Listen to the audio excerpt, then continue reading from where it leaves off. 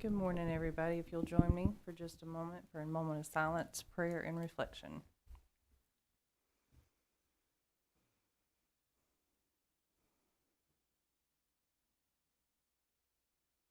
Thank you. Okay, so we'll continue with the school improvement programs. Dr. Lockley. Thank you, Chair Levy. Good morning, board members. Good Morning, morning. staff. And good morning, Ms. Wilson, who's our first principal to present this morning from CLC at Pinkney Community Learning Center at Pinkney, our outstanding alternative school here in Moore County Schools. So I want to thank the board yesterday, again for yesterday, your time, your engagement, great discussions, great questions, and great presentations from our principals. So certainly has me fired up for the improvement we'll see in our school district this year, and I think we'll see the same today. So I'll turn it right over to Dr. Mike Metcalf and to do a little overview and introduce Ms. Wilson. Mike? Thank you, Dr. Locklear, and I always love it when we can fire you up. We had a great day yesterday. Really appreciate, again, the board's engagement and feedback and thoughts to our principals. I think you'll see we have 10 schools coming in to meet with you this morning and this afternoon. We'll be starting with Ms. Wilson in the Community Learning Center at Pinkney. And I think you will learn, as you did yesterday, that our principals are on point. They're open and honest about what is working well and what is not working well. They have goals and processes, and they, along with their school improvement teams, know what they're doing, and they're moving forward with those. Did want to highlight quickly again, not only are the schools and their leadership teams and their teachers and their staff narrowly focused on the work of their schools, the district is providing a good bit of support to those schools as well. Didn't want to forget that. As a part of the school improvement plan at each of the schools, you'll see a section where we outline the district's support of those schools as they move forward. We're in the schools on a daily basis. We analyze which schools, based on the data that we need to focus on. We have commitments with those schools, working with their principals, with their school leadership teams on supports that we can provide. We're participating in their school improvement team meetings. We're discussing and helping analyze the data that drives our work. Continual focus with our schools, providing them feedback and support as they move forward with their work. And of course, also holding them and us accountable to meet the goals that they've set up. So I look forward to you having the opportunity to hear from 10 schools today. We are going to start with our Community Learning Center at Pinkney, which is a little different school, as you know, and excited to have Dr. Wilson, who's been the principal there for 6 years, and has done some wonderful things for students at the Community Learning Center. So let me hand it over to Dr. Wilson. Thank you. Thank you. I'm so glad, and I'm here and happy always to talk about my students and my team and our school. And I appreciate the time and our improvement. So as we begin opening up with our growth and accountability ratings, we are unique, but we are accountable. And we want to make sure that, that the board knows that we, above, I guess, anybody else in this room, hold ourselves accountable for the results of our students. The students that we serve, as you know, have not been successful in their comprehensive middle or high school, 6 through 12. So the accountability takes on a different meaning when you serve students, where you know, the last stop is a terrible way to say it, but if we can't figure it out, there's a real sense of urgency in that, okay? So you know as a board that we've chosen in our district to be measured on option B with the alternative school learning accountability, the choices that we can make, and this is actually holding us, I think, the most accountable out of all the options that the state lays out. So accountability is very serious to us at CLC. If you look at this, it's going to talk to you about the growth measure and what we were designated over the last few years. Option B, we're measured on 20% achievement, 20% persistence, and 60% growth measure, and that's how they calculate that designation. What you need to know this year is that because we only had 28 students that had enough EVOS testing history or data that we did not hit the mark as far as having enough students for our growth to be counted into that calculation. We would have needed 30 for them to count our 60% into the growth model, so into the growth measure. So how they calculated this year's rating, this past year's rating of declining, was they used 50% achievement and 50% persistence data. So they kind of just threw out that growth indicator, that growth index. And if you'll notice, we did, while we did not meet expected growth, you can see there is a steady movement to a positive growth. So I'll talk more about that as we go through. I just think it was important for the board to know that. With the help of PAR and our district staff that Dr. Metcalf shared, we work hand in hand with. If we make an assumption, and we would have been able to calculate our growth measure in our index, we would be solidly at maintaining and maybe close to progressing if they had counted that growth piece. But because we were 2 students short of having enough testing history to count there, again, they changed the model to include it 50-50. And I just wanted to be clear about that. I got to get used to clicking here. So as we worked on our vision, mission, and core beliefs, these were in place for many, many years, and for most of the time I had been there, that were developed prior to my arrival. And it was a welcome moment to work on this as a staff. And we really, in our process, I don't want to read all of this to you, but I want to explain our process. So we looked at the strategic plan and the vision and mission and beliefs that our board developed. And then we looked at what we had. And then we looked at legislation regarding alternative education and what we are required to do by legislators. And then we tried to make sure that we were aligned in those places. And we felt very proud of what we came up with in regards of that as a school community. And the process started during our school improvement process last year, and then went into this summer. And then, of course, even in recent meetings when we're doing our prior to our voting, to be sure that we're accurate in alignment with not only our board and our district vision, mission, and beliefs, but also with what we're required to do as alternative ed, because we are unique. Like I said, we are unique, but we are accountable, and we want to make sure that we're in complete alignment with not only what our district wants for us to do, but also what alternative education is for the state of North Carolina. So, and then I'll move to our goals. So we are very serious about our goals, and you can see that the growth measure is important to us. We've made that steady movement. We are looking to get to, in 2 years, positive growth. At the end of this year, we want to call it even at that baseline. We feel confident we'll be there because we've been able to make that kind of growth. And we, would love to see positive at the end of this year, but we certainly are confident that we can do this in 2 years. And as you look at action steps, as a team that we developed and we felt were appropriate, talking about our story, we have, I think, over 50% residency teachers, new teachers. We have some veterans, and we are grateful to have been given an additional allotment so that we could hire an experienced teacher. We are fully staffed at this point with the allotments that have been provided. We're thrilled. But when you look at our action steps to meet this goal, I think you'll see that we are really embracing the best practices and the research-based practices that we know work for kids when we're serving the most at-risk kids, academically, behaviorally, emotionally. The place to go is exactly in alignment with what's research-based. So we are working on using our formative assessments, because you cannot move kids academically unless you know they're getting what you're teaching. You need to find out, and how our teachers are doing this and our staff are doing this is we're providing them with those assessments. We're making sure that we know who's getting it, who's not getting it, and then what are we going to do with those kids, right? How are we going to enrich? How are we going to remediate? Because our goal certainly is to move them so they can return to their comprehensive middle school or high school.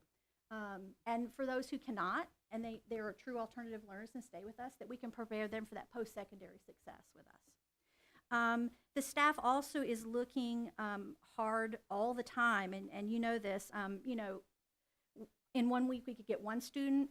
Another week we've taken in 14 students you know, it ranges, right? So we are constantly getting students in and out. So it's really our task to quickly get those students in and determine what interventions are needed for them academically. And we need to be sure that we're meeting the standard and not in any way, you know, we could do a lot of interventions so they could make it, but we want them to make it to the standard. So another one is to evaluate our data to make sure that the interventions academically that we are using with that child, and it really is about that child in meeting those standards. And how we do that is through staffing, where our entire staff meets weekly to discuss interventions. We take data on that, and then we come back and follow through and see if those interventions are working. It's also part of our PLT process where we're doing that, and I'll talk more about that as we go. We're also focused strongly on the instructional framework, the secondary instructional framework in our daily lesson plans. My Dean of Students and I are doing walkthroughs to take data on whether they're using those strategies in their lesson plans and during classroom instruction to make sure that we're doing that with fidelity, because we know that framework works for children, for students, and certainly our kids, you know, are in need of those very strong research-based strategies. Ma'am, excuse me, Yes, sir. early here. Would you give me describe the secondary instructional framework for me? What does Yes, that sir. mean? So it's making sure we are looking at a classroom culture and environment. We're using data to inform what we're doing, right? So we talked about formative assessment, and that we're also using those instructional strategies that we know through research work best. And so this is a non-negotiable of our district for all classrooms. And it not only, I think as a school improvement team, as we looked at this, we saw the power in that when we were using those things, obviously, and through the support of the district. My residency teachers were just so fortunate to have mentors that were actually our specialists in curriculum instruction. So if you walked into their classrooms, you see them using exactly the strategies that are best practice, quite frankly. So it's a three-prong kind of framework with things that fall under each that are very important, and we know work with all kids, and it has to happen, you know, for success. And with our kids who have been underserved by just virtue of being alternative school learners, right? We know that's how they qualify to attend our school. They are the kids that have the farthest to kind of come up academically. So if my teachers are not embracing what we know works the very best, then you're not going to see the kind of academic growth that we need. So the instructional framework is just a non-negotiable. It's just a non-negotiable. So I hope I could go into more detail. No, I guess I was keying on the secondary aspect. I'm not sure how that works. Let me have Donna answer that question. This is a part of the Moore County School Way. It's a great question, Mr. Benway.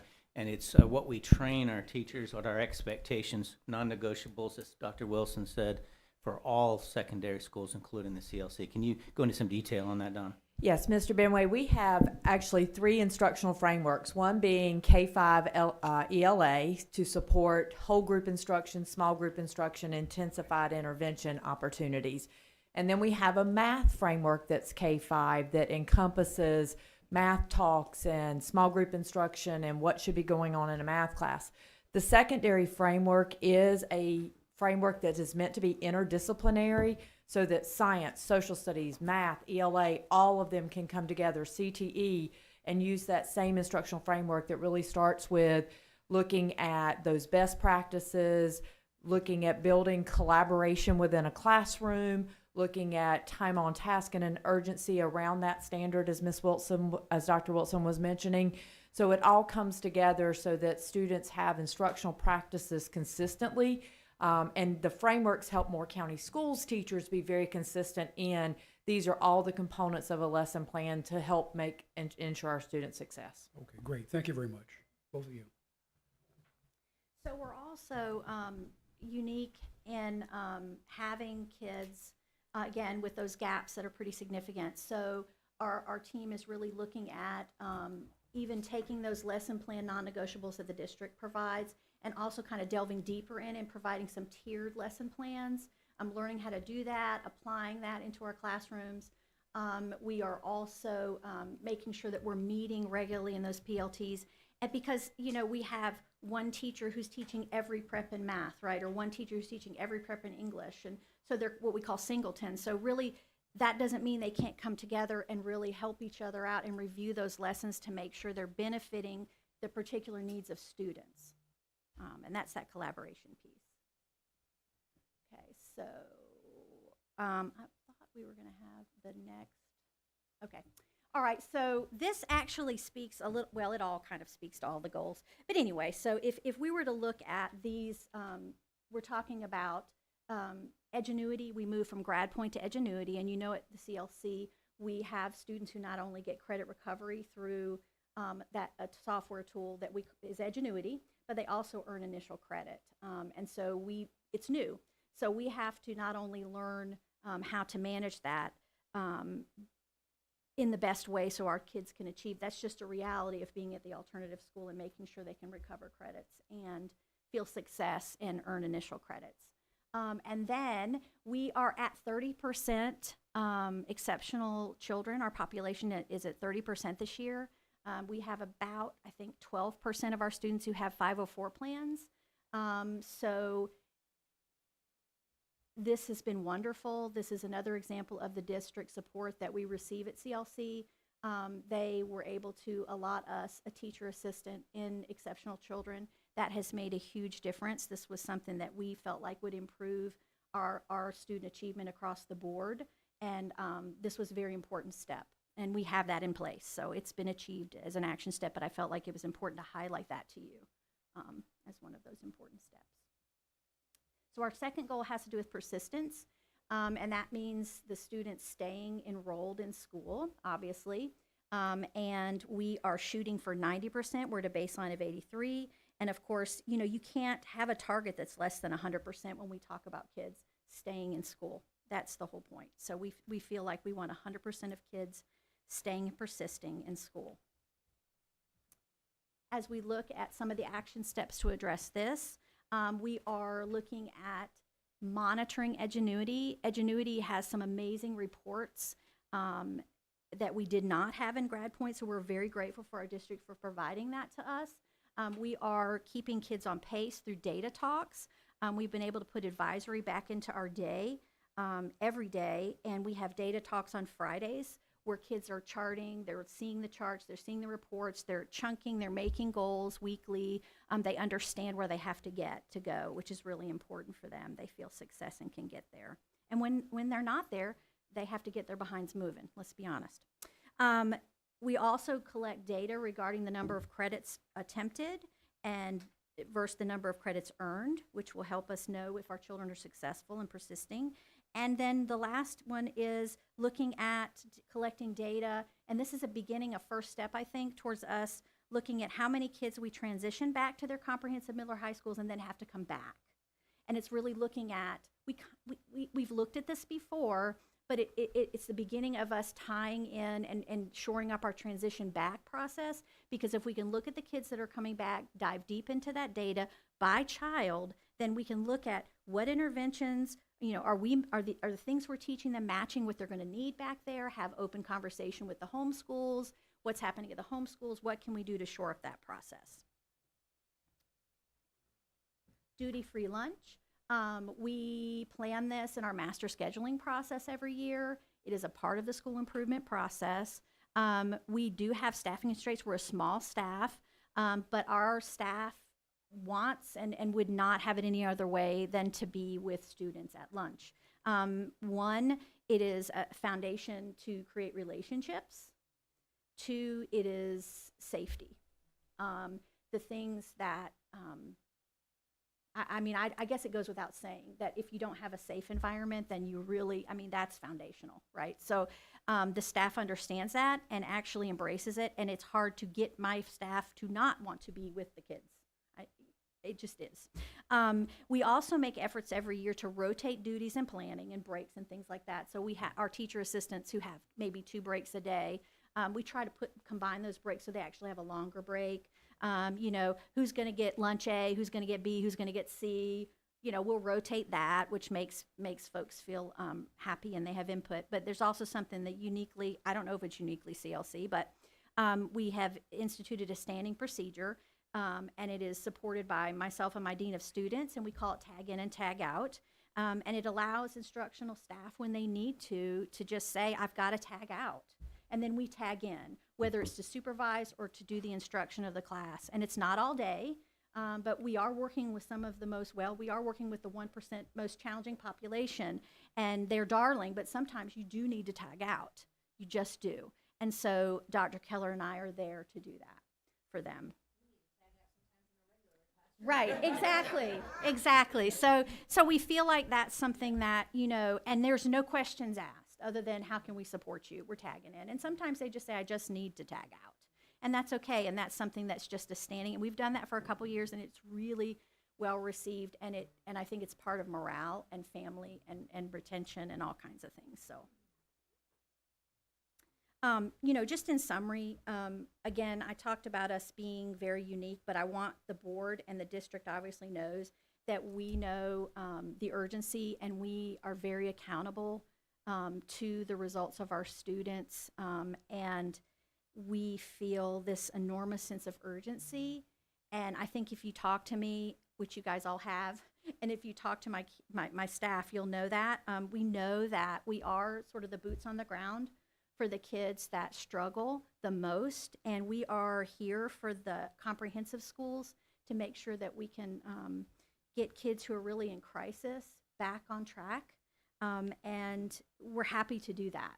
And I want you to know today and here that as the principal of CLC at Pinkney, I hold myself personally accountable for any results in school improvement, and it just, you know, continually try to work and do the very best that we can.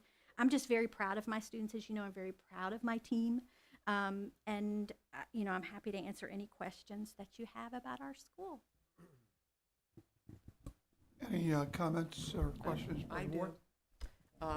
First of all, Kenna, you are saving lives.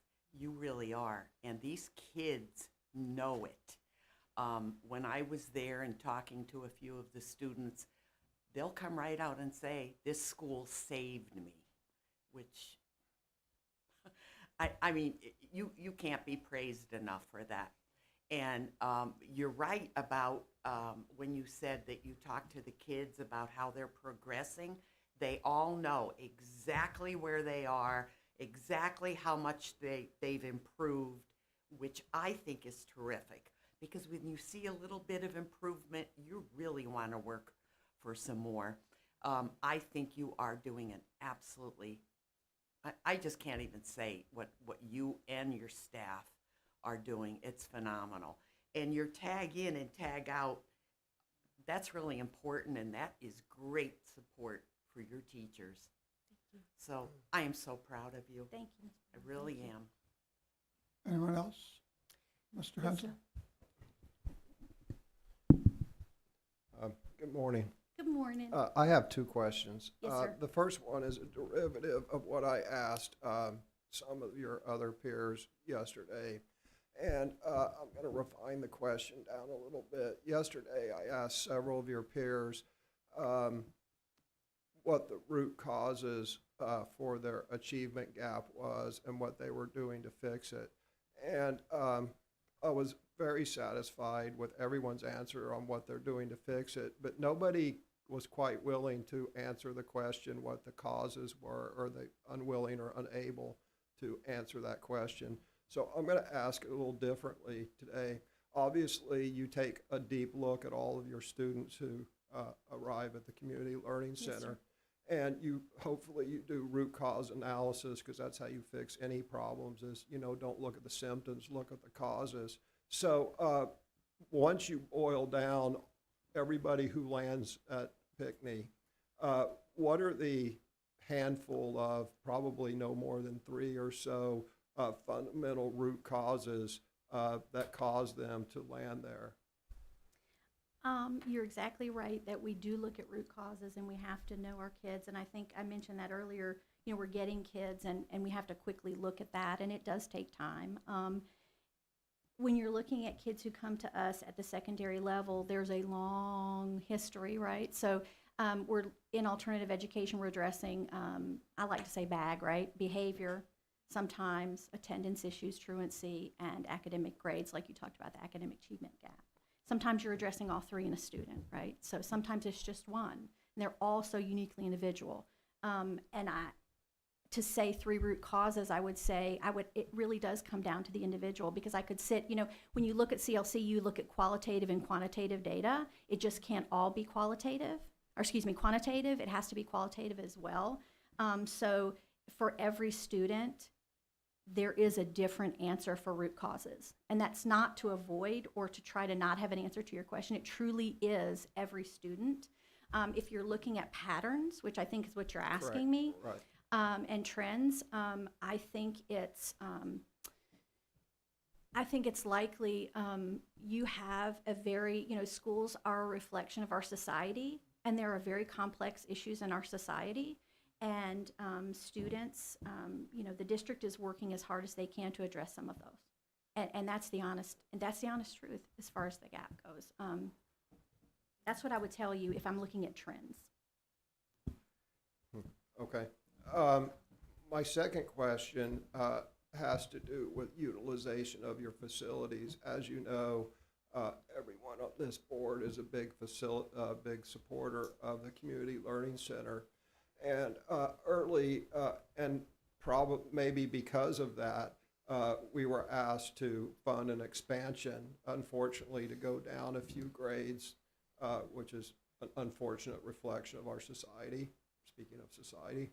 But a meeting or two ago, I was shocked to see how the Community Learning Center's utilization is low at this point. So how do you explain the need for money to expand while your utilization is low? I would say, and I'm very familiar with the comment and the question that you asked. Right. I really try to stay on top of Right. what the board is because I want to know and learn and align. I did look at our population after you asked that question. I knew the answer, but I wanted to make sure because I really, again, data informed, right? I can give you the numbers. We have kids that come and go throughout the school year. If you looked at who begins at our school and who ends at our school, our numbers in 2021 were 123 by the end of the year. In 2022, they were at 174. In 22, 174, and 23, 123. Right now, we're at 80.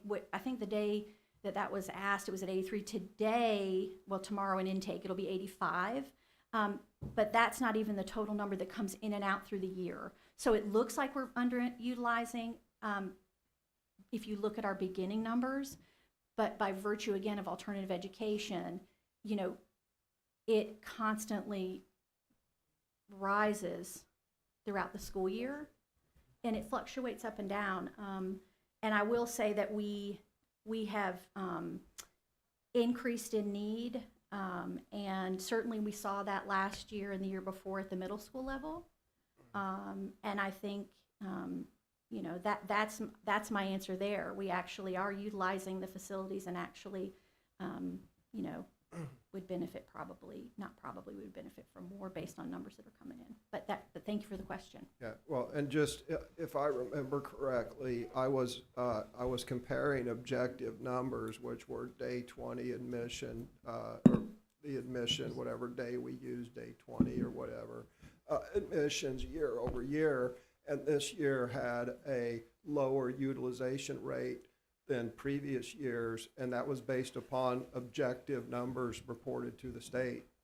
It wasn't just a randomly selected date, so it was an objective comparison to previous years. Right, on the first, the 20-day, and Right. I think because we take it monthly with the PMR, I think looking over numbers and over time, you'll see where we're using that. The assumption that we keep the same number that we start Oh, with. oh, yeah, yeah. You no, know, yeah, you know, don't- I- yeah, right. yeah. Yeah, don't get me wrong. I Yeah. understand the concept of it filling up throughout the Right. course of the Yes, year, sir. but what I'm saying is at day 20 this year, we had a lower utilization than day 20 the previous year. And that's an objective measurement, and I just wanted to know why, because I had a hard time reconciling that with the request for more money for more capacity, when in fact our utilization went down. Thank So, you. Okay, thank you. May I, Other question? Yep. sorry. Okay. Ken can Let's go, go yeah. with Ken first, okay? Okay. And then No, we'll you're go good. with, Go then ahead. we'll go with Stacy, okay? I'd just like to pivot off of David's first question and ask it a little bit differently. From an institutional perspective, what two things would you change to improve your output, your production? Yeah. If she had the power. Certainly, yeah, obviously, yeah. So you're asking two things that would help with the outcomes for my students. Two critical things that the institution could put in place that would help you Yes, sir. improve. I think continuing to recognize that alternative education is kind of like a four-legged stool, where we have an obligation through legislation, and not only because we care about kids in Moore County, right? That we recognize there's academic needs, there are behavioral needs, and there are social, emotional needs. And if we don't have support enough for all of that stool, you know, if we have only three, or we have only that stool, you're not sitting on that stool, you know what I mean? So I guess I would say I think the planning that you all looked at as a board, and Dr. Locklear and the senior staff, and I had input on, developed for expansion of alternative ed. I think Mr. Hensley just referenced it. I think that was a solid plan because it really balances the support that's needed, not only academically, behaviorally, and also emotionally. So that, and another one, I guess, two things. Continue to see the value and advocate and ask questions and learn about what we do, and know that we're open to hearing from you as well with your solutions. Honestly. But my first thing would be to continue to see the need, and then to provide those parts for So us. which of those four stool legs is short right now? Is wobbling, causing the whole thing to wobble a bit? I think with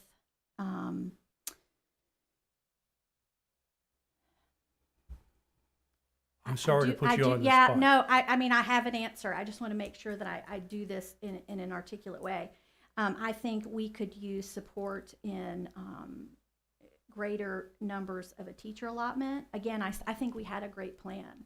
I think an increase in teacher allotment. I think a behavior specialist. I think continuing to deal with, and I'm sitting here talking, and it pops in my mind when I talk about society and complexity, and forgive me, Mr. Hensley, the bottom line is trauma. There's a lot of trauma in society, and I think when we look at that, that's a buzzword, but the reality is there has to be some additional support there. So you have a trauma issue that you can deal with is functionally almost, Yes, sir. is what you're saying? Yes, sir. Yeah, okay. Yes, sir. All right, thank you. Thank you. Thank you for the question. Yes. Well, first I was going to compliment you on the Twilight program. I can't say enough about it. I know some children that have gone there, and it's really helped them, because what people may not know is that they have to have a job in order to supply for their family, not just themselves. So that Twilight program has really helped them continue education and work at the same time. So I wanted to comment on that. And the goal for CLC too, we can't forget, is not necessarily to keep them there. Our goal is to educate them and give them their supplies and resources that they need to leave, unfortunately. I know you love them all and you want them to stay there, but their goal is to bring them to the regular ed classrooms. So, I want to comment on that too, that you're doing a great job on that. So, thank you. Thank you. Go ahead. Yes. For from my small amount of time coming to visit you at both of the graduations this past year, what I saw and what you have just said is that you have the most tender demographics of our children, and they need the most support of any of our children. I don't know if that's correct to say or not, but it is. They're tender, and they need the love and devotion and strength that you guys give to them. And thank you for that. And whatever we can do to help with that. I would like, Dr. Locklear, I need to learn what option B is on the alternative education laws. If you'll direct me where to go or send me a link or, oh, hey, come on in. I can answer that question for you. Thank you. Go ahead. Kate read my mind. I did. I was ready for that one. Yes. So because of the nature of alternative Yes. schools, they have a different accountability model in legislation. And there are 3 options. So option A is to just measure them the way you would measure any other traditional Correct. school, Yeah. which we know isn't going to work for our school. Correct.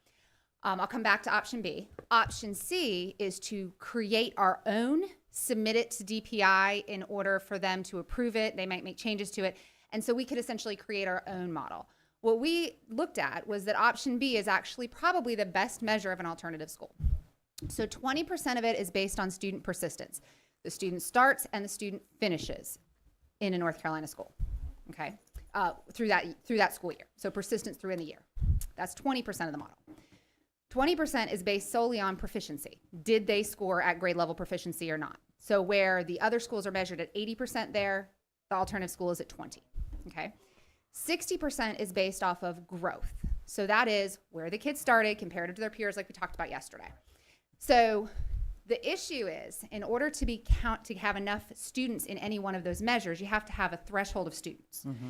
So growth in this case is the one that kind of hit, unfortunately, Right. because you can get a growth measure off of 10 students. But in order to make sure it's as accurate as possible, they will not include it in the accountability measure unless there's 30 students. Okay. She only had 28 Right. that had enough data. And that, to me, that seems very discouraging to you to see those numbers and it make it look like you're not doing something successful when in all actuality you must be having success. And I will speak to Kenna. Kenna was very upset about this. Oh, I'm sure and she was. No, hounding me my like heart hurts for she was you. hounding me like a bloodhound. Yeah. So one of the things that I think that Kenna did very, very well, and that we really should do when we look at this, is we have to look at each one of those standards alone, and then the final calculation as well. When you look at it, her growth has gone up. She's almost to met proficient or met expected growth. Okay. I think she's negative 0.16 away from being there. 0.16. Okay. It's close. Yeah. And then she would be at met expected growth. So that measure is showing progress. I think it's your persistence went down slightly, correct? I don't have it in front of me. I'm sorry. Yes, ma'am. My persistence went down slightly. By slightly, I think we're talking 2 percentage points. Yeah, I'm trying to look at it. It's fine. I just Yeah. wanted to I understood what you were saying earlier when you explained it to me. That's just the first time I had heard that concept and how you guys are rated. So I just wanted to familiarize myself with that more. That's, If you have any other questions, just let me yeah. know. Okay. Thank you.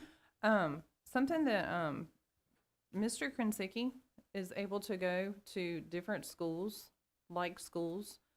Does every county or how many counties in North Carolina have alternative education comparative to what we have? And are you afforded the opportunity to go and visit them and see what some of their things that are working for them that we could utilize here? Would you like to do that? Have you been able to do that? Does that fire you up? Well, yeah, everything about yes, every district is required by law to have an alternative program, Okay. and no, not everyone looks the same.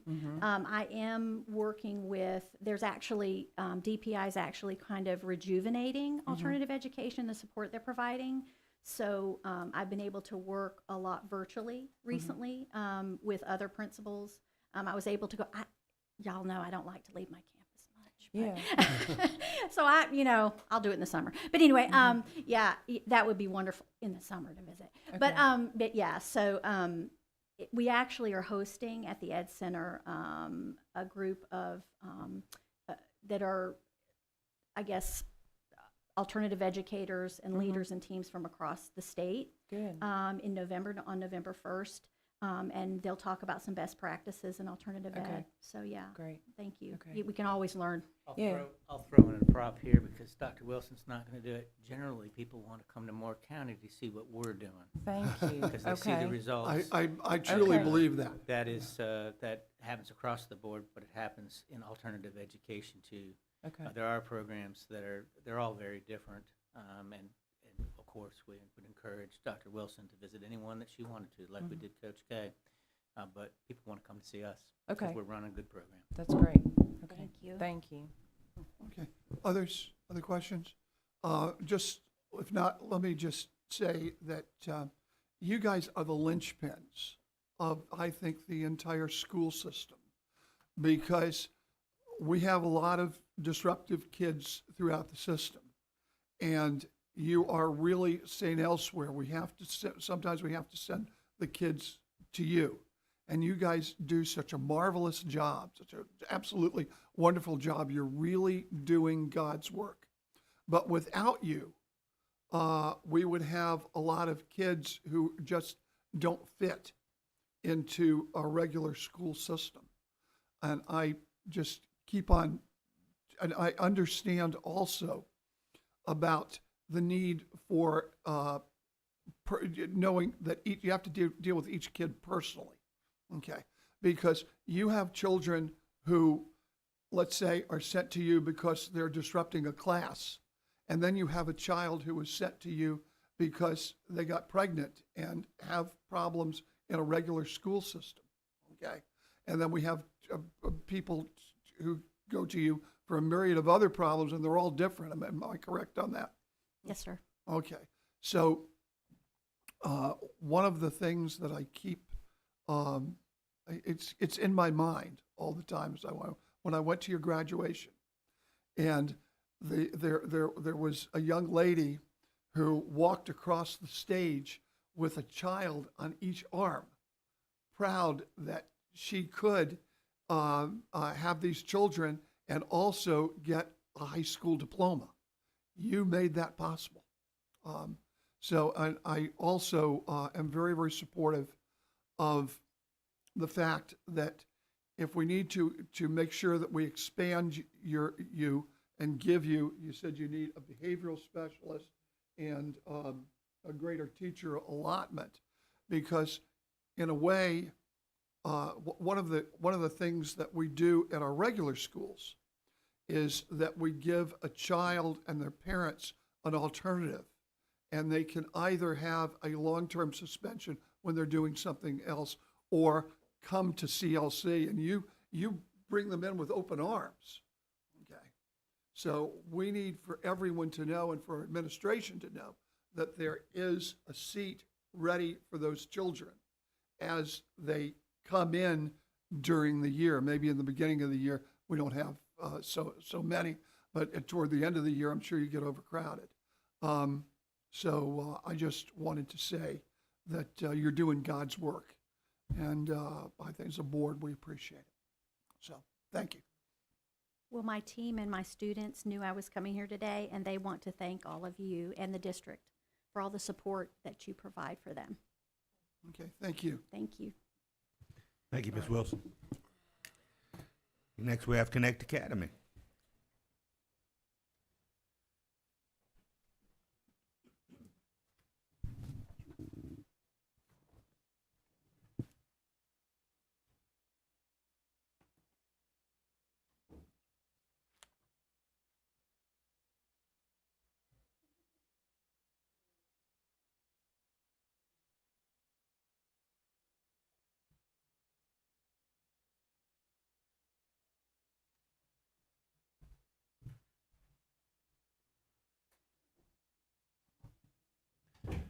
Morning, Mr. Swafford.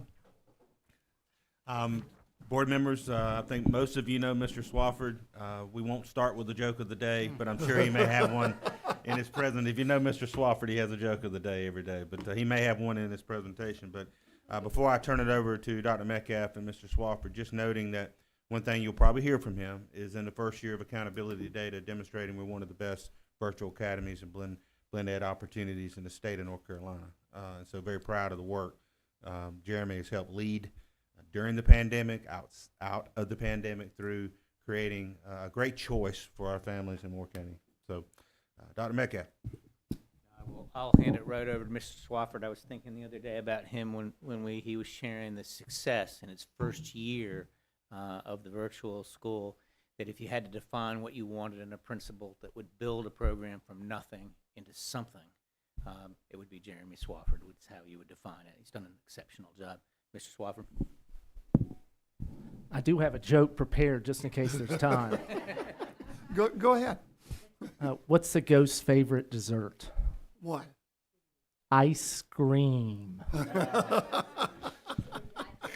Most definitely. We have a tradition when we meet with the teachers that we have to tell jokes with each other. It builds community, but thank you for that. This is technically the 4th year of the Connect program. As a program, it started in COVID, and we were a program for 2 years. This is our 2nd year as a school. So last year was our 1st year as a school.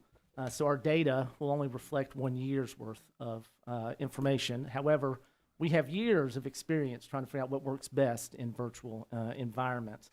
And if you give me a second, just describe what this looks like, because there's actually many different components. People think it's just us handing kids a computer, but it's much more than that.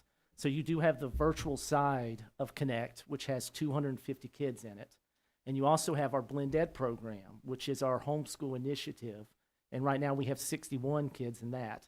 And that started off almost 4 years ago at McDeeds Creek with only about 16 kids. So we've grown every single year with that program, and we continue to grow. And we also now have 2 campuses. We have our main campus at McDeeds Creek, and then we also have an expansion campus at West Pine Elementary. 21 kids are at West Pine Elementary, and 40 are at McDeeds Creek. So total, we have 313 kids. So there's a lot of components here, moving parts, and this can't be done without the teachers. We have very experienced teachers. Most of them have been with me since 2020 when we were just a program. So that is where the success of this whole program, this whole school lies, is with the teachers.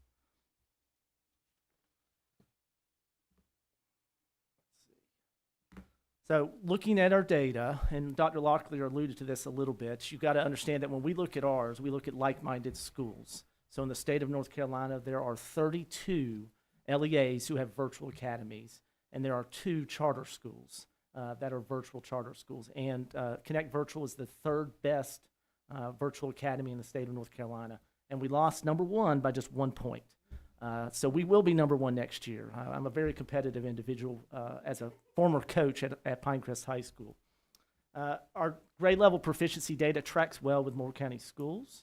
We were at 59.2 and Moore County Schools was at 60.3. That's somewhat to be expected because we pull from every school in the county. We have a student learning from every school in the county.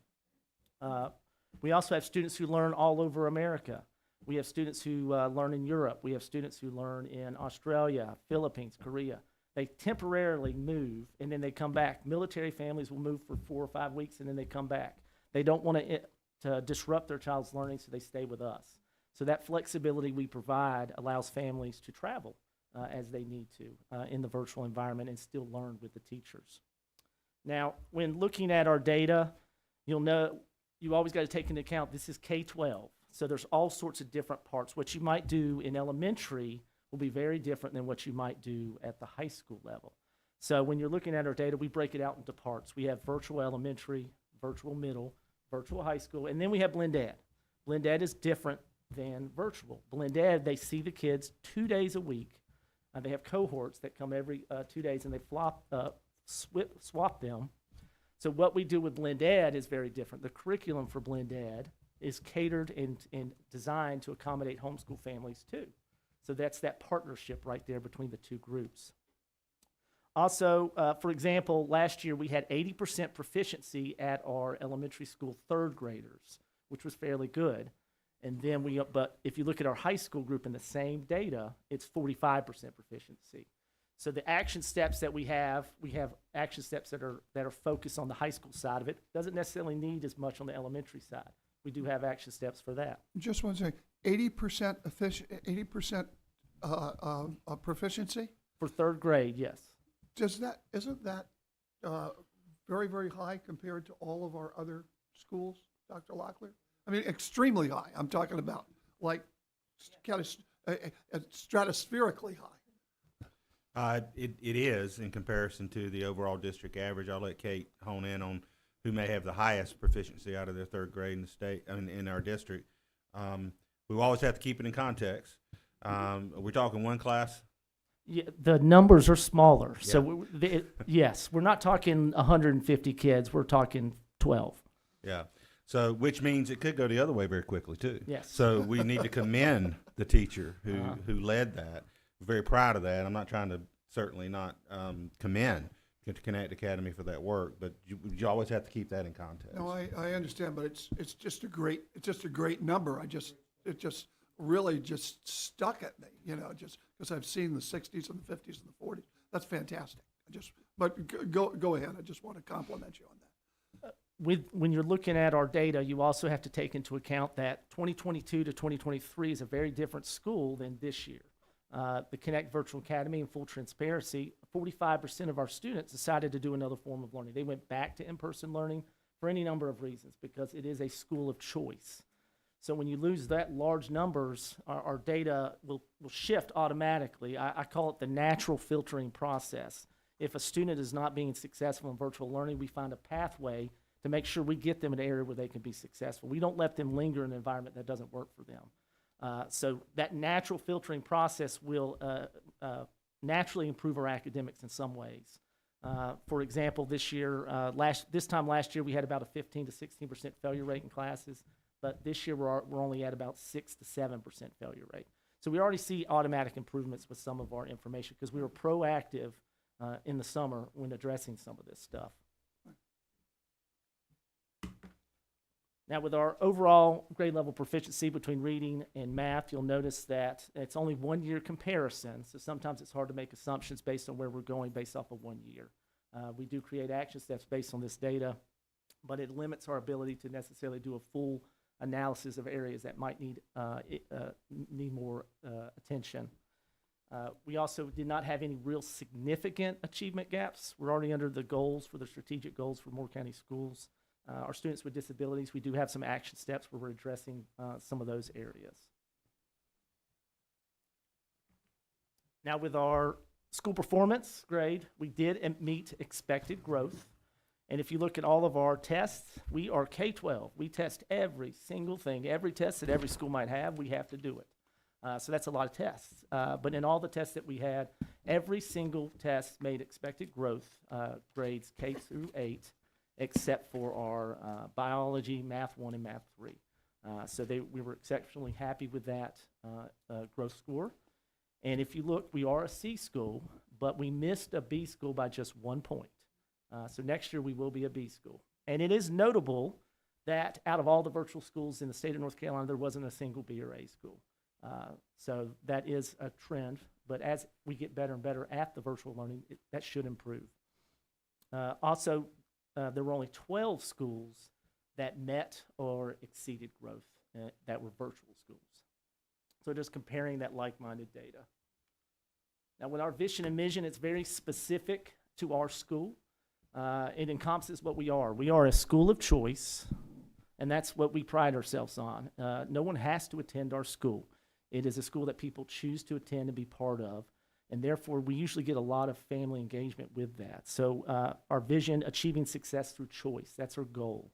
Mission, to provide flexible, interactive, and high-quality learning experience through choice.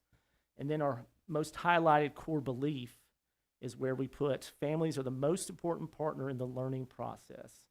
Because that's what we are. If you look at the Blend Ed program, they depend on the families teaching 3 days a week. We'll teach 2, they teach 3, and it requires a tremendous amount of communication between the two groups.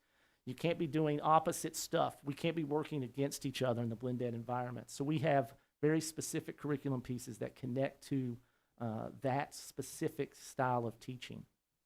And if you look at the virtual environment, many of our families are actually in the room with the children as they're learning. They talk to the teachers right there. So they have a different level of interaction with the teachers than you would normally see in person learning. The younger they get, the more likely the parent is sitting right next to them, partnering with the teacher. A kindergartner, usually the parent's right there working with the teacher. and helping the student to achieve. So it's an amazing partnership. Let's just put it that way. It's fun to watch. Now for our first goal, we have, it focuses on our ADM. We hope to move our ADM from 300 to 360. So this goes back to some of that capturing that market share, to grow the program and to look at how we can pull in new students into Moore County schools. We're a firm believer that once they try our program, they will stay with us. With our blend ed program, it's been very successful. Most of our families have stayed with us. The most common reason a family leaves our blend ed program is that they PCS. We have a large military population. They don't want to leave. They love it, but they don't have a choice. With new students, last year we were at 57 brand new students to Moore County schools. And this year we're already at 90 brand new students to Moore County schools. 23 of those are kindergartners. So we are growing. We've already beat last year's numbers. Last year we spent a lot of time focusing on branding opportunities. We have school colors. We have our Griffin. We're working on mascots, creating those traditions, those culture items that students can build around, families can recognize. And that's what we spent a lot of time last year so that people will see our Griffin and then start to realize that is Connect Virtual. And we also focus a lot on monthly family engagement events, which we will continue doing. The most recent one we went to, I can never say it, but it's Kawali Farms. Did I say it even close? But we had about 80 families attend. When you have a school of 300 and you have 80 families attend, that's huge family engagement, y'all. And that's what we bring is that connection. So as you can suspect, when we want to grow our ADM, we got to advertise. We got to create those pieces where our name gets out there, and we work directly with the communication department, Mr. Batchelor, and we create advertising with the pilot. We're working on a robust website that can be an advertising piece. We're actually creating two components to the website, one for the virtual side and one to the blend ed side, because they're two very different sides, and they have very different needs, and we're advertising those programs to very different groups of people. So that is one of the things we're working on along with. And we're going to post this and work through social media, have a broader effect there, and through the internet, and then through the pilot also.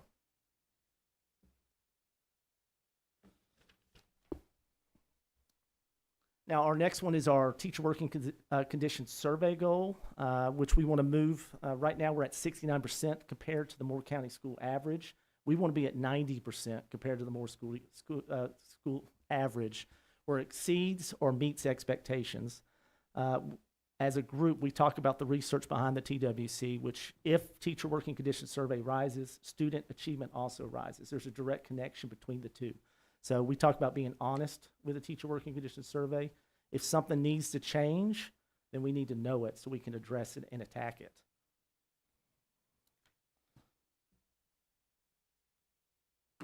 Now with our TWC,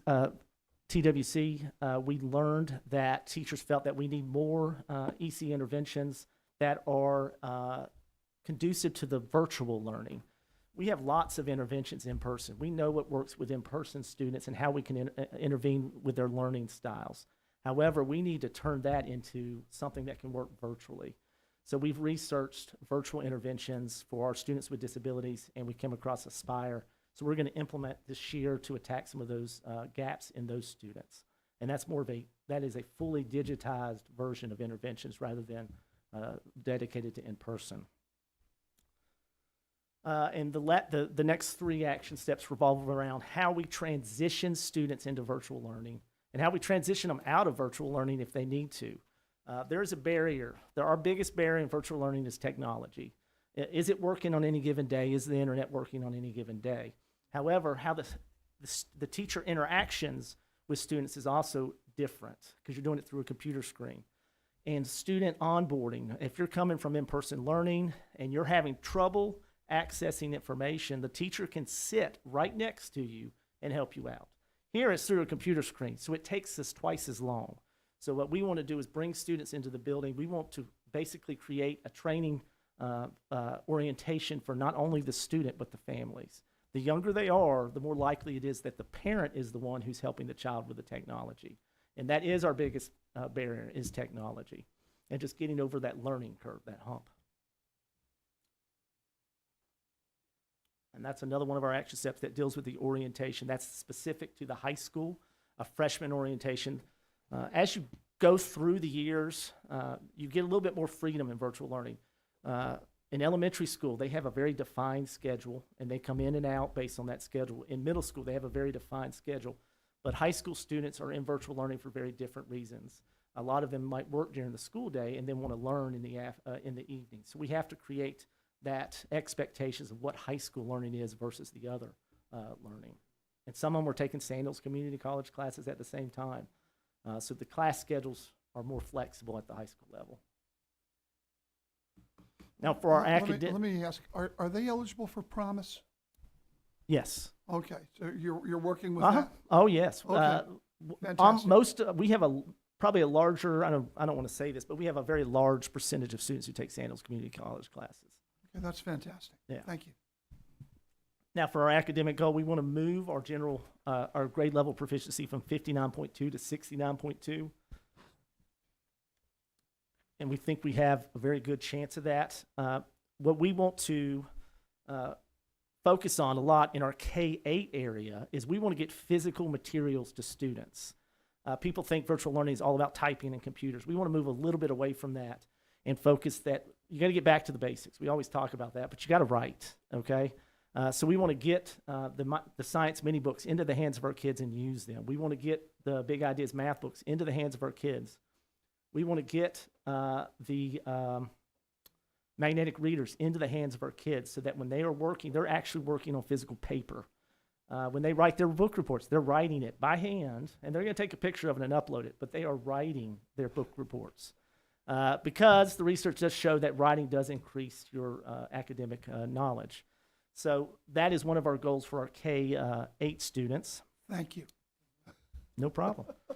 And we also want to create that learner profile. We spent a lot of time working on the high school last year because we noticed that that was our biggest gaps, where the students were struggling the most. And now we want to do the same with our elementary and middle school. What is a successful learner? What does it look like? And how do we tell the parents that this is what needs to happen? Because there is a higher expectation that the parents are going to help a little bit in virtual learning. So they have to be more involved than you would in person. Just to give you some other experiences of what we do to try to bring the reality, to bring in-person learning virtual. Our middle school science teacher, Ms. Koch, she brings the kids into the building who want to, and she dissects frogs with them. So they still have that opportunity. She does in-person experiences with them. If you can't come into the building, she zooms them in and does it with them right there too. Our high school science teacher, she does what we call Lapster. It's a virtual reality science experiment program where the kids go in and they can manipulate the environment and cause explosions and stuff in a safe place online. But we try to create that stuff that they would have done in person in the virtual world. We try to do best practices, but we try to adapt them for virtual learning, which is not as easy as it seems. There's a lot of work that goes into it.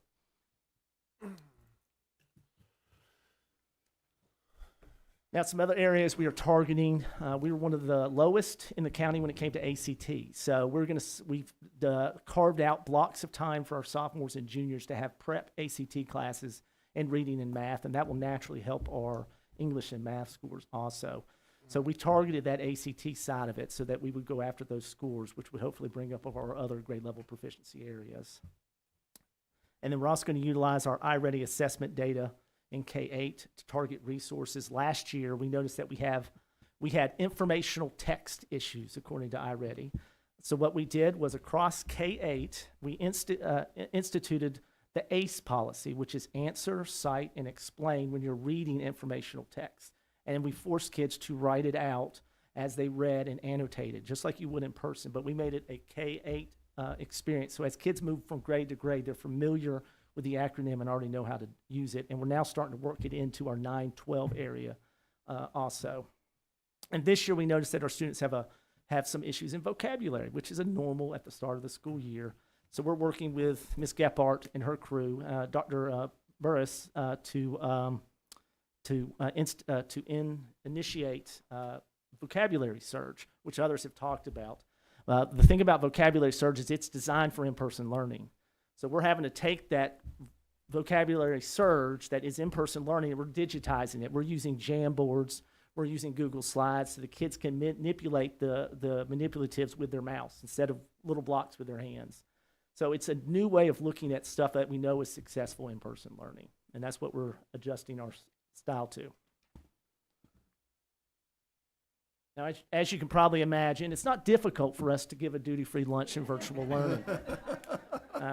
Basically, around 12 o'clock, we tell the kids, go make a peanut butter and jelly sandwich and come back in 30 minutes. So our virtual teachers all have a duty-free lunch, but that's because we're afforded that flexibility. It's easy for us to do it, and that's just an advantage to virtual learning. Our blend ed teachers only see their students 2 times a week, and they've stated to me that they would prefer to eat with their students because they want to build those relationships because they're only with them 2 times a week. So that's what they stated. They get duty-free time every single day also.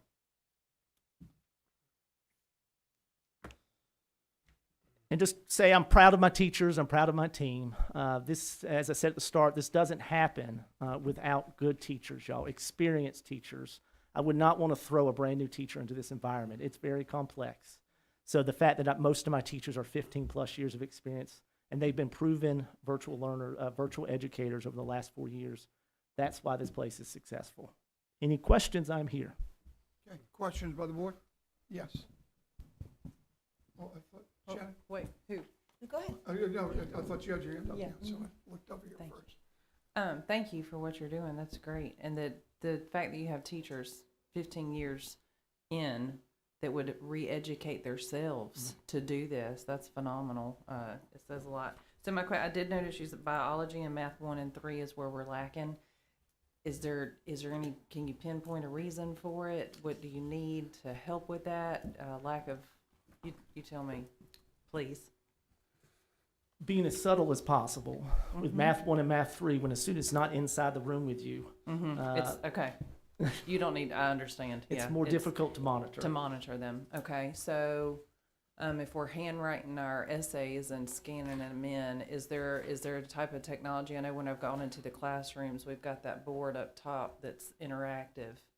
I guess we're looking for those kinds of technologies out there where we could see them handwriting live stream as they're working out their math problems. Is that So what we do have, and we're working towards it, one of our action steps is to use NetRef to be able to monitor more heavily students' activity during live classes so that we learned that once we release students from the learning that other things happen. So we prefer to do all assessments and stuff in that live class with the teacher right there. There's not going to be ability to fully monitor everything. It's just not going to happen. But we're instituting ideas that will hopefully make that a little bit better. Stacy? I just wanted to comment. I think the website is going to be wonderful for those parents because being in the military background myself, I've had a lot of parents come up to me and ask about your school because it just benefits them better in certain situations. And some of them are from Fayetteville that are coming, and I just send them your way because I am not knowledgeable on what you guys provide. So I think that website will be great with the FAQs. They don't have to go to you all the time. You know what I mean? That there'll be some information on the website for them to help them out to see if this is the fit for them. So thank you for Charlie for doing that. And we do have 2 schools, virtual schools in Sand Hills. Cumberland County is one of them, and we're the other. And my personal opinion is we're better. Yeah. I'd just like to add a comment, and I think what you've done is you've succeeded in shifting or expanding the definition of school choice a good deal.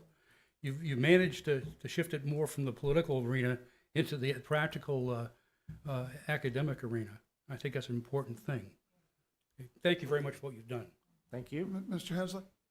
I've got a handful of questions. My first one's administrative. I saw where the teacher working conditions survey is given in March of 2024. When are the results of those made available? I assume relatively quickly. Usually takes about May to early June. Am I correct, Kate? Early summer. So we'll have the results of that at Good. the end of the school year. Yes, sir. Good. And we break that down. Kate's got all kind of spreadsheets, et cetera, that we enter our data into and get it out to our schools. Yeah, I look forward to that, and I've complimented several of your peers on their focus on what historically had been atrocious. This isn't your case, but what historically had been atrocious teacher working condition surveys. So I look forward to a across the board increase in those. So specific questions for you. I did have two questions. Now I have a two-part question. So question 2A is. Do you delineate any of your analysis between blend ed students and 100% virtual? Yes, as in what matrix are you trying to look Well, at? I just in general, I assume that what we were presented today was a blend of the blend ed and the virtual, and I would think that you would have very different results between the two if you analyze them separately. I can't get you exact numbers. I can give you my knowledge base on that, unless Kate has exact numbers. And I'm not looking for exact Yeah. numbers. I'm just are the two divergent, and are there trends between, if they are divergent, are there trends for that divergence? So quite honestly, we've just now started that analysis. We've been in debriefing from all of the other stuff, Right. but that is something that Mr. Swafford has requested since we started collecting data.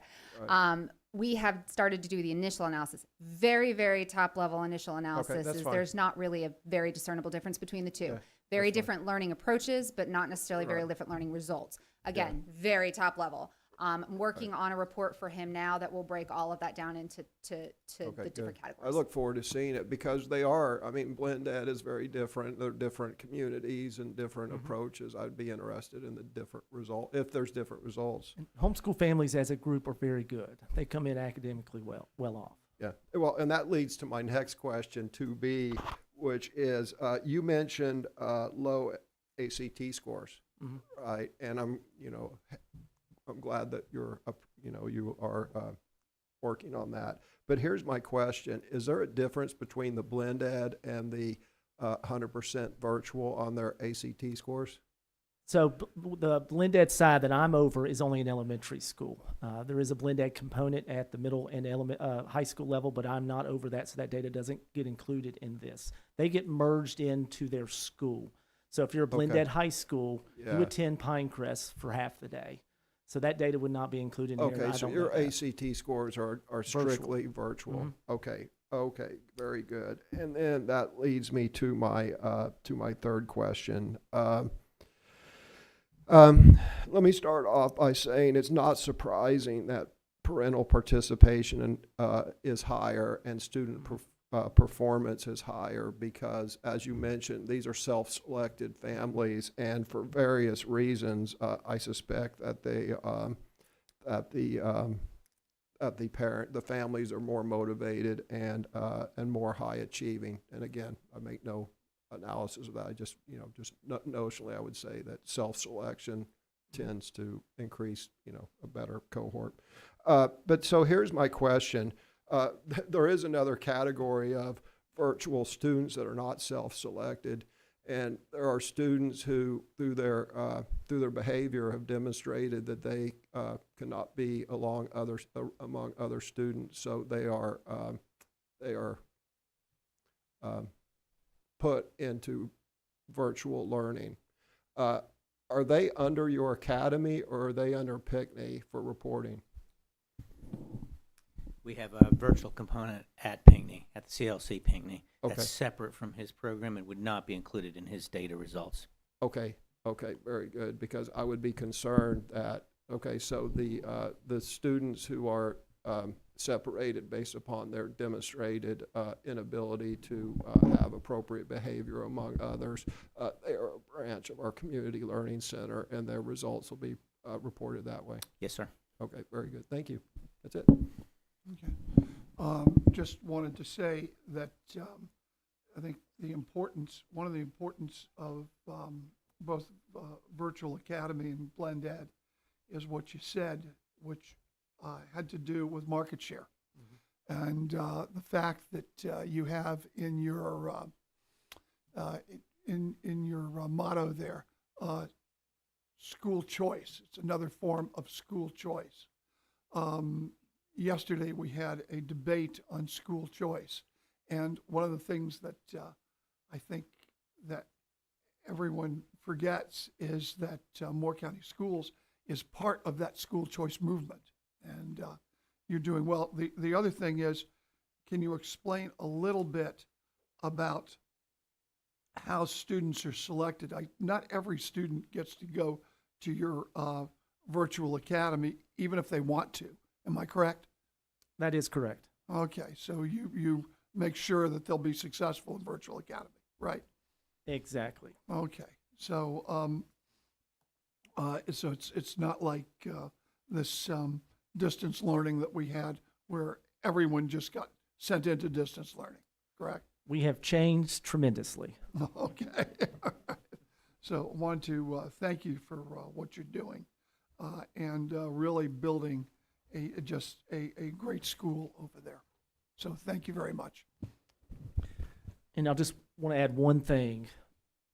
What I ask is just to get the message out, you know? So the more you talk about it, the blend ed side, the most common way that we get new participants is through word of mouth.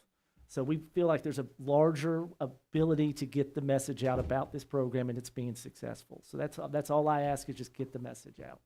Are you getting enough support for getting the message out? I'm talking about in terms of advertising and the like. Oh, most definitely. Long-term advertising plans. Mr. Batchelor's working on it. I've heard there might be a billboard, and my face is going to be on it.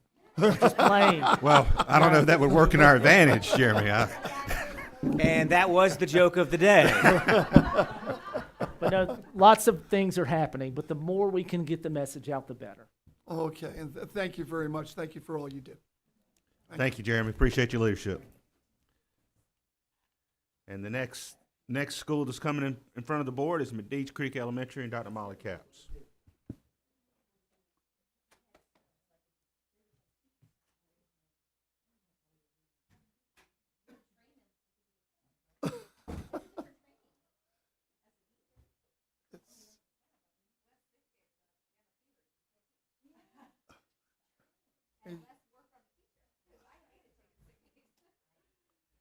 You're going to get called. It's interesting. How do you get called in?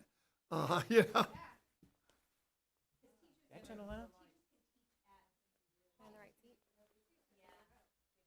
Is anybody cold, or is that just me? Okay, all right. So I'm putting on my coat. Let me ask. Do we need a break? Okay. All right. Can we take about 5 minutes? I see Dr. Locklear has already taken a break. So so we'll take 5 minutes.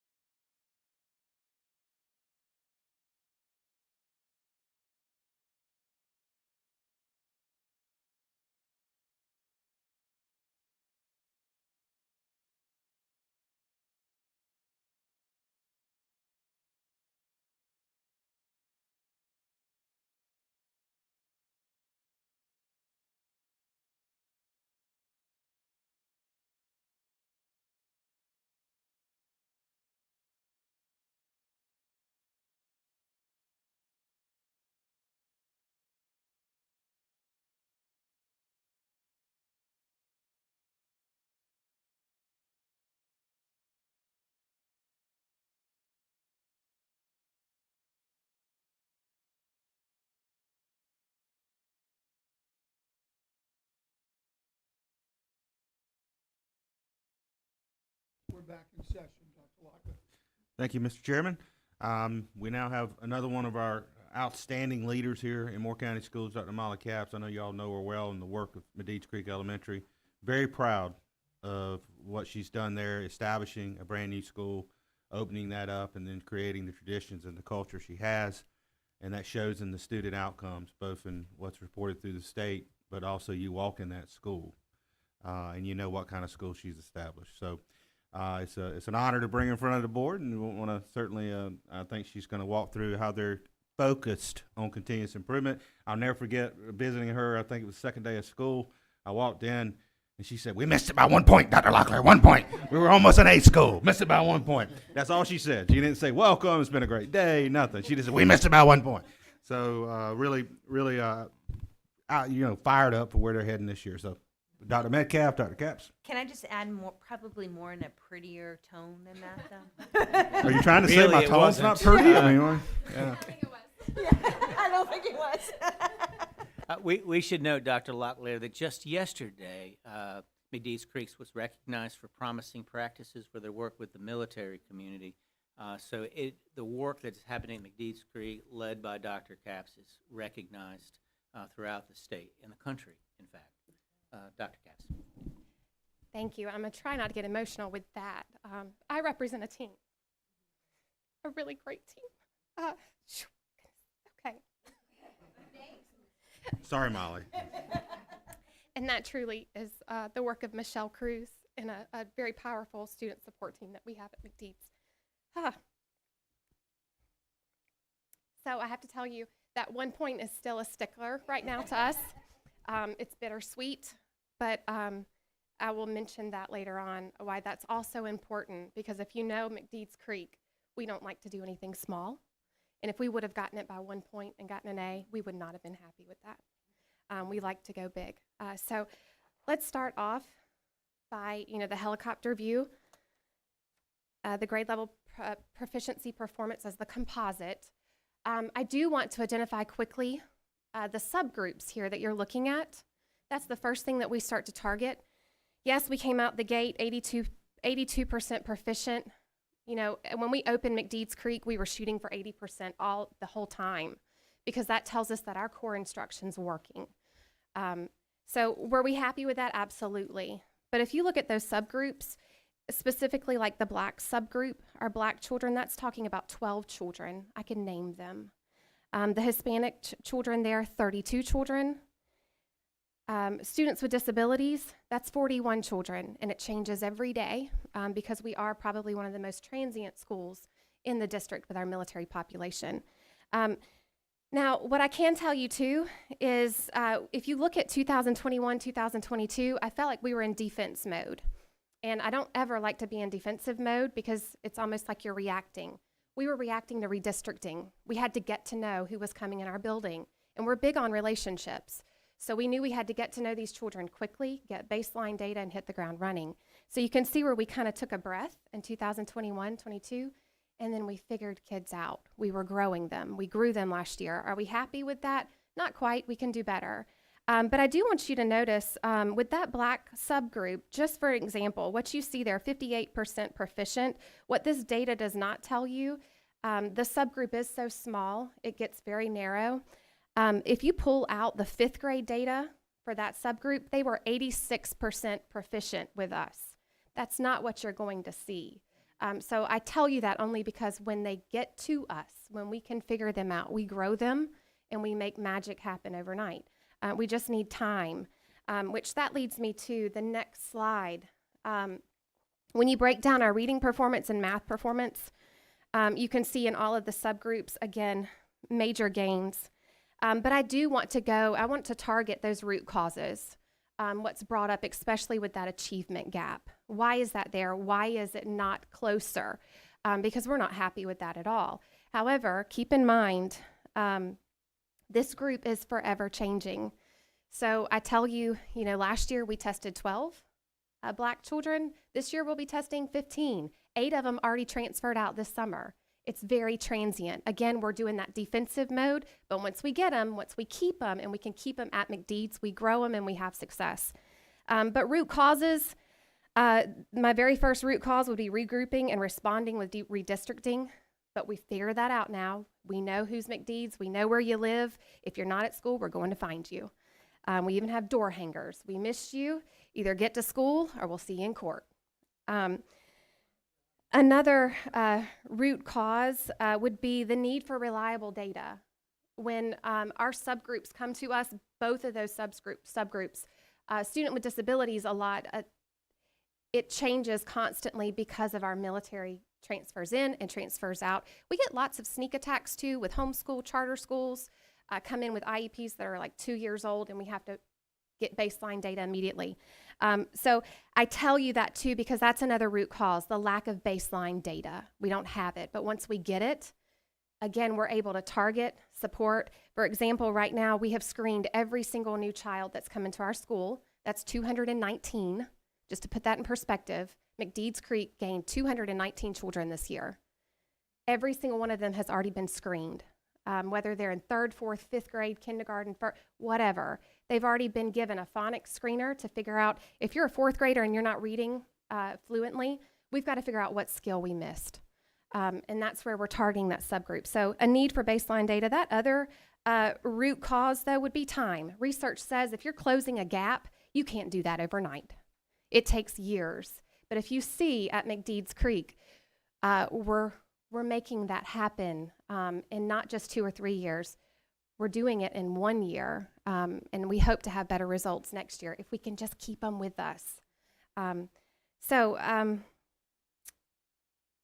Next slide. This is where things get a little tense with us. Even though our proficiency was really high, our growth was really high as well. When North Carolina does that magical computation, it gave us an 84. I lost sleep thinking it was probably an 84.5, and it could have been rounded up. But again, my team at McDeeds Creek, when we looked at it, they were like, oh, no. If you look at the year before, we were at 75, and now we're at 84. If you even go back to when we first opened, we were at 69. This is the McDeeds way. We're going to blow it out of the water this year. It's already happening in the building right now. So I do want to show you our mission and vision. I don't know if you know the history on this, but this was actually created in a mobile unit behind Vast Lakeview Elementary School because McDeeds Creek was not ready. It was a field. I remember there was a magical pole or whatever in the front office, and we didn't know what that was. And they were like, that's the bathroom. And we all got so excited because a lot of us came from the old Aberdeen school where we didn't have that. So we were just thrilled. But this was created there in that mobile unit. Now, I tell you that because we had the right people at the right table. We already knew that we wanted to be a PLC model school because we knew a high-performing team was going to get high-performing students. And so we laid the groundwork at that point because not like the other new schools that are created in our district, McDeeds Creek was unique. We were bringing children in from all over the place. And so we were like, you know what, if this is like the Super Bowl of schools, what do we want this to be about? And that's where we created our mission and vision. Now, if you go back, if you know anything about DeFore and Marzano, this comes directly from high reliable schools. Every single point belongs there, aligned to research. Today, when you walk in McDeeds Creek, this is everywhere. Even if you go to the bathroom, it's in the bathroom. We live and breathe this to the point as well. If you're on our recruit list and you come in our front office and we're interviewing you, this is the first thing you read, and we ask you, how do you feel about working with teams? How do you feel about planning every week with your admin? How do you feel about having walkthroughs every day and getting feedback? If you don't like that, if you're not going to be comfortable with that, this is not the place for you. I do want you to know, though, so our mission is we're intentional about high levels of learning for students. We are intentional, too, about high levels of learning for teachers because we know we have to be the lead learners. I'm learning every day. I taught core phonics yesterday in kindergarten, and I quickly realized I am not a kindergarten teacher. It was hard, and I learned a lot, but breaking out in that sweat and realizing what it feels like to be in the trenches, oh, man, do I have great feedback and support for those teachers doing the work. It was another reminder that I am a middle school, high school teacher. Why were you teaching phonics? Was that because the teacher wasn't there? Or was it because you wanted to get in there and see what it was like? Okay, so this is where I'm going to get myself in trouble because I did volunteer. I'd say never volunteer. We also have, so at McDeeds Creek, we have 27 teachers that are still on the comprehensive cycle, evaluation cycle. We could have switched them to standard. Anyhow, I tell you that only because they need a peer observation. Well, our staff, when we met with our staff and I said, look, we've got to get 27 peer observations done this month. Do you want me to switch it and take that off your plate, or is this what you'd like to do? No, we want to get in everybody's classroom. So we developed a plan, and then that meant, okay, we're here, Abby and I, assistant principal, Miss Cruz, counselor, social worker, we're here for coverage. So last week I taught 3rd grade, then 1st grade. Yesterday was kindergarten. And we cover those classes and teach to fidelity while the teacher is able to go and observe a high-performing teacher to get tools for their own toolbox. We're stealing in our own building. I just think it's wonderful that as a principal, you're out there teaching and remembering what it's like to be in the classroom, because it makes you, I'm sure it makes you a better principal. I just think it's a good thing. I don't mean to interrupt your flow. I think that's just a fantastic thing to do for a principal to go in and say, yes, I'm going to teach. Okay, it's fantastic. Well, but the 3rd grade class, my very first experience last week, I could have sworn this little girl said, "Oh, Dr. Capps, bless your heart." I was like, please help. But I told the teachers that too, of the kiddos were teaching me.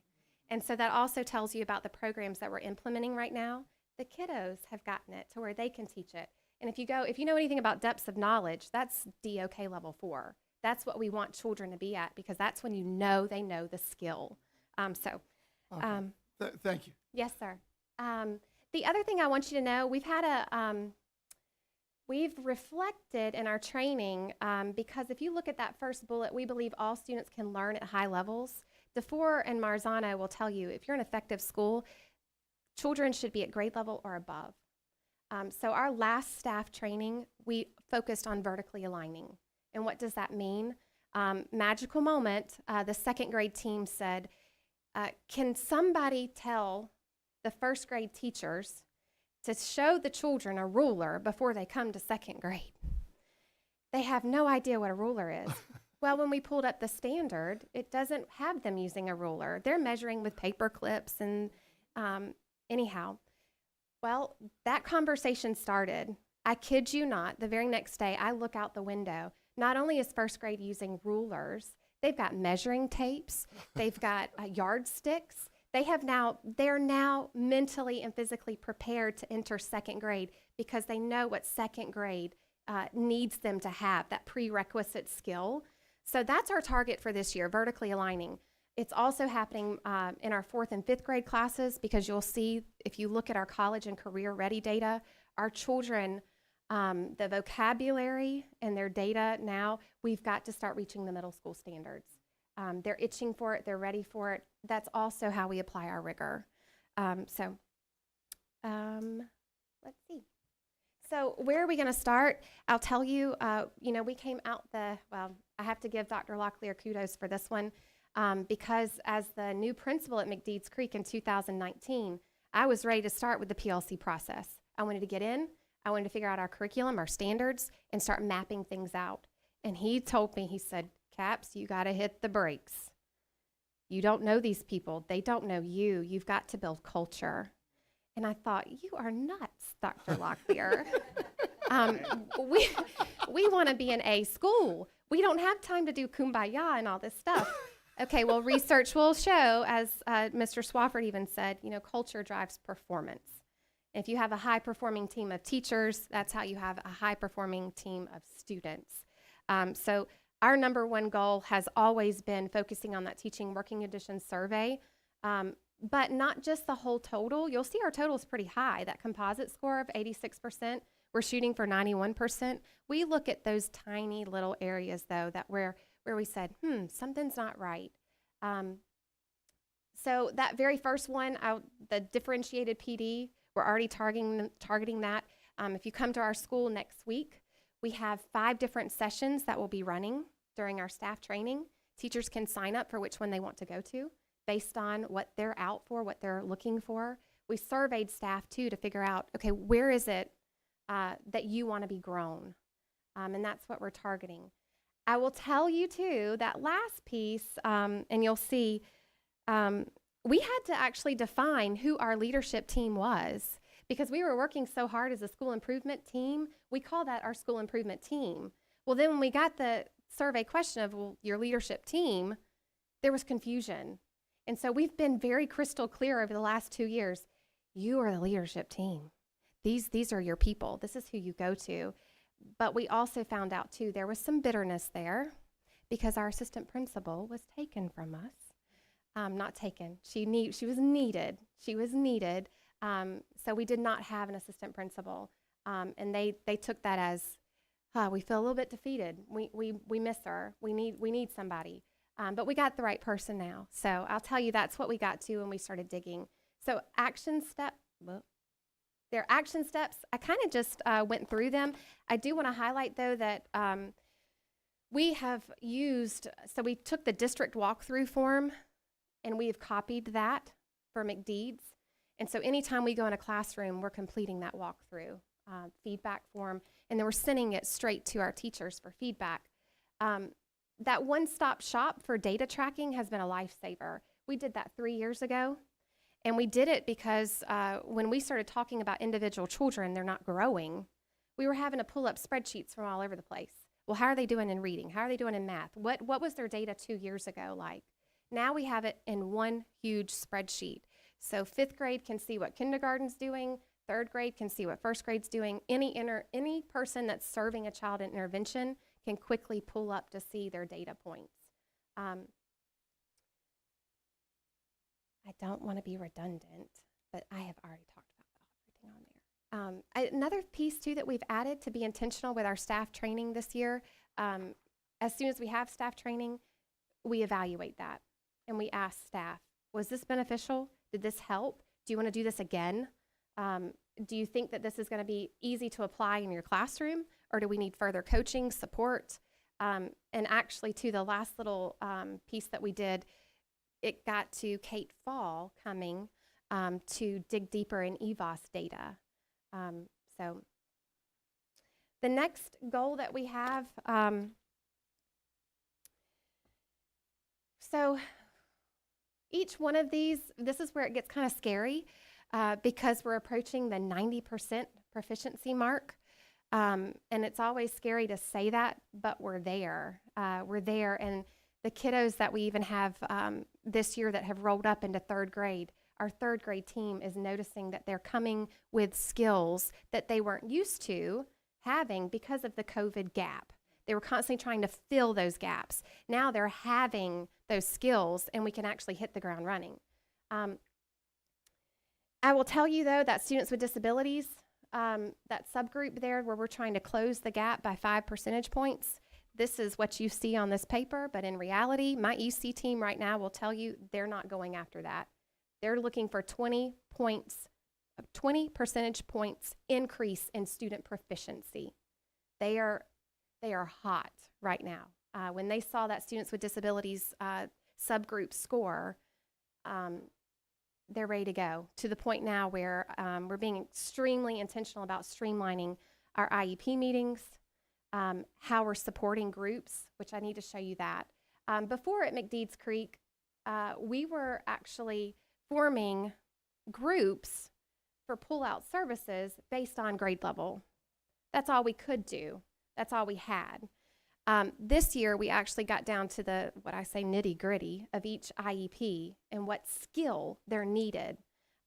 So we're targeting skills now instead of a grade level. Why is that important? Well, if you're a 4th grader working on a phonics skill, you shouldn't be with a bunch of 4th and 5th graders working on fluency.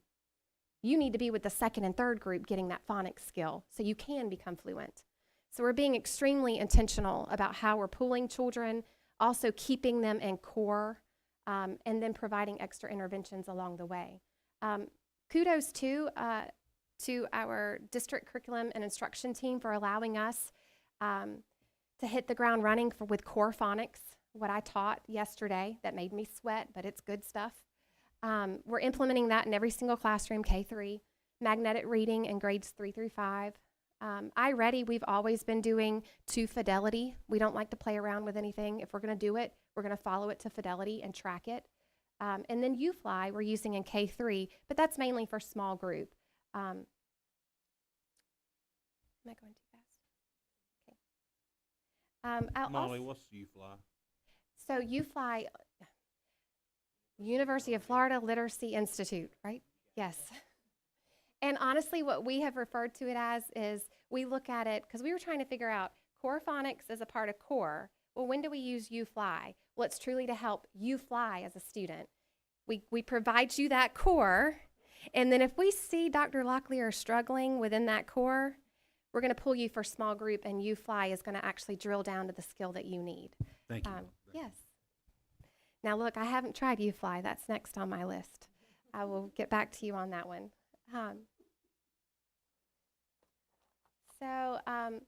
I do want to briefly, I think I moved a little bit fast. All of the points that you see here, I've already discussed, including the one-stop shop. I do want to tell you, and this is where I'm going to try not to get sappy, duty-free lunch. As soon as, this was in question, everything we do at McDeeds is purposeful.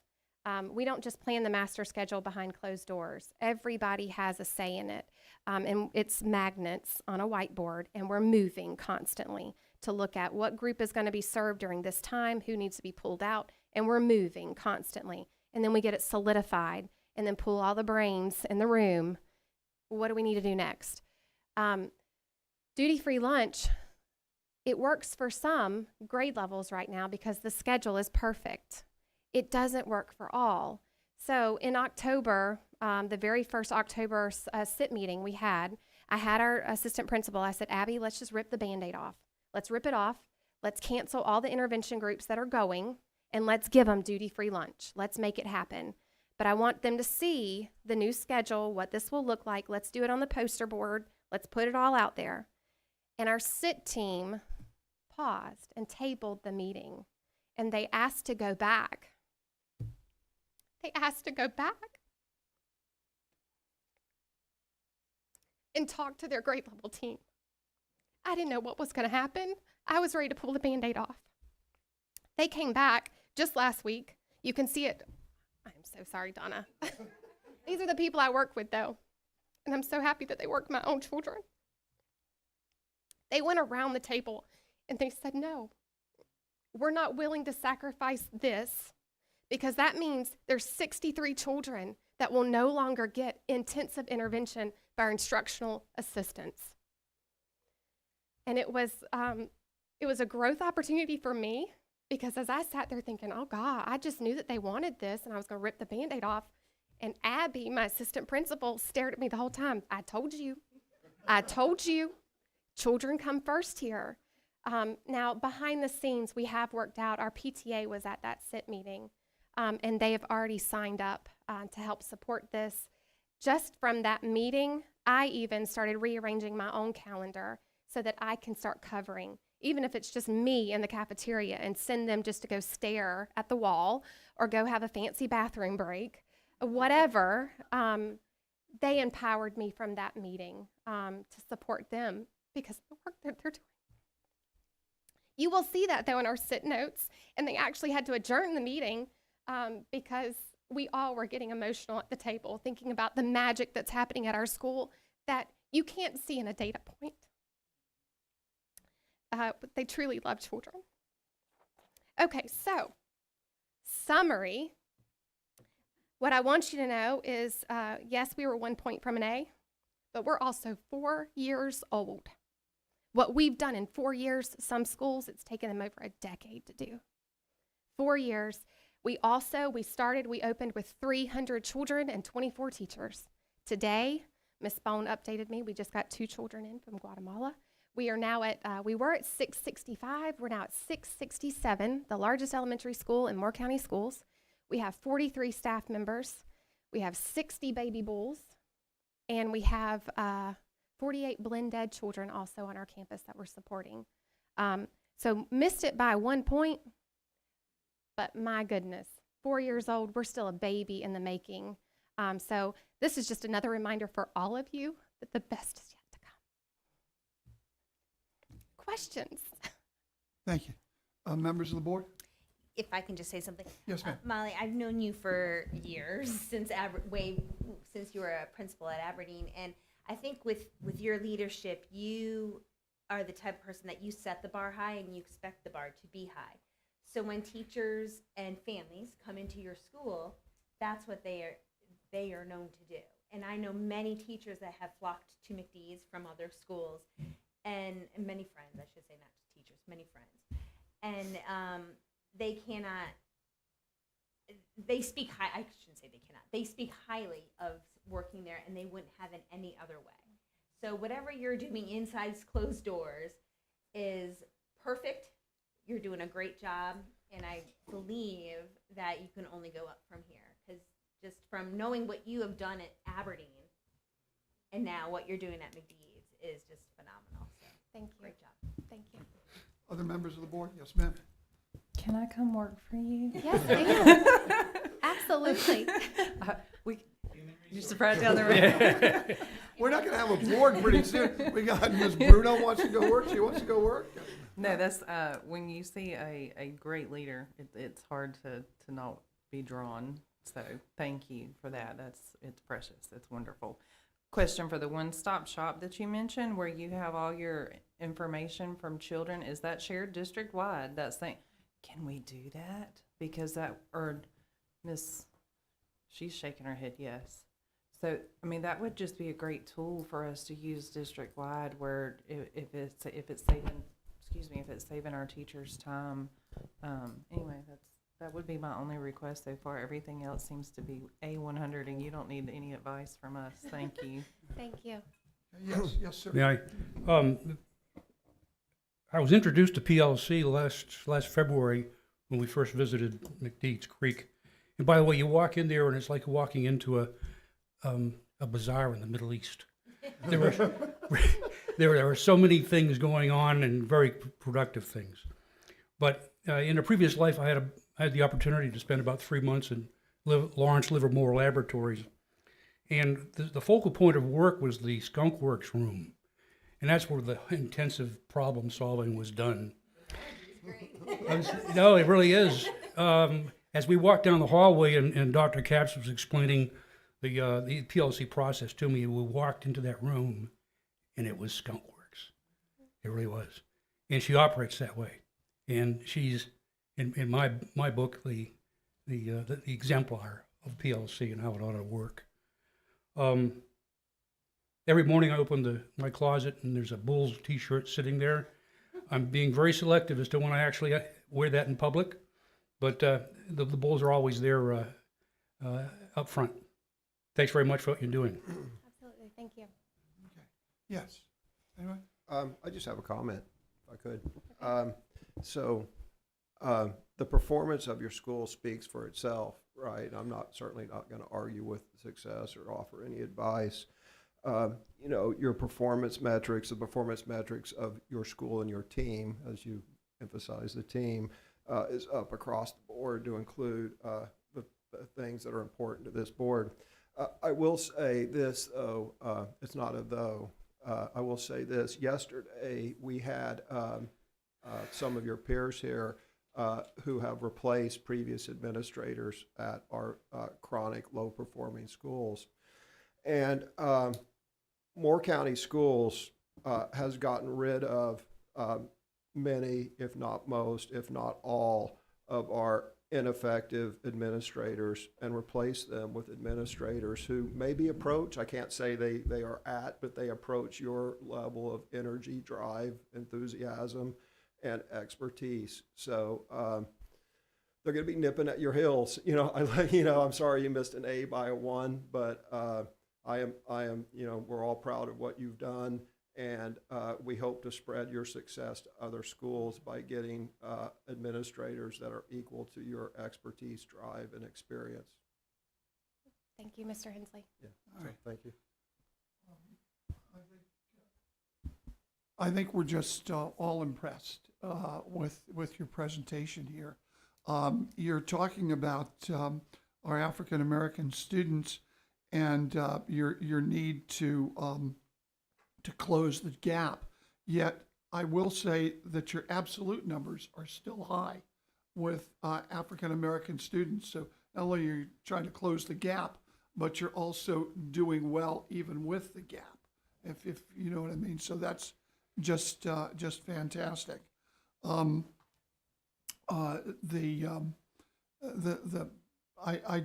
can't add too much more except to say that I think I just saw. I used to say I saw the New York Yankees, but the Yankees didn't do so well this year.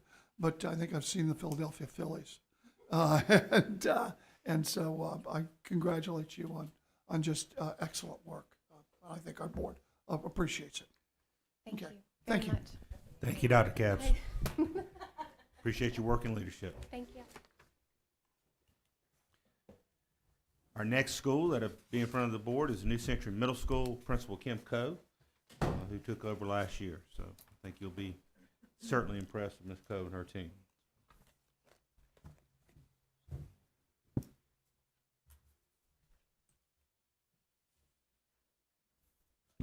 Before Miss Coe comes in, can I just do a big props to her because she was a phenomenal special ed teacher and helped my child through a lot in elementary. So every time I see her, I just owe her a lot of things. Yeah, And she here was she is. she was a member of the Eagles. Yeah, Yeah. she was Vast Lakeview. Yes. Great teacher there. Yes. We'll talk about you, Ms. Coe. I was just giving you props. I'm your biggest fan. Thank you so much. Welcome, Ms. Coe. Thank you so much for having me this morning. I really appreciate this opportunity to talk about the great work we're doing at New Century Middle School. I celebrate my year November 7th, and so it's been a year of growth for all of us, and just excited to talk to you about the work of our school improvement team and our school improvement plan. Our overall grade level proficiency, we made some gains on 1.4 points in growth overall. Our white student subgroup grew by 2.6%, and our students with disabilities grew by 6.6 points. Although we made growth expectations in all of our subgroups except our students with economically disadvantaged status, we did see some decline with our Black students and our Hispanic students. And as this board is very interested, and so am I, as to why that's happening. I spent a lot of time looking at student data. I probably spend too much time, according to my husband, looking at student data. What I found, there's some foundational skill gaps that our students are coming to us with in vocabulary and reading comprehension. We also know that number sense and algebraic expression are areas of concern for us as well. So as you look at our school improvement plan, we spent a lot of time talking about how we're going to intervene and meet those needs of students. I'm gonna learn how to talk and click at the same time. Reading for us, definitely areas to celebrate. We had an overall growth of 2.1%, but all of our subgroups made growth in reading except our Hispanic students. Math was a little bit more of a challenge for our subgroups. We made overall growth of 1.6%. Our white students made growth as well, but our other subgroups saw a bit of a decline. We had some staffing challenges in math last year. We had an 8th grade teacher trying to teach the entire 8th grade with the support of a Reach associate. Phenomenal teacher, did a phenomenal job, but that's a big ask for that number of students. We had some challenges in 7th grade as well with staffing. And so we hope that we are 100% staffed. Can we clap for being 100% staffed? That's a huge feat. But we're very excited to be 100% staffed with very committed teachers who just want to see our student achievement grow. I would be remiss if I didn't talk about our science scores. Our science teachers would be pointing their fingers at me when I got back to school if I didn't talk about our science scores. We exceeded growth expectations. Our proficiency was at 84.5 for our 8th grade students. We're very proud of that work as well.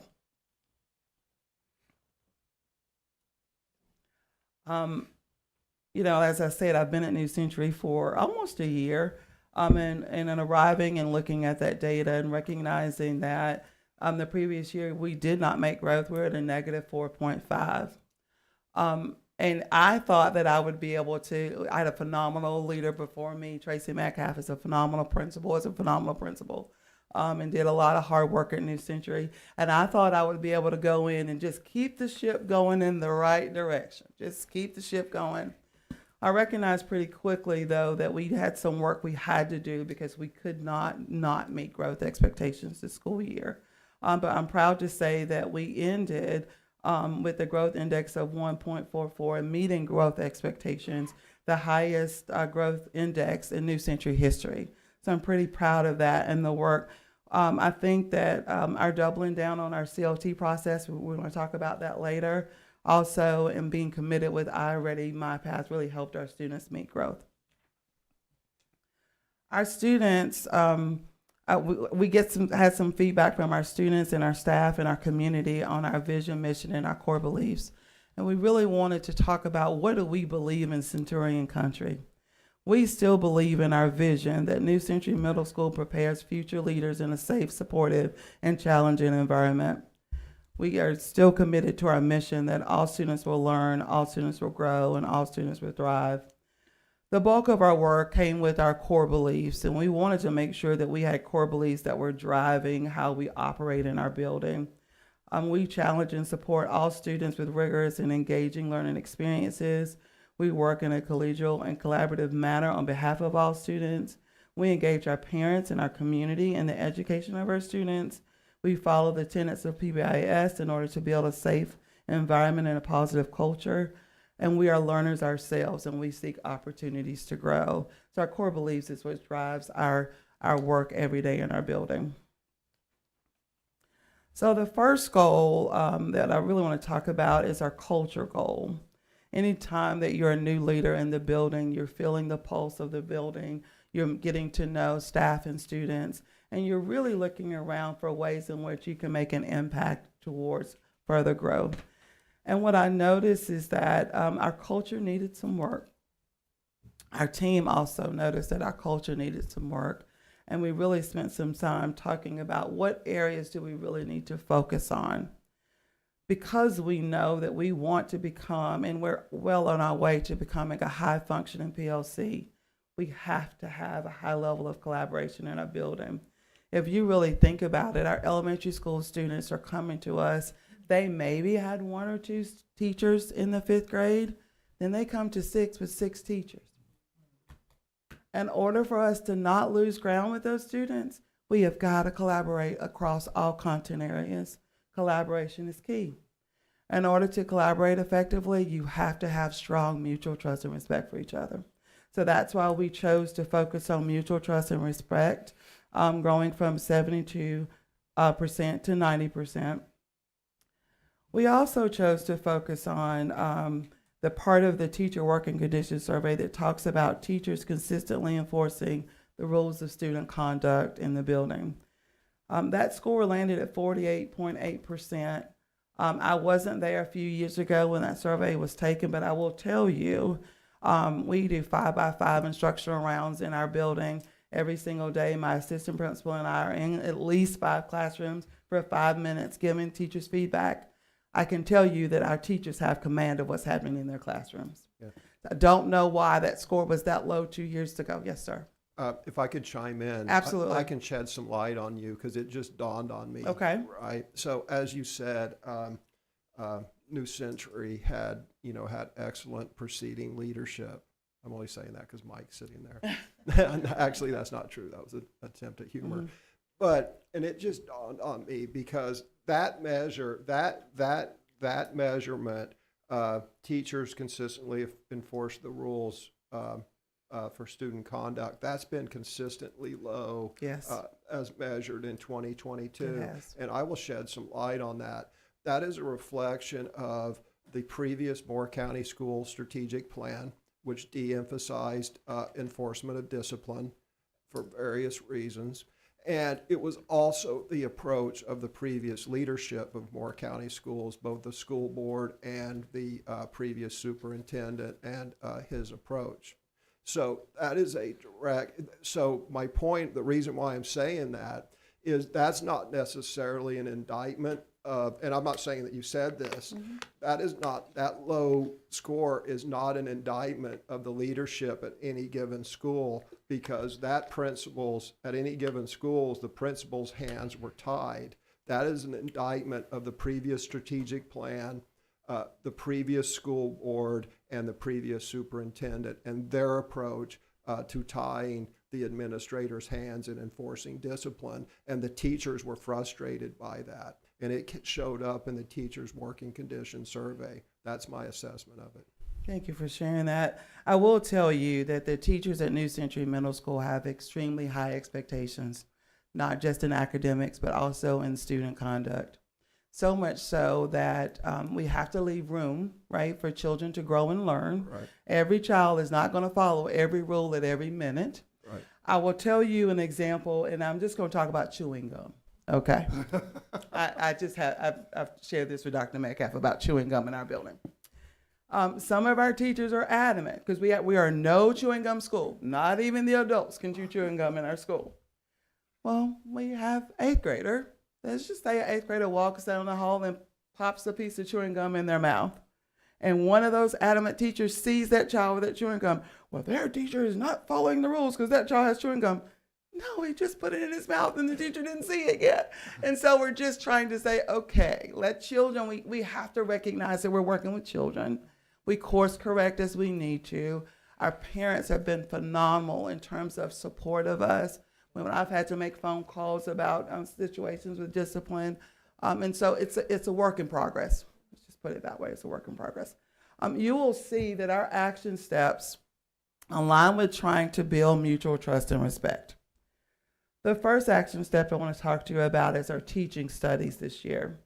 All of our teachers are expected to do one teaching study with a colleague where they are coming out with 2 glows, 2 things that they saw that went really well, and 1 growth opportunity for them.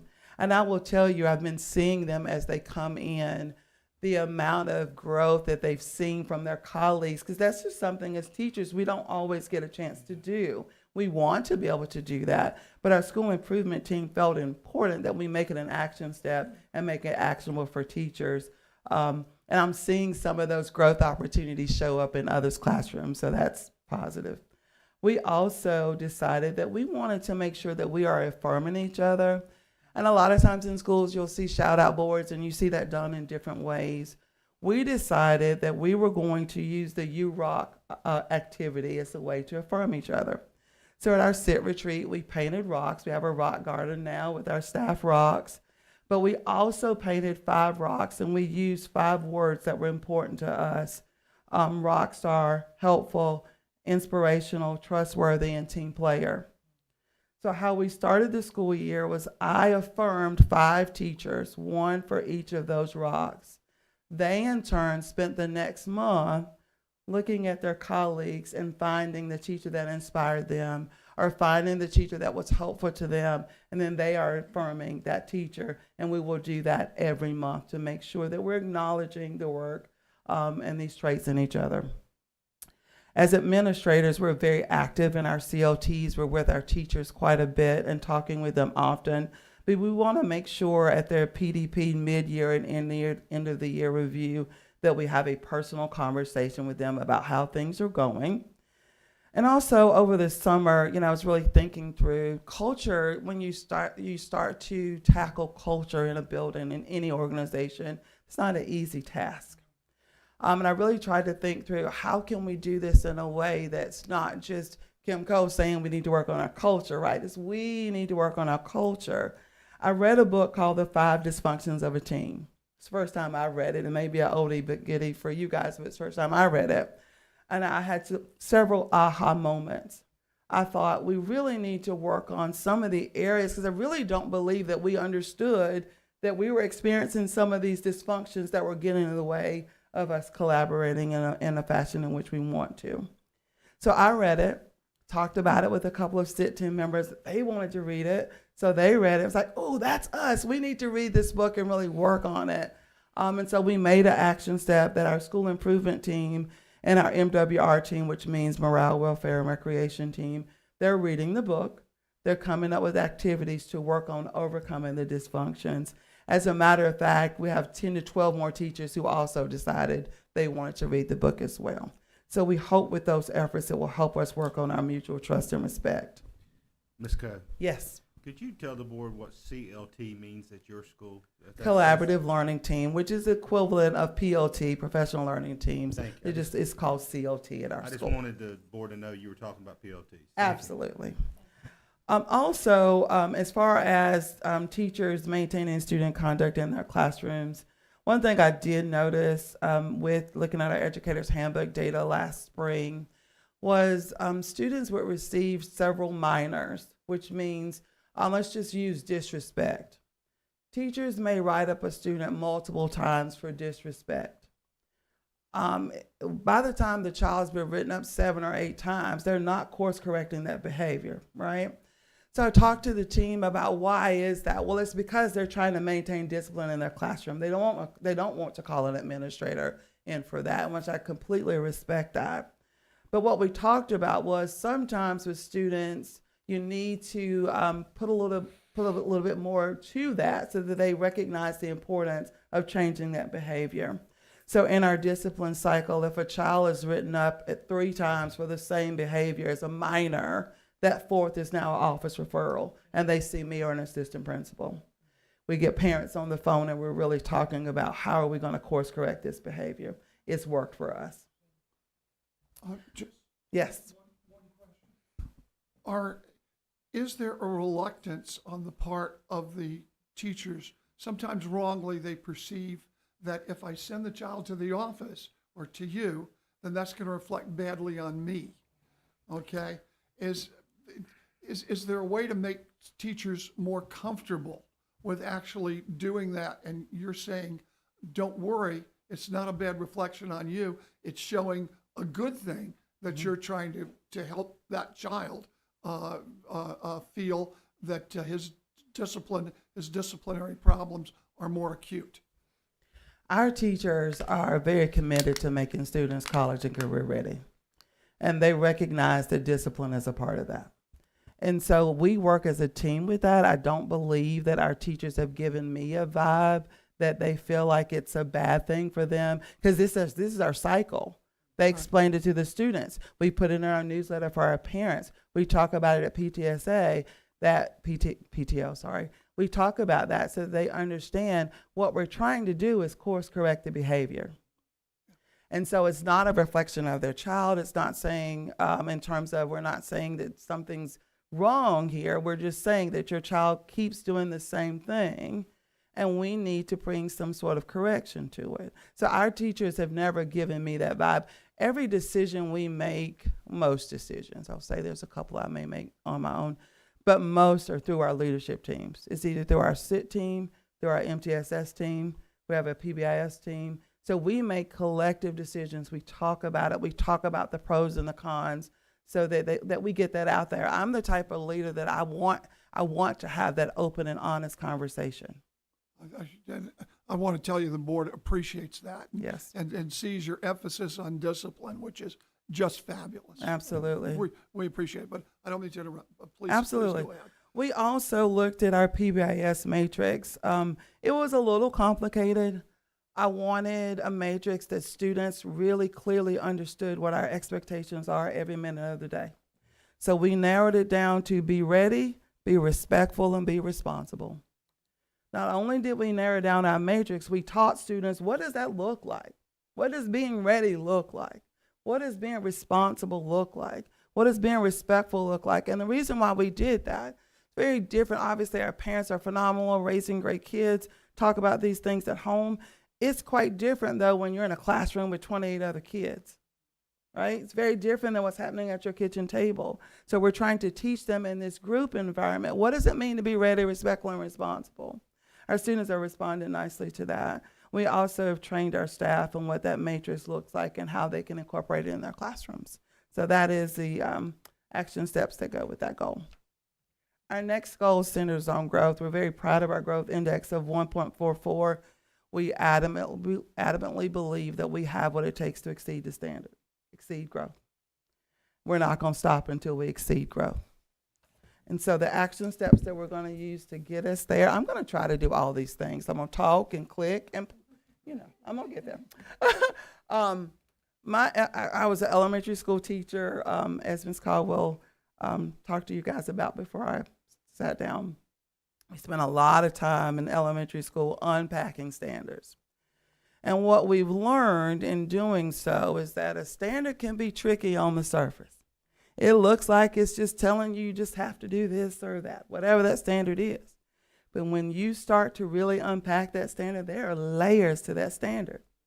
And what I feel like I focused on with our CLTs is helping them understand we have to unpack every single learning target. We have to analyze what's happening with student learning at every single learning target. You can't wait till to get to the end of the unit and recognize you have a problem, okay? Our teachers weren't necessarily doing that. It was more so we just need to learn how to truly unpack a learning target, an essential standard. We also are using the 4 critical questions every time we unpack a standard. What do we want students to know and be able to do? How do we know they've learned it? So it's where we talk about our assessment. Sometimes we're using common and formative assessments. Sometimes we're using summative assessments, but we're making sure we're assessing students to the rigor of what they're going to be testing on a standardized exam. We also talk about how are we going to respond when some students don't learn it. Even with our best efforts, we have got to figure out we can't just move on, right?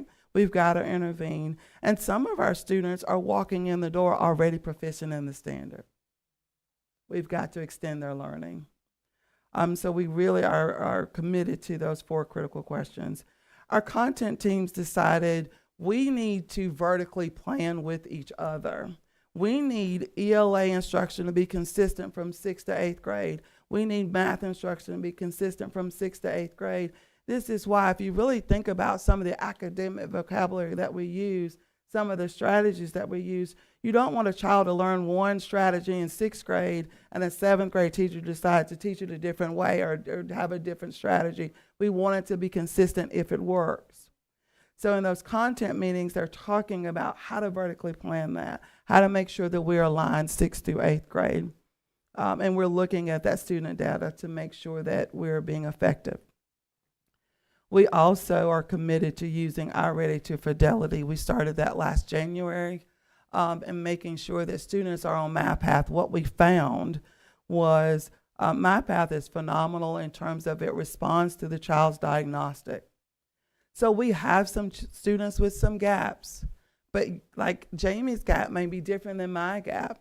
But if she's on MyPath, she's getting what she needs, I'm getting what I need. So we make sure that we are working through that with fidelity every week.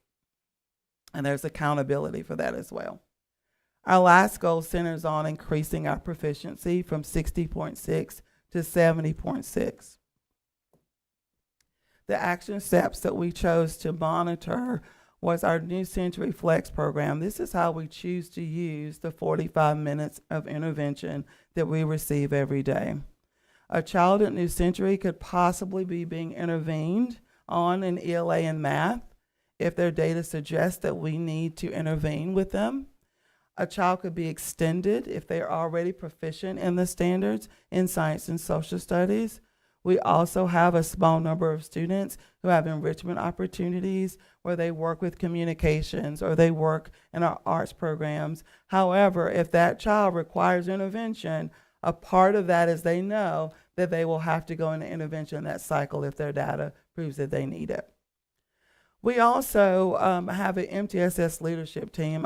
MTSS is very near and dear to my heart because I know that making sure that we are meeting kids where they are with academics, behavior, and attendance helps overall student achievement. So we are developing an MTSS implementation plan that lays out for our entire school community how we handle academics, behavior, and attendance at Tier 1, Tier 2, and Tier 3. We also, on our collaborative learning teams, we're using the problem-solving model, plan, do, study, act, looking at those 4 critical questions and making sure that we're analyzing ourselves in this process and tweaking where we need to.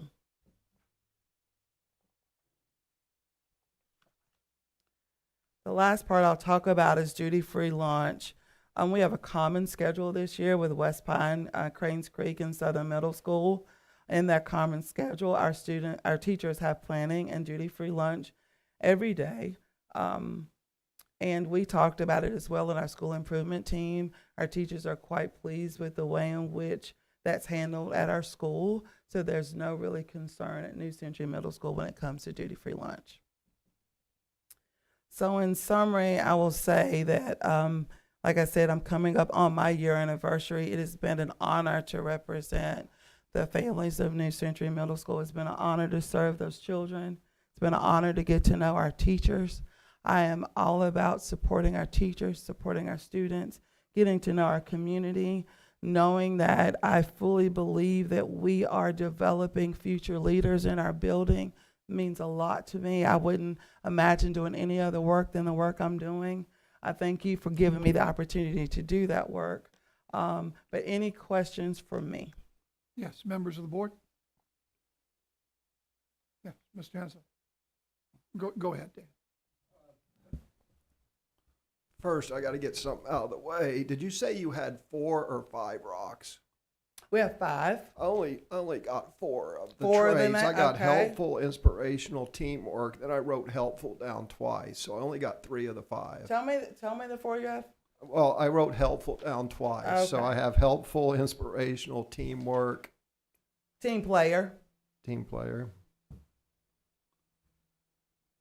Yes. Okay, all right. And what are your feeder schools? McDeeds Creek, Sand Hills Farm Life. We receive a small number of students from Cameron, and we receive a small number of students from Carthage. Okay, if we could go back to the first couple slides there, please. So I have something that maybe Kate or, I don't know, but Dr. Metcalf can help us understand, because I looked at this grade level performance composite, and if you look at the achievement gap between, and this is an interesting anomaly that I can't understand. If you look at the achievement gap between black and all, it actually increased from 20% in 2021, 2022 to 29% in 2022, 23, which is a 50% increase. And then if you look, I'm comparing all to black. And then if you look, the achievement gap for Hispanic increased from 7.5% to 15%. So that's a doubling in the achievement gap, which is bad. And then, but what's odd, and this is what I don't understand, is we flip to the next. So that's a 25% increase and a 100% increase. I'm sorry, a 50% increase and a doubling on this slide. But if you go to the next slide and you look at the reading performance and you look at the math performance, the increase in reading performance, the increase in the achievement gap was only a little over 10%, let's call it 15% maybe. And there was a decrease in Hispanic. And then when you go over to math, there was only a slight decrease in math. There was a decrease in the anyway, it doesn't add up. Science is not included. So for science, there must have been a horrible plummeting in science then. So science was 84.5 to the all. Black students was 45.5. And Hispanic students was 69.6. So right, but were those? But what was the increase from the prior period, or decrease as a percentage? And I don't need to delve into it, but so here's what I'm saying. Normally, when you look at the composite, you can flip over here and go, "Ooh, look, it's right there. It's in math or it's in English."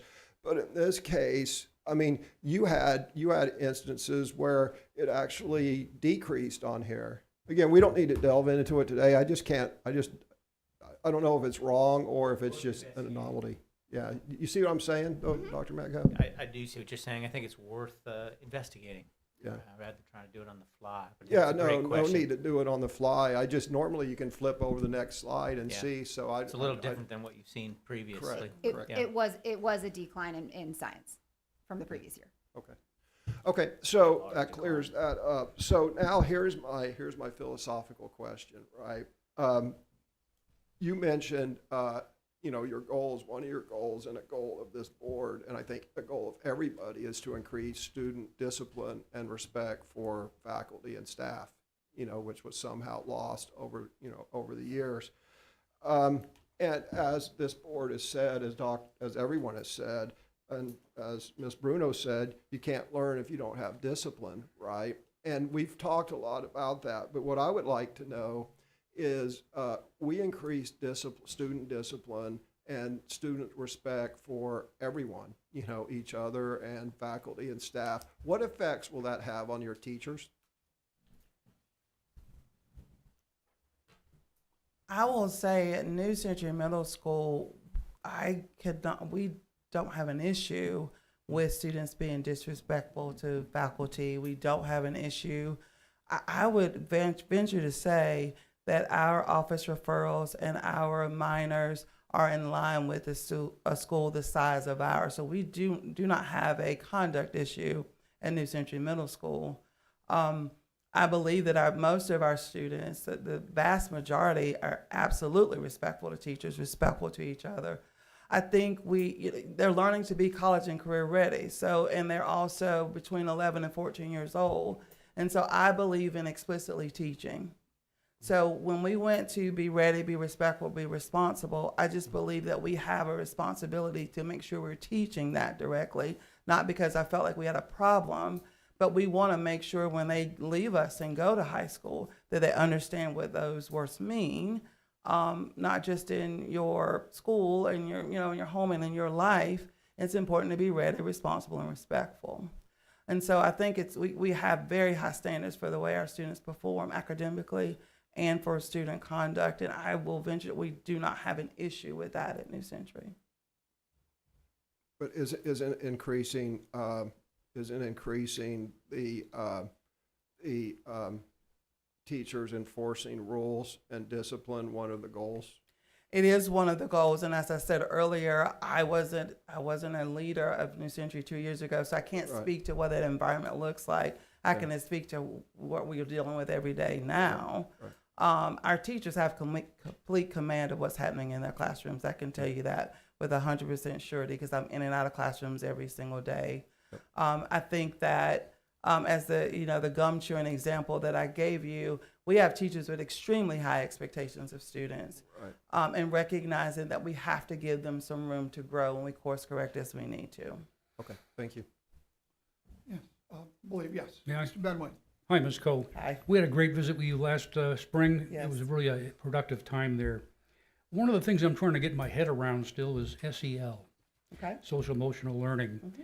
How do you implement SEL at New Century, and how do you evaluate its effectiveness? We actually, we don't call it SEL. We're teaching character education. We have a word of the month. This month is integrity. And again, we're teaching students how integrity shows up in your work life. How does it show up in your school life?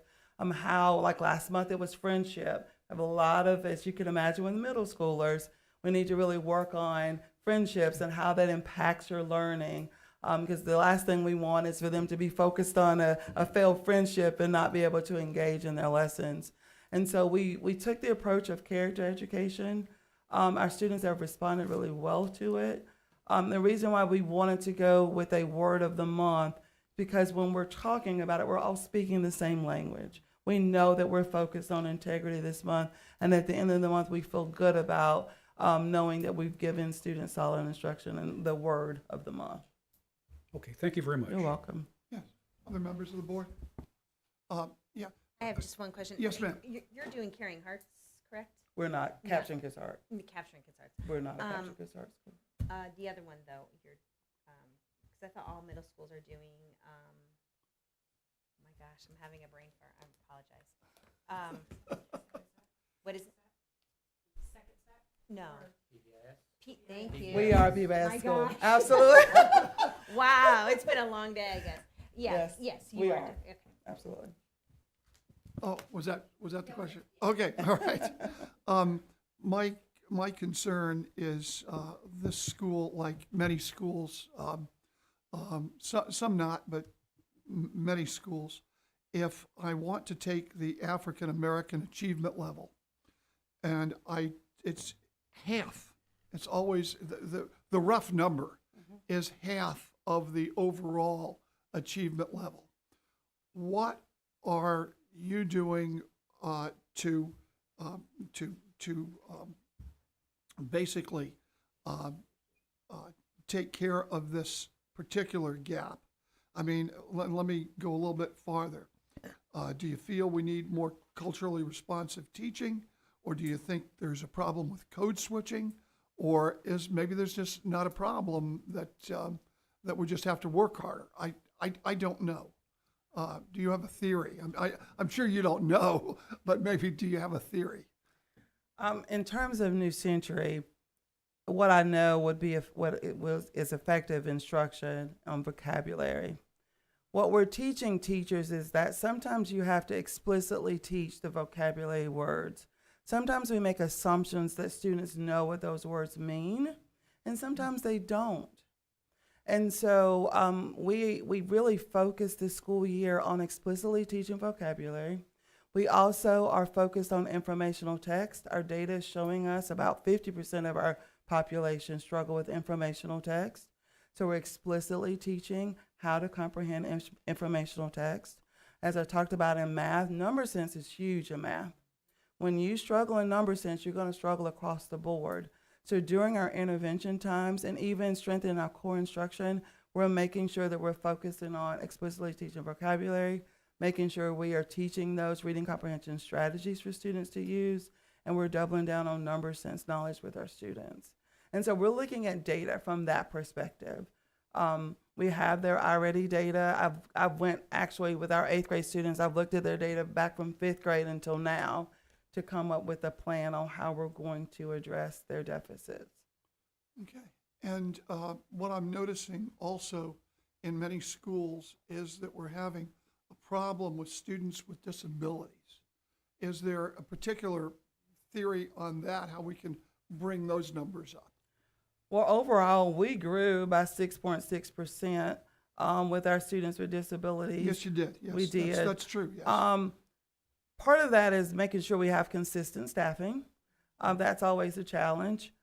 Making sure that we are really specially designing instruction for students. I'm a firm believer in using evidence-based programs and practices that help students grow. And we do all of those things at New Century. Okay, and I want to tell you that we so appreciate the efforts that you and your staff are going through, because it seems like you're there for success, and it also seems like you've got a real positive culture going on in the school, and that is just so important. So we thank you so very much for all your efforts. Thank you. Thank you, Ms. Coe. Really appreciate your leadership and hard work. And our next school, Mr. Chairman, is Northmore High School. Mr. Yes. Joe Patterson.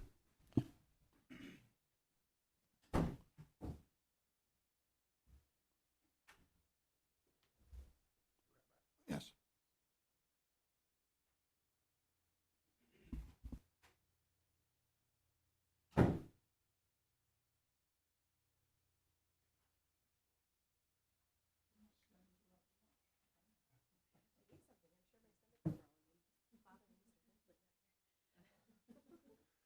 Luckily, I don't hear well, so.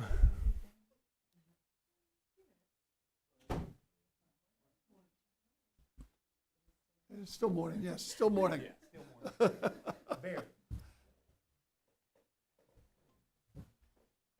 waiting for the superintendent? Uh, Sleep. we probably should, I guess. He said he would be right back, so.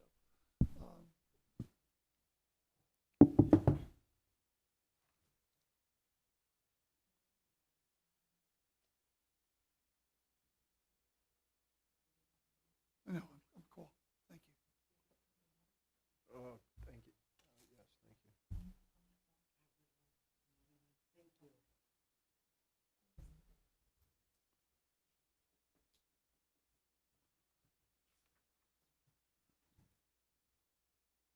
Here we go. Okay. Sorry, I didn't mean to keep you waiting, No, Mr. that's Chairman. cool. It's, believe me, it's no problem. Yeah. You have a school to run as well. We'll turn it right over to Mr. Patterson. As many of you know, Mr. Patterson took over last year at Northmore High School, and appreciative of his leadership and hard work with that staff, and I'll turn it right over. Okay. All right. Those of you know, I've been at Northmore for quite a while. I was there with Jenny, and like Dr. Locklear said, I took over mid-year, and and just hope all goes. We just continue to do great things. And but Northmore, let me go ahead. Northmore, when we look at our GLP composite, if you look over the past 3 years, we have had an increase. Not quite the increase last year that we'd hoped. It was, you're looking at barely 4 points, but as a whole, we're moving in the right direction. 4 of the 5 subgroups increased. Of course, the one that didn't was a student with disabilities, which is one of our focuses, and I'll talk about more later. Wait, I'm sorry, could you go back, please? Oh, yes. Did you say all the subgroups increased? No, 4 of the 5. Okay, thank you. Okay.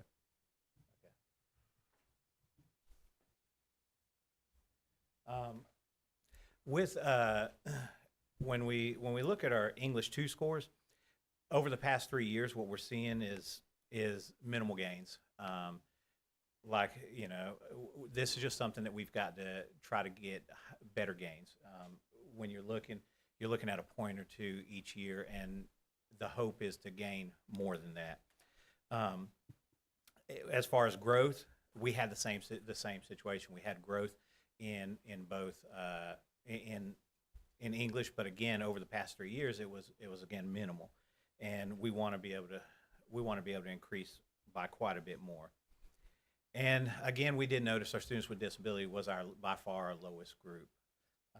With our biology has been a little bit of a mess, in all honesty, for the past 3 years.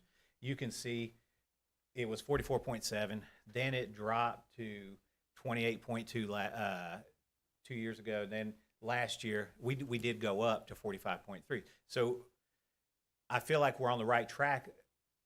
After we did some things to change some things last year, and I feel like we're on the right track. It's just been like I said, a little bit of a mess the last 3 years. And it was interesting. This was our students with disability actually did the best in this, which I attribute to a lot of focus on the vocabulary, because with the students with disability, with the students with disability and the Hispanics, we've over the past couple of years spent a lot of time working on just overall vocabulary. All right, we've got to do better. And anybody who knows anything about the biology EOC knows it's vocabulary heavy. I think it's a lot of read the question, do I know it or do I not? Where English and math, little different story. They with English, it's reading in and trying to decipher what's going on, and then math, I hate to say it, math has almost become a reading test itself.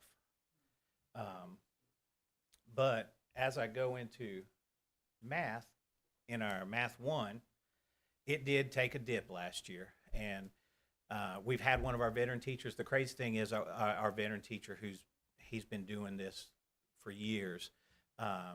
He's a little unsure what happened, and so we're going back in. We're sort of doubling down on some things with PLC and digging into the data a little deeper this year to see, okay, what can we do to improve this? But with that, we, again, like I said, with students with disability, we're still seeing that struggle. And with our Math 3, I can't, Math 3 was awesome. I mean, that was by far our high spot. Probably the worst thing I did to hurt our Math 3 was take one of our best teachers and make her my assistant principal. So, unfortunately, I've lost that in Math 1 and Math 3, but at the same time, she can work closely with our new math teachers to help them understand, or to help her understand as she teaches Math 3, okay, these are what we need to do. So before you go on, I have a question, Mr. Yes. Patterson. So when is Math 1 given? What grade?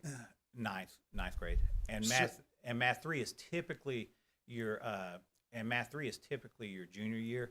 Okay. There are some sophomores that end up taking. That's okay. fine. So interpreting these results, Math 1 is what you get, and Math 3 is what you produce. Correct. So what's disturbing, as you pointed out, is the across-the-board decreases in Math 1. But the good news is, after they're with you for a couple years, you've turned that around, because in the same time period, Math 3 has increased. Those are the students that you've had for 2 years. So Yes. this appears to be an indictment of your feeder schools not being ready for high school math. So what are we doing to work with the feeder schools? Well, I'd make one caution in there. Remember that Math 1 is also taught to 8th graders, the high achieving 8th graders. And so those scores go to the middle school. So the high achieving 8th graders are not included in the Math 1 results for the high school. So that's one caution I would provide. They are included in Math 3. They're not included in Math 1. Well, I would also note that across the state of North Carolina, the scores are in the 30s. Yeah, So it's a state issue. second caution. okay, fair enough. And that's actually one of the things I'd written down just, while you were getting ready, is just based upon my notional, what Dr. Metcalf, I'm going to reinforce that, said, is just my notional observation of Northmore is the student body seems to be somewhat intellectually bifurcated. I've always wanted to use bifurcated in a sentence, so there I go. In that I go and attend graduations, and there's Park Scholars and this and that, and then I hear, well, we're struggling academically a bit, So anyway, that's just so. If there's a lot of high achieving 8th graders in Northmore, they take the math test then, and it doesn't count. So anyway, okay. Correct. And Thank you. I'm going to need to get my dictionary to understand the word Bifurcate. Yes. I probably used it incorrectly, but anyway, thank you. All right. Okay, and Let me, while Go we ahead. have a pause here, Yeah, let me go also ask a philosophical question Okay. about, and this goes to the administration as well. It seems that when we have really great teachers, we make them administrators, okay? And we take them out of the classroom. Is that a misstep? I mean, shouldn't we try to keep our best teachers in the classroom and somehow try to find them more money so that they, even though maybe they deserve to be administrators with that higher salary, that we can still keep them in that classroom? Well, let me first take a response to that. Okay. And then Mike may also want to chime in. But what I would say is these are aspirations for these staff. This teacher that now is, the great math teacher is now assistant principal for Joe, was aspiring to be an assistant principal and aspiring into school leadership. And so that's one thing. We're not making them. They're aspiring to do it. I But- understand. I think Mr. Levy's point is the money inspires them, because you work your way up to a principal and you're making into the 6 figures, plus you get a bonus if you improve things. Whereas teachers' pay tops out. I think Mr. Levy's comment is the pay structure incentivizes the better performing teachers Well, to go into administration. I'm not going to argue that. Obviously, when you work your way up and you're in administration, whether that be a principalship, whether that be into central office leadership. Excuse me. Certainly, the salary with that is going to go up with that. And but I'm not talking about this particular thing. Yeah. I'm talking philosophically. Yeah. We need to look at that and watch the movie Mr. Roberts, where he was just so good at what he did. The captain wanted to keep him on that boat. And I'd say that a great teacher can make a larger impact, and sometimes our teachers see that and they want to be able to make a larger impact, and that's one reason they aspire to be in school administration. The point that Joe made, that now she can have an impact on other math teachers and other teachers across this whole building, because she understood great instruction and what it took to get those. I would also say that we're looking for other opportunities for our teachers to be leaders. You heard at Southern Pines Elementary yesterday, she's talking about multi-classroom leaders and looking to get them stipends for that work. There is a grant program through the state of North Carolina, Advanced Teaching Roles Grant, that some school districts have been able to get. We're looking at trying to get that as well. That would afford us the opportunity to expand this idea of multi-classroom leaders, advanced impact teachers, things that we can support our great teachers and give them leadership opportunities, as you're noting, and still have those leadership opportunities directly in the classroom or directly with classroom teachers. So that's kind of my philosophical sweep at it.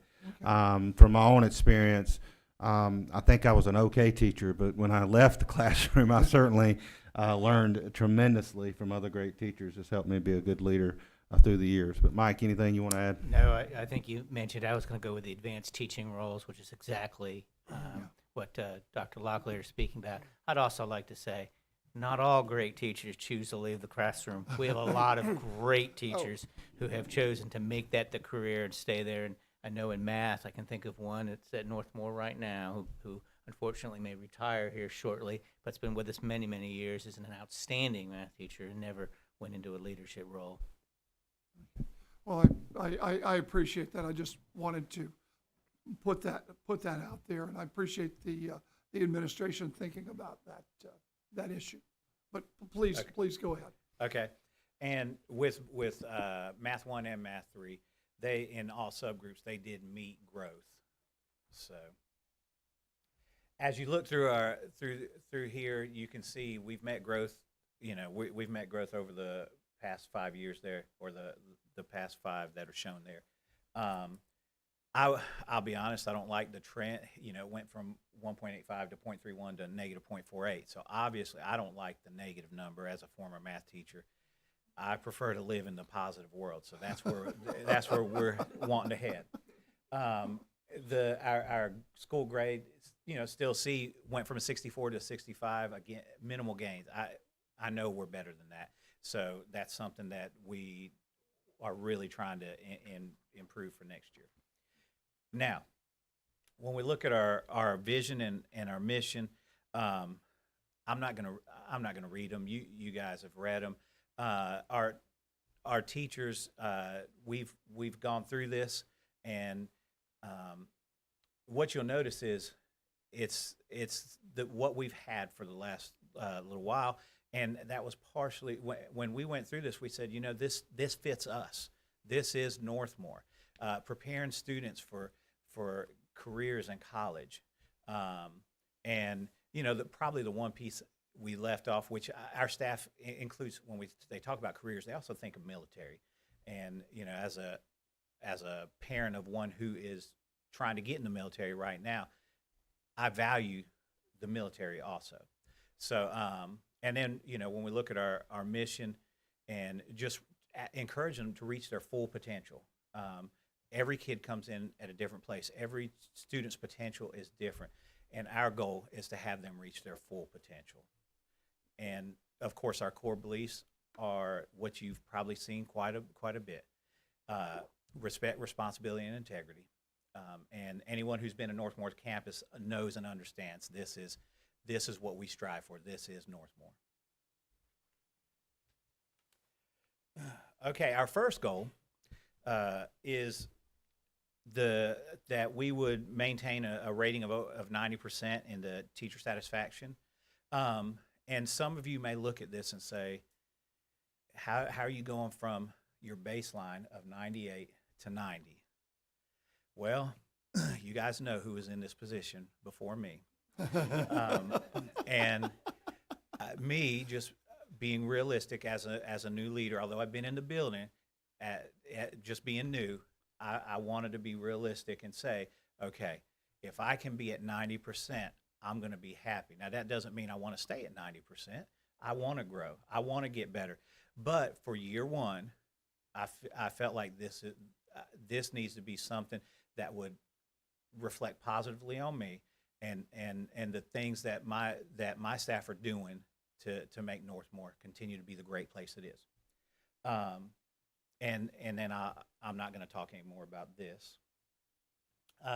Some of the things that we did, one of the things that we did to start the school year, we like to meet with each class. And so I met with each class to go over expectations. That way the students know, hey, this is what we expect here at Northmore. I know some of you are coming from middle school, some of you came from other places. So we try to get and make sure that everyone understands Northmore's a special place and it's going to stay a special place. And these are the things we do to make it that place. We also have the staff. They each class period, first through fourth period, they take a section of the student handbook to go over the student handbook. That way they know, okay, what are the school expectations as well as the district's expectations. So we highlight the different areas and they go through there and ensure that each student is able to know what's expected. And then, of course, obviously, I want to do a dipstick. I want to just go through there and do a quick see where I stand after about a semester. So I'm looking at probably late November, early December of sending that out to see. Okay, so how do you guys feel things are going? I need feedback. This is my first full year. I need feedback. I need to see, what do you guys think? One of the things that I did try that I implemented this year is on my BTs. I have a couple of residency BTs, and so what I've tried to do is, and not tried, but I've done, is met with each of them individually, because I want them to know, not just in passing or through an observation or through a walkthrough. I want them to come in and be able to know I have an open door, stop in. So I set up a meeting with each of them. Tell me, what is it? How do you feel things are going? What kind of supports do you need? Is there anything else you need that I haven't provided or that we haven't provided? So that's something that that I really wanted to focus on, because I just feel sometimes maybe they just feel like all they have is their mentor, and maybe that's life gets busy and they have a hard time. So I dedicated some time each month that I want that we're going to do this. Okay, the second goal revolves around growth and achieving an 85 or higher. With that, you're looking at the school report card and the academic growth history. We were at 77.6 last year, and target goal in 2 years to be at 85. But with this second one, I've mentioned this a couple times, but it is the students with disability and trying to decrease the gap from a 36 to a 26. That's a big area for us, and you'll see a couple things that we're trying to do to hit those particular students, or to reach those particular students. And then, of course, I've already talked about the EVOS growth data of -0.48. And the fact that we want to be at exceeded, and so our goal is in 2 years to be exceeded.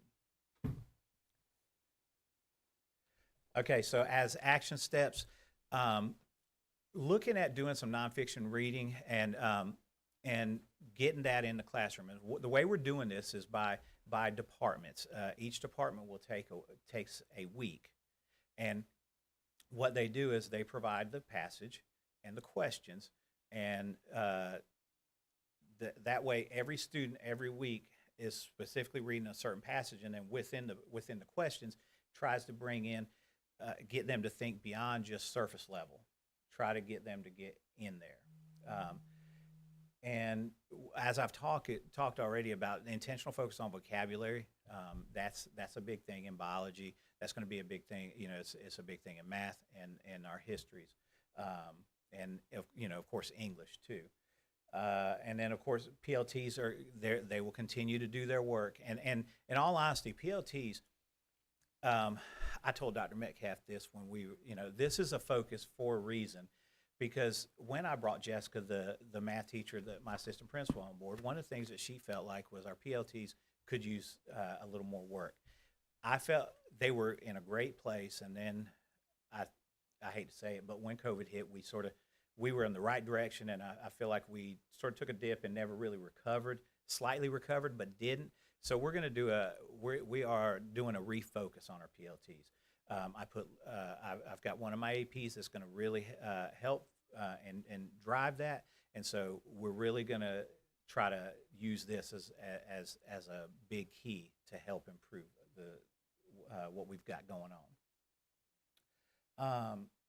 Again, students with disabilities, we do have every fourth meeting, we're going to have an EC representative in there to discuss, okay, what can we do with this particular student? Okay, what are things that that works for this particular student, and to discuss some strategies, maybe not just for specific students, but also for the general group.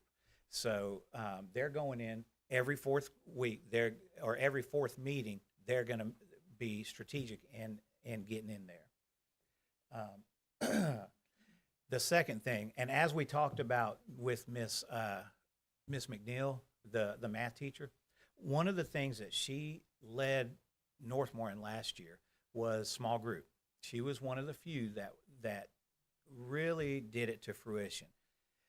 And as Dr. Locklear said, if we take what I'm doing with her is now we've got her, and she's going to be able to impact all the other PLCs by getting into those and talking about and trying to help them decipher, okay, what's the best way I can use small groups? So she's not going to just impact her department or her classroom. She's going to impact each department and a lot more classrooms. So that impact, even though we lost her in the classroom, now the impact's going to be felt school-wide. And we will be utilizing check-ins.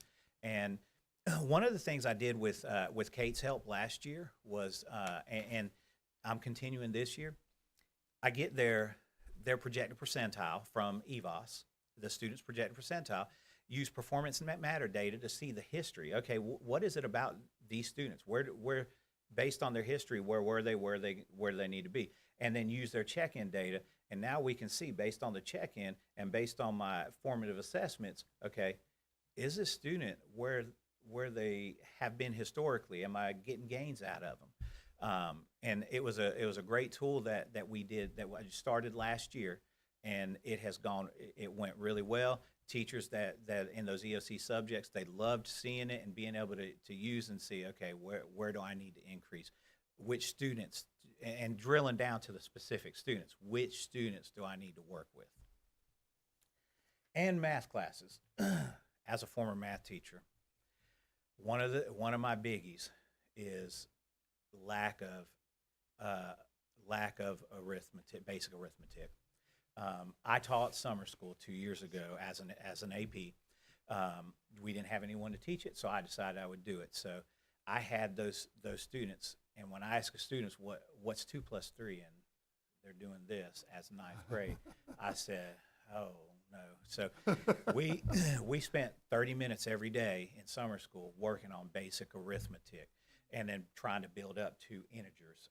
And so what I've talked to the math department is that I need them doing basic arithmetic once a week without a calculator. It's going to do, to me, it does really twofold.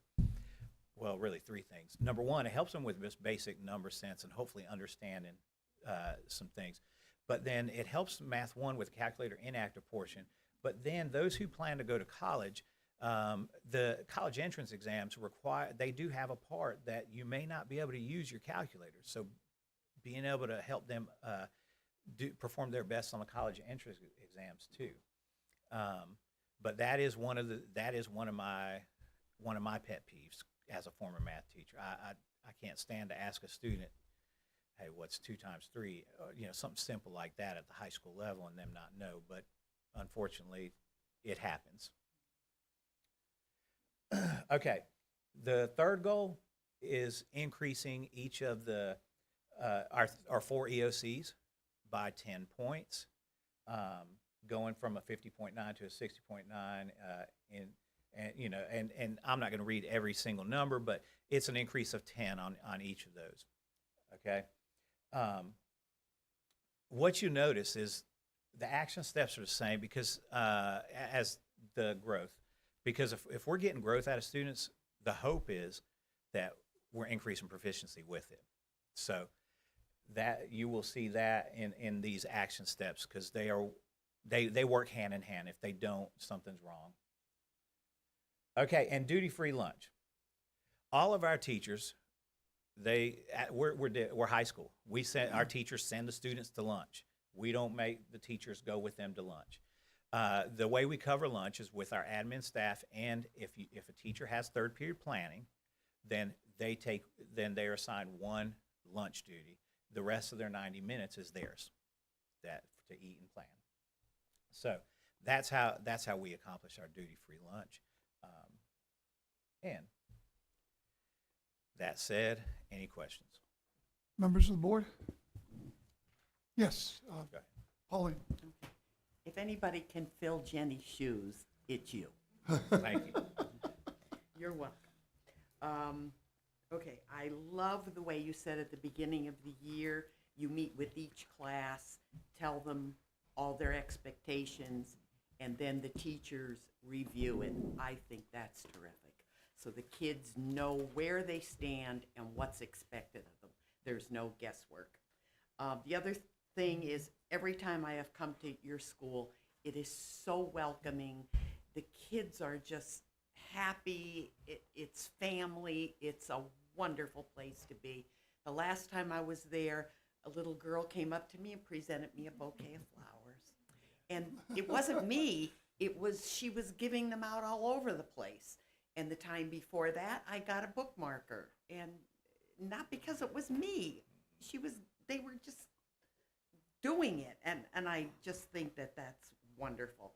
The one thing I wanted to talk to you about was the nonfiction reading focus in all classrooms weekly. What do you mean by a warm-up activity or a wrap-up activity? Is that given to all the classrooms? Yes, and it's given as when we say warm-up, just the first 10 minutes or so of Right. class, because we don't want to take up the whole class period doing this. Okay. So either maybe the first 10 minutes or last 10 minutes, 10 to 15 minutes, depending on how long they get into the questioning and so on. So are these news articles? Are they current events? It's a mix? It's a mix. It's whatever the department decides, because we did this a few years back, but it was a little cumbersome because each department had to do one a week, and so it became a little cumbersome for each department, the math department or the histories and so on. So what we did is we tried to mainstream it and say, okay, well, this week you're going to do it. This week this group's going to do it, and the next group, and that way you only have to do it about 3 times a semester. Okay. Could you give me an example of something like what did you do yesterday or the day before? They, like with our auto teacher, let's say CTE, he would provide an auto article, and then with that he says, okay, there were some basic questions to make sure you read it, but then there's some higher depth. Okay, why do you think the mechanic did this, or why do you think this happened? Okay. So that's the whole idea of that. Okay. The other thing I really loved is that you take the calculator away from the kids sometimes. If our grid ever shuts down, nobody's going to know how to do anything without the chips. Anyway, I thought that was really good. And do you see in your high school that the kids know their multiplication tables? The majority do. There is a group that doesn't, and like I said, when I taught summer school, even the 25 I had in there, they were all over the place. And so one of the and this is more than you asked, but one of the things that I did to try to help that was there's a lot of elementary games, and they like playing even sure. the elementary games.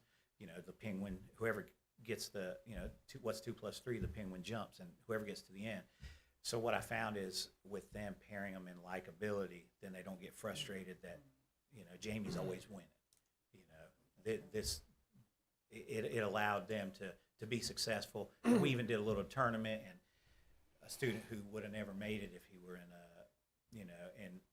a group of, a better mix, he won his first round and was able to make it the next round, which made him feel really good. So, but yeah, even in that class, there was some, I'd say half of them struggled and the other half were pretty good at it. So I think it's a small percentage, but I still think it's something that we need to focus on.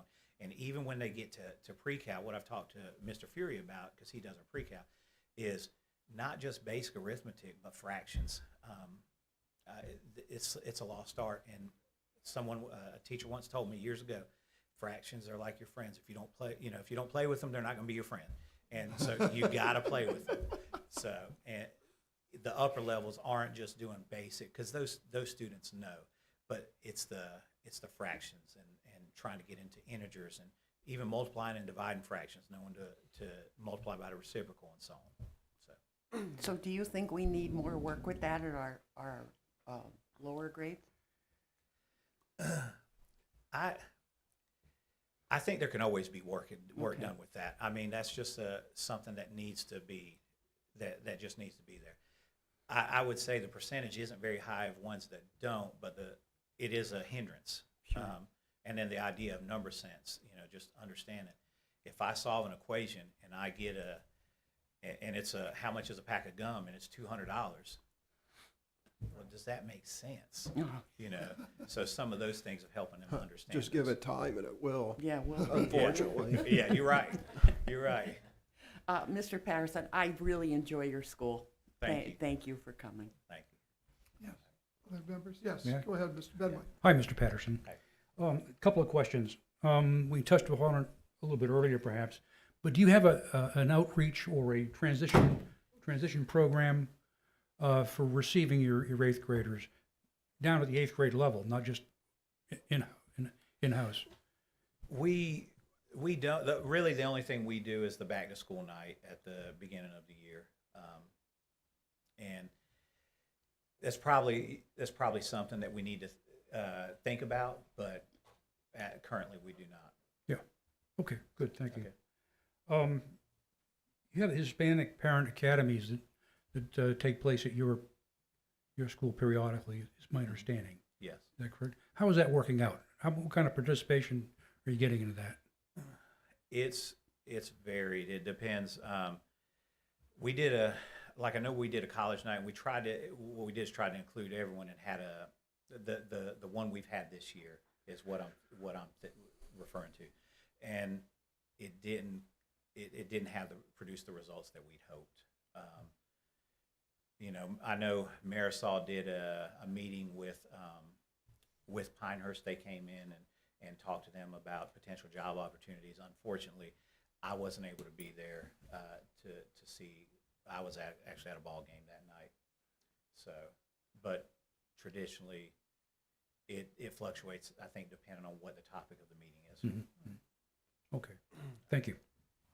Yes. Anybody? Mr. Hauser? So,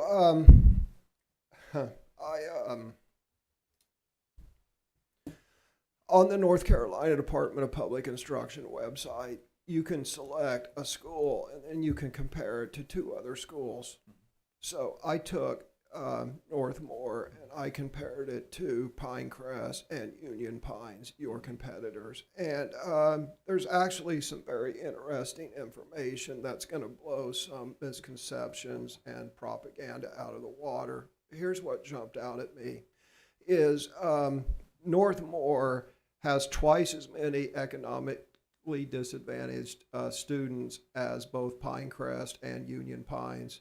Northmore is 48% economically disadvantaged, and Pinecrest and Union Pines are pretty much at 23% or half the economic disadvantaged rate. But that's not mirrored in the performance. Although Northmore lags in a few things that we saw, biology and English, Northmore actually, I just did this during the presentation, Northmore actually exceeds Pinecrest and Union Pines in Math 1, which we talked about earlier. They're roughly equal in Math 3, in spite of having twice the economically disadvantaged students. They're equal in math. They excel. They exceed Pinecrest and Union Pines in Math 1. Northmore has a higher graduation rate than both Pinecrest and Union Pines. Northmore has a 94%. Pinecrest has a 93%. And Union Pines has a 90%. Yet, you know, the popular media and the propaganda coming mainly from the left would lead us to believe that, you know, poverty equals poor academic results. And as someone, me, who came from a economically disadvantaged background, I can rest assured that's not true. That's a myth. So then, you know, you look at it and you say, well, okay, Union Pines is a smaller school, which it is. Union Pines is half the size. Oh, I'm sorry, Northmore. Was I saying Union Pines all along, or did I just now do that? Okay, thank you. I was going to rewind the tape.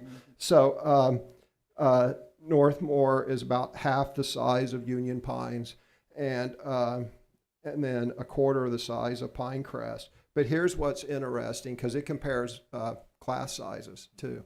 And here's what's interesting, is the subjects that Northmore lags in, biology and English, you have much, much smaller class sizes than Pinecrest and Union Pines. But the subjects that you excel at, and keep in mind, you've got twice the economically disadvantaged. Kate Foss' head's exploding at this analysis. But this just blows, you know, theories out of the water and things that we've been told, right? I'm a big believer in smaller class sizes. I know Chair Levy is, and most people. But the things that you excel at, math and you have roughly equal class sizes, but the things you're lagging in, you have smaller class sizes. So, you know, on one hand, that would tell me that, well, this is what my initial analysis of that would be, is that you're putting resources at the things that you lag in. Is that true, or is that just you just happen to have smaller class sizes in biology and English? No, Is that purposeful? Is my question. That is purposeful with biology. That if you look at our, I hate to say it, like our chemistry numbers, they're a little larger, and we have intentionally made the biology classes smaller in hopes to try to help the teacher and the students, the teacher reach each student a little better. Now, in all honesty, I told you biology has been a mess. We are on our third different teacher teaching biology. I will say 2 years ago, that teacher's no longer at Northmore. The one that taught the majority of it last year is no longer at Northmore. Yeah. But the one who, I had one teacher who did really well. She, I think she was 60-some% proficient in the one class she taught, and she just rocked it out. She will be teaching the majority of my biology classes this year. And so it is intentional that we're doing that with that in English. I did, and in all honesty, we're trying to do that with math. We're just down a math teacher too, because especially with our Math 1, with our foundations that lead into Math 1, trying to grow those students and get them where they need to be. Math, you just can't find. You can't find math teachers. I would, so I guess, you know, I kind of did this analysis on the fly, and I hadn't had time to analyze it. But my initial analysis, or my initial thought would be that, you know, to the extent that economic disadvantage is an indicator of poor academic performance, you are overweighted in economic disadvantaged children young people, not children, young people by 50%, 48% versus 23%. And in spite of that, you are exceeding the normal graduation rate, and you're exceeding the average math proficiency. So you're overcoming that to the extent that it really is a factor. So Yeah. anyway, Our teachers they do a great job. okay, thank you. Okay. Anybody else? Yes, ma'am. First, I want to apologize. I had a motherly duty I had to go do real quick. So I apologize for leaving in your presentation. I did want to say your Math 1 scores were lower, but your Math 3, they've gone up. So with that in my head as a teacher, it tells me that maybe we need to be, I mean, obviously we know Math 1 has been really hard across the board, but maybe even deep diving into the middle school more to see what are we missing in middle school that's creating these lower scores for high school. Because I know that some kids do get to take Math 1 in 8th grade. But maybe we just need to look at that even more now, because your scores prove that by Math 3, you're bringing them back up to where they need to be. So just wanted to comment on that. And Yeah, and I want to comment on that too, because I've talked with Jana and Ashley and Matt about Matt Moore about those type things, and I know they are working on those type. Those are focuses of theirs. Yes. Because we do communicate. Yeah. Yeah, and like I said, it's going across. I mean, I know we've had issues with Math 1 across the board. We've heard that pretty much yesterday too. Yeah. So. Yeah.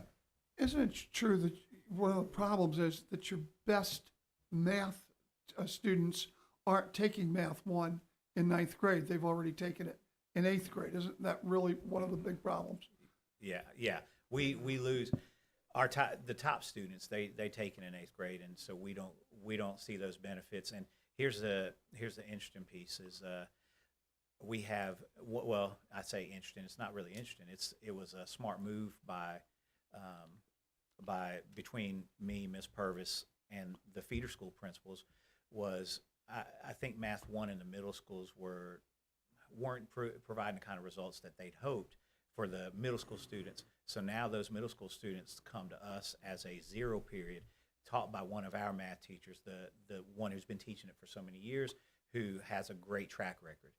And so, yeah, we don't reap the benefits of those scores.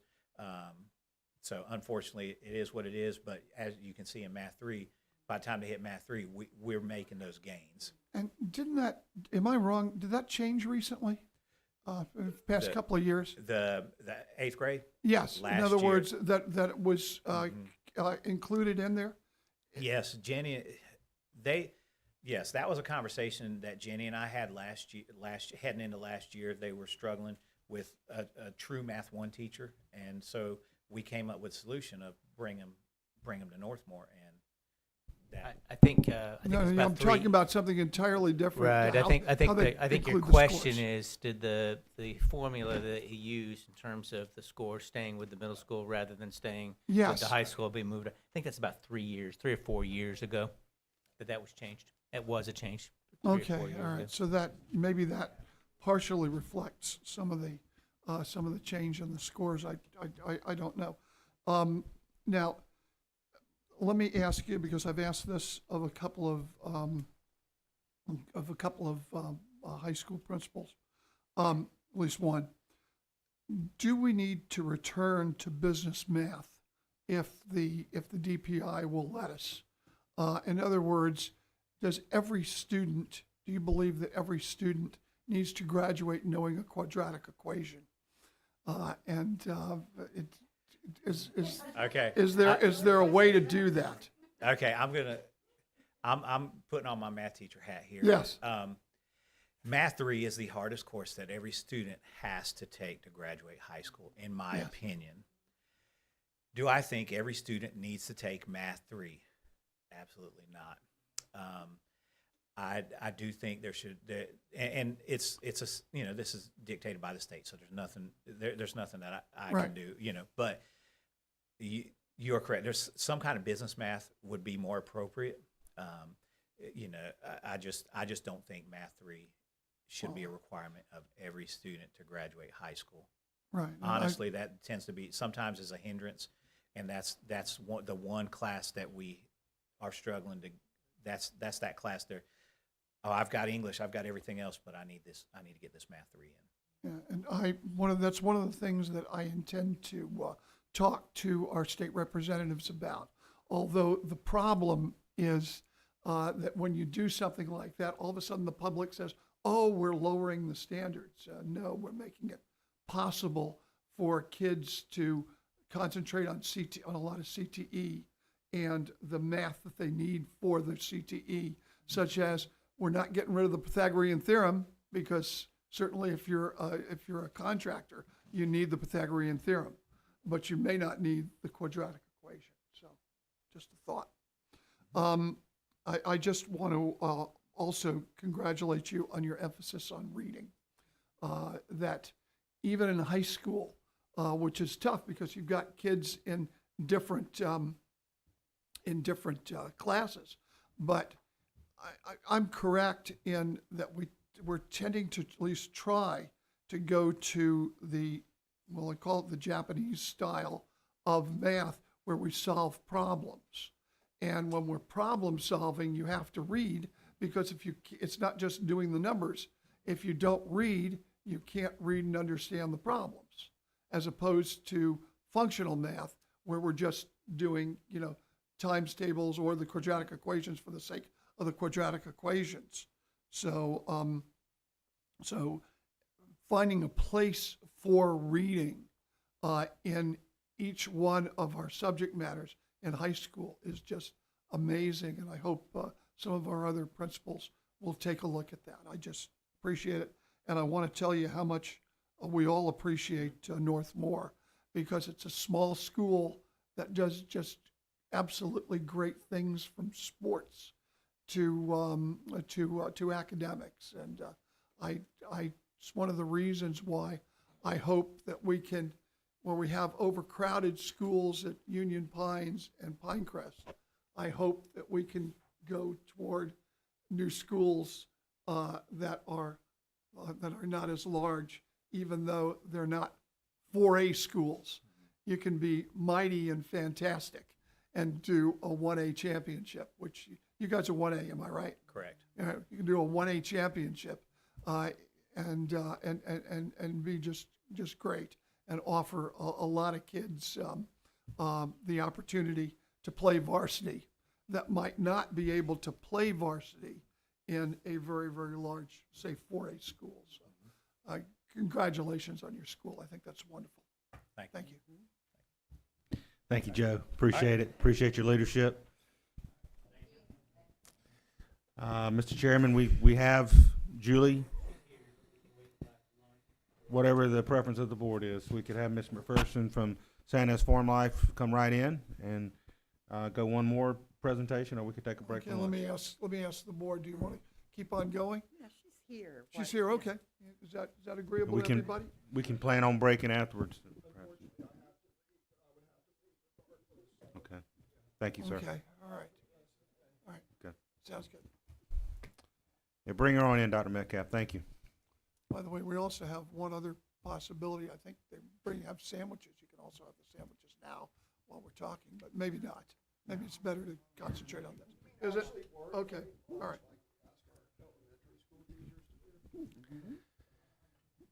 Okay. No, I understand. I think from I a understand staff perspective, it would be good to give us a few minutes.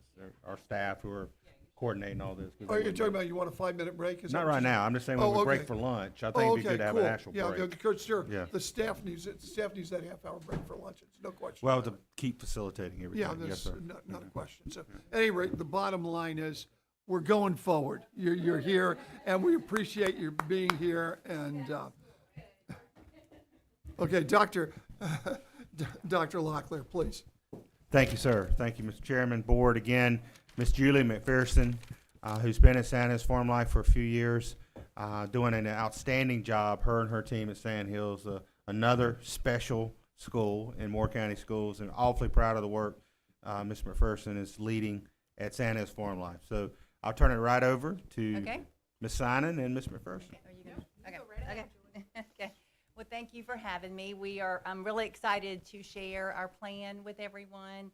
I am really a proponent of positive leadership, and I just feel like that positive energy is something that, spreads throughout the building.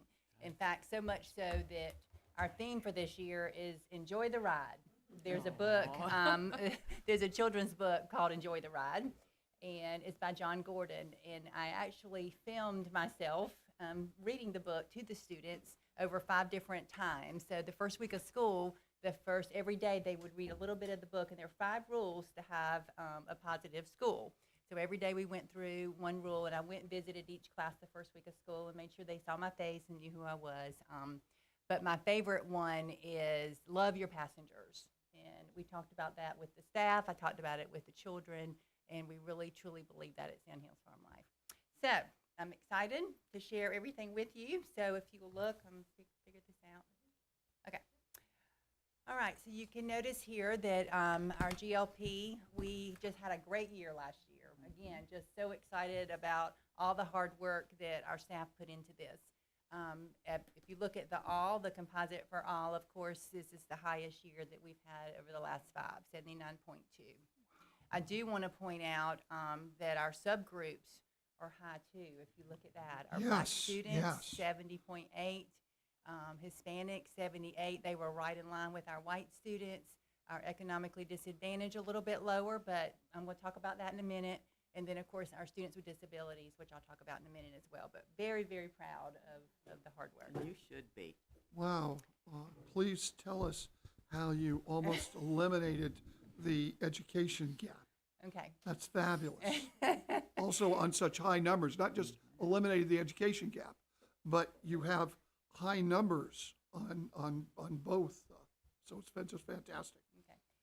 If you'll let me continue, I'll talk about that in a second because it's in my it's one of my action steps. Also, I just want to point out, you did it in 1 year. I'm just looking at that because the African Americans were 40%. You brought them up to 70%. Correct. And closed the education gap last year. That's fabulous. Unbelievable. I think Chairman Lieben's fired up. I am. I'm just no. I'm flabbergasted. I'm sorry to the board. I just think this is fabulous. Let us know how it's done. Okay, I will. I promise. It's very intentional. Very intentional. I do want to look at our reading performance too, because if you notice, I want you to go back to 2021. So you'll see that for reading we were at 55.4. So then if you go over to math, we were at 43.5. So that year, that was my second year there. We were very intentional about our math. We really focused on math. We knew it was the lower of the two. So you can see how that work has really paid off because last year we were at 81.4 in math. We noticed that, of course, the reading was a little bit lower, and we are addressing that as well. Our students with disabilities are low.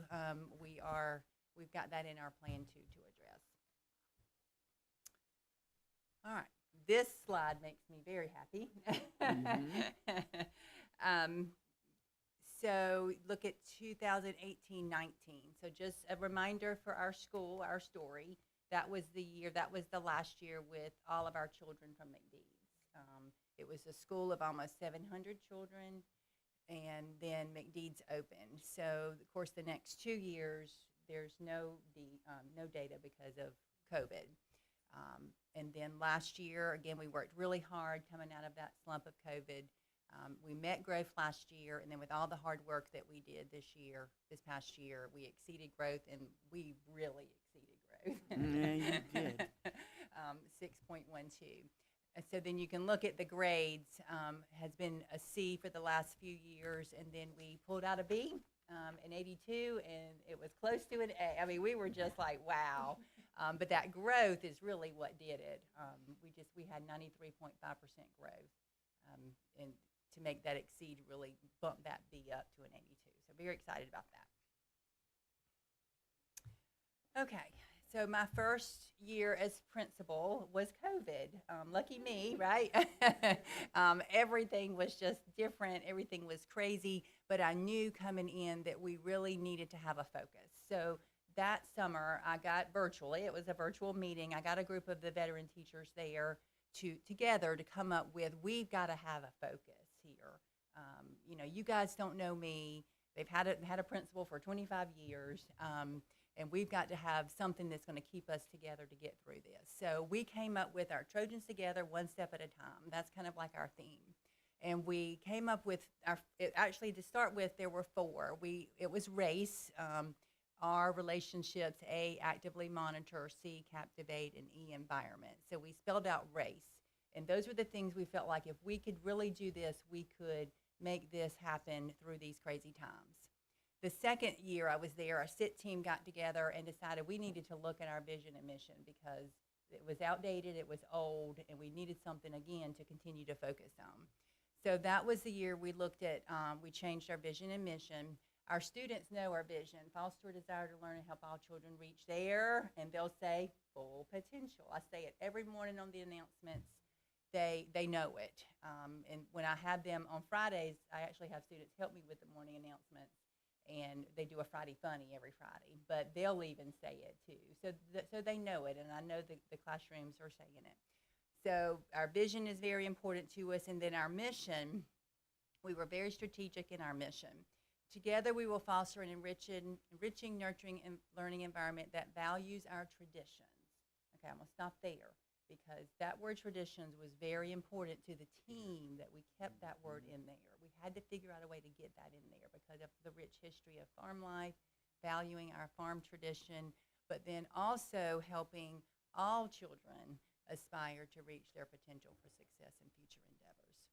So that was what we did 2 years ago. So then last year again, you know, we looked at it again and we decided we felt like when we looked at the district plan and then our plan, we felt like we needed to add that success to all students reach their full potential. Even though we had said it in our vision, we felt like one of our core beliefs should be that as well.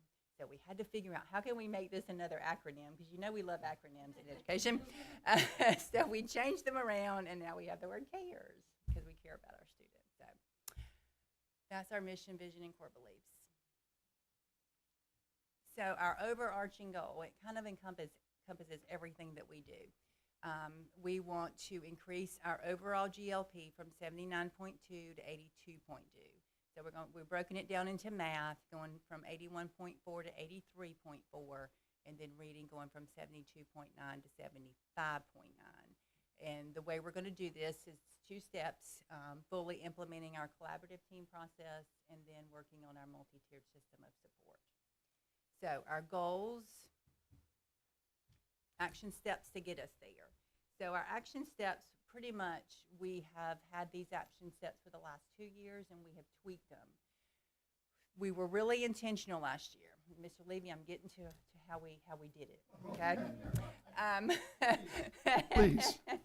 We were very intentional last year with our PLT process. And there are 4 questions that you answered during that PLT process. What is it we want our students to learn? How we're going to know if they're learning it? What do we do if they don't know it? And then what are we going to do if they do know it? So everything we do is encompassed around those 4 questions. So we tweaked it a little bit this year. What do we want our students to learn? We felt like with our scores being as high as they were, you know, we still got work to do, of course. So we were going to look at the academic rigor, making sure that our CFAs, our common formative assessments, are aligned to the standard, making sure they're rigorous. And in fact, Michelle Gray has been with us the last 2 mornings working with our PLTs to do just that. They were looking at one of the CFAs coming up in math, and they were looking, I was in there a little while ago, and they were like, you know, we need to tweak this question because this isn't rigorous enough, this isn't hard enough. So that's one of our big things this year is checking on that. How will we know our students are learning? Again, looking at those CFAs, making sure they're aligned. We did look at our data and vocabulary, making sure we're teaching that academic vocabulary, and nonfiction text. Our nonfiction text was low. So we're going to make sure that we're focusing on those 2 things. How will we respond when some our students don't learn it? All right, we have what we call win time. What I need, win time. Of course, we love acronyms, so there we go. You can see Win. that. Yeah, don't get hired away by the federal government. Okay. With all these alphabets things. So that's a dedicated time. Every grade level has a dedicated block of time every day for interventions. So we use our teacher assistants. Our teacher assistants pull groups. Our AIG teacher, when she's there, she pulls her groups during that time. Our EC students are pulled during that time. And then that allows for a smaller number in the classroom. And then that's when the teachers pull for their tier 3 or their tier 2 groups. Now, one thing that's unique too that we do is, say our first grade team, we have 4 teachers. So they will take the whole grade level, look at their data, and they will split kids up between them. So I've got one teacher who will do the lowest group in reading. So she may have a student from this class, a student from this class, maybe 2 from her class. So they pull together during that time. Then another teacher will pull the next lowest group. And then, go from there with the 4 teachers. They have different groups, but they share kids around. And our teacher assistants are pulling groups as well. So that's one of the successes that we feel like, we started this last year, we feel like this is something that really led to our success. So again, it's what they need, whether they need interventions for reading, math, AIG pull out, EC pull out, all of those things are done during that time. Okay? All right, so that's our first action step. We're just going to tweak it. We are also collecting monthly data on our core instruction. So our school improvement team came up with some best practices for things that they need to see. We actually just had a walkthrough with Donna with the district the other day, and she was looking for best practices in our building. But we're also doing this with our admin team. And the school improvement team came up with several focuses for each 9 weeks. So we're going through, this morning I went through a classroom looking for PBIS, looking for procedures, looking for learning targets being posted and unpacked, those kinds of things. And then the second 9 weeks, we have a different focus. And throughout the year, we'll be focusing on those different things that are best practices. We also have student data notebooks that they use to keep track of their progress. But one thing we did differently this year, we put that word reflect in there, because we want the students now to reflect on their data, not just the teachers, but then working with the students to reflect on their data. We are working on our MTSS processes for our Tier 2 and Tier 3 behavior students. We have pretty much come up with our plan now. We're starting to implement our Tier 2 plan for students who are just struggling a little bit. They're not huge behavior issues, but are having some issues in classrooms, and we're working through that process now as well. And then our next bullet is our Trojan Talks. So our Trojan Talks happens every 6 weeks, and I think this is another one of our big things that we did last year to really show growth. So what that is every 6 weeks we'll stop during one of our PLT meetings, and we will talk about our children. We talk about all the children that we're having concerns about, and then we'll talk about also our EC students. So then we take those concerns, and they use a problem-solving model where they look at the students' data, and that's when they said, oh, well, you know what, this student now, we need to move him to this group because he's struggling here, or this student needs to move, this moving is making some gains, so now we're going to move him out of this group and put him in a higher group. So those are very intentional talks, and we do that at least every 6 weeks, and sometimes before that, depending on if a student is progressing. So we call that our Trojan Talks.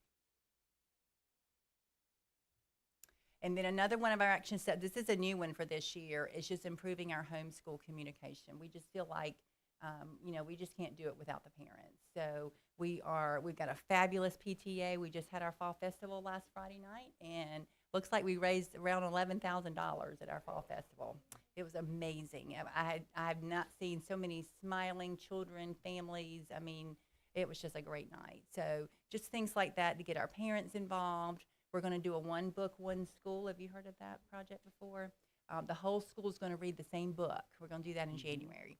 and you're gonna like this one. I wanted to go back and do a book that was a classic, so we're gonna read Charlotte's Web. Oh, yes. Can you think of a better book for farm life to read than Charlotte's Web? So. Yes, we do. Yeah. So we're excited about that. We're going to do that in January. Again, just getting our parents involved. All right. So our next slide is our duty-free lunch.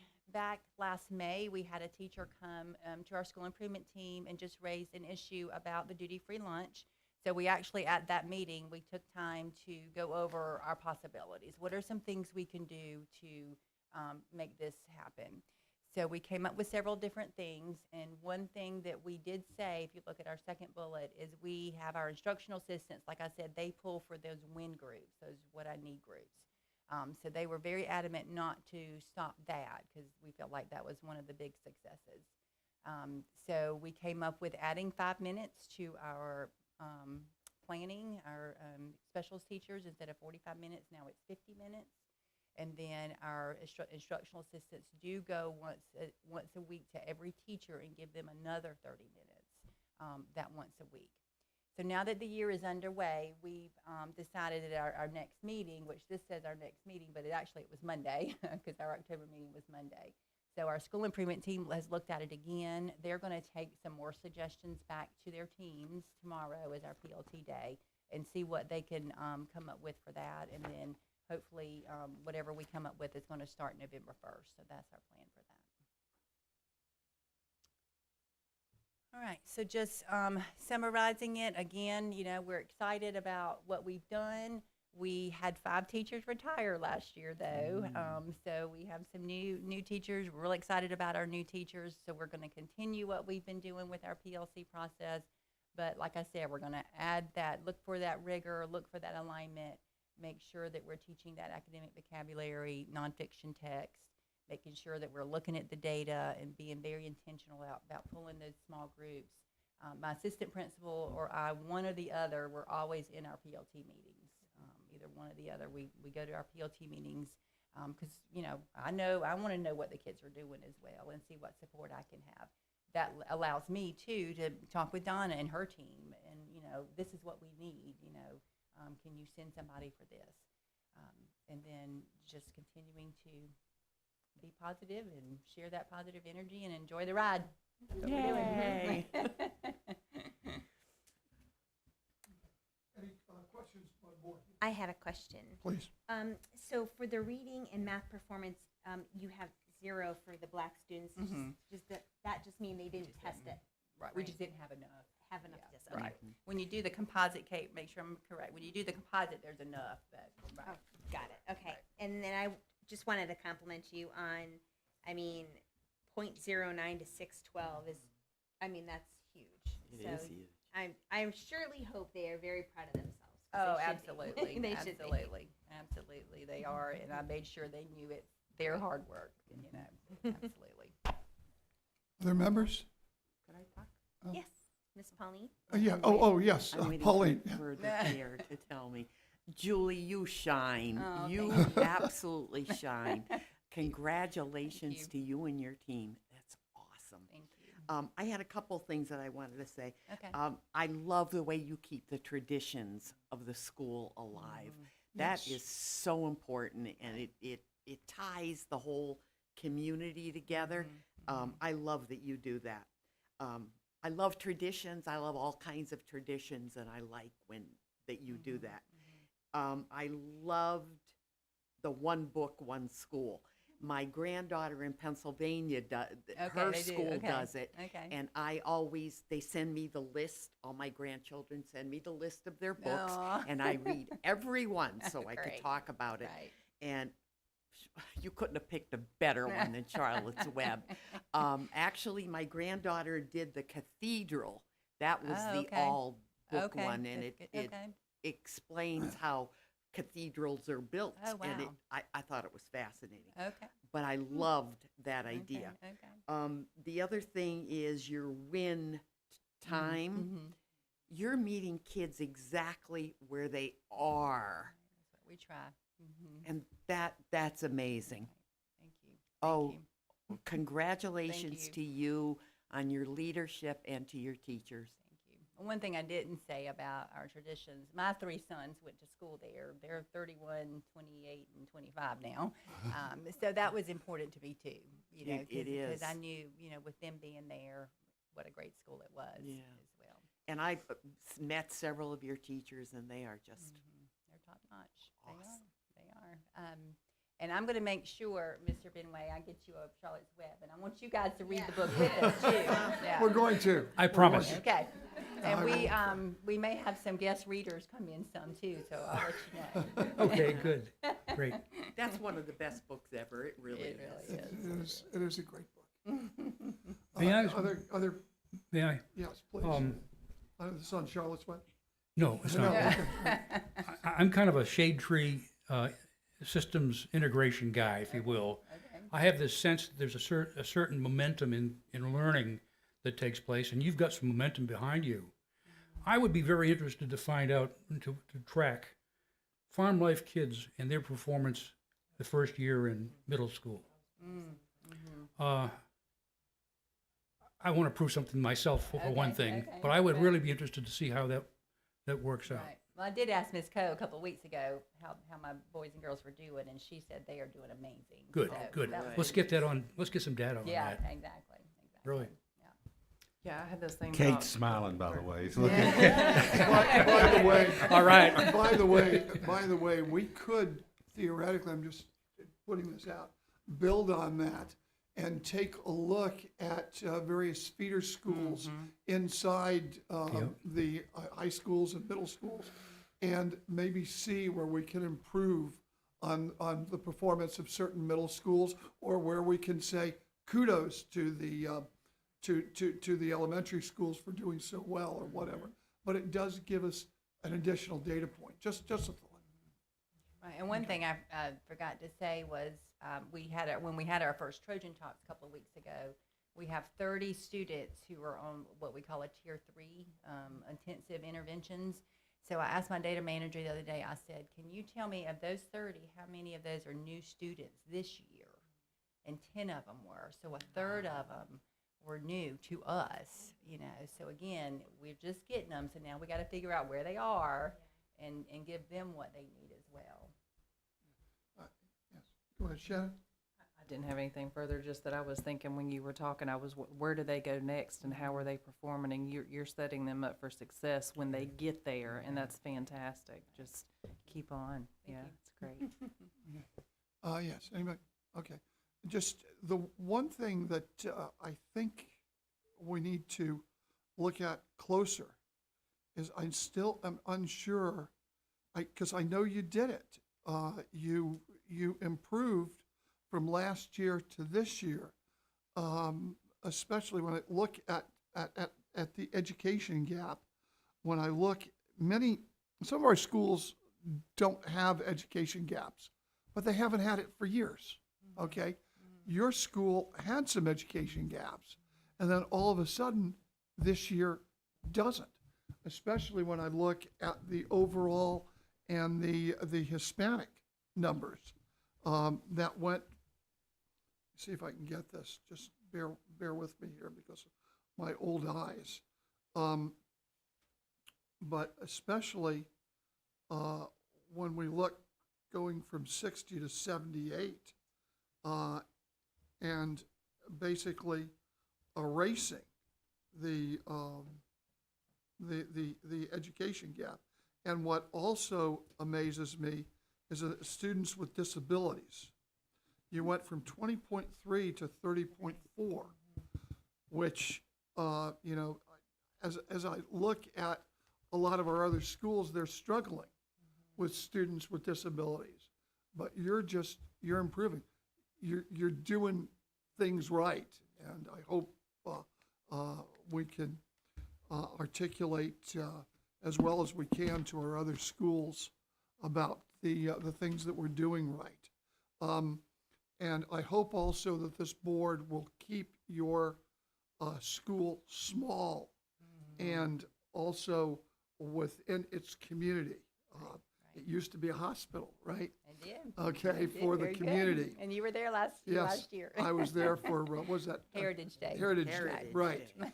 And so I was Yep. really, really impressed that we have to keep your school the way it is so that the kids can take advantage of the fantastic things that you're doing.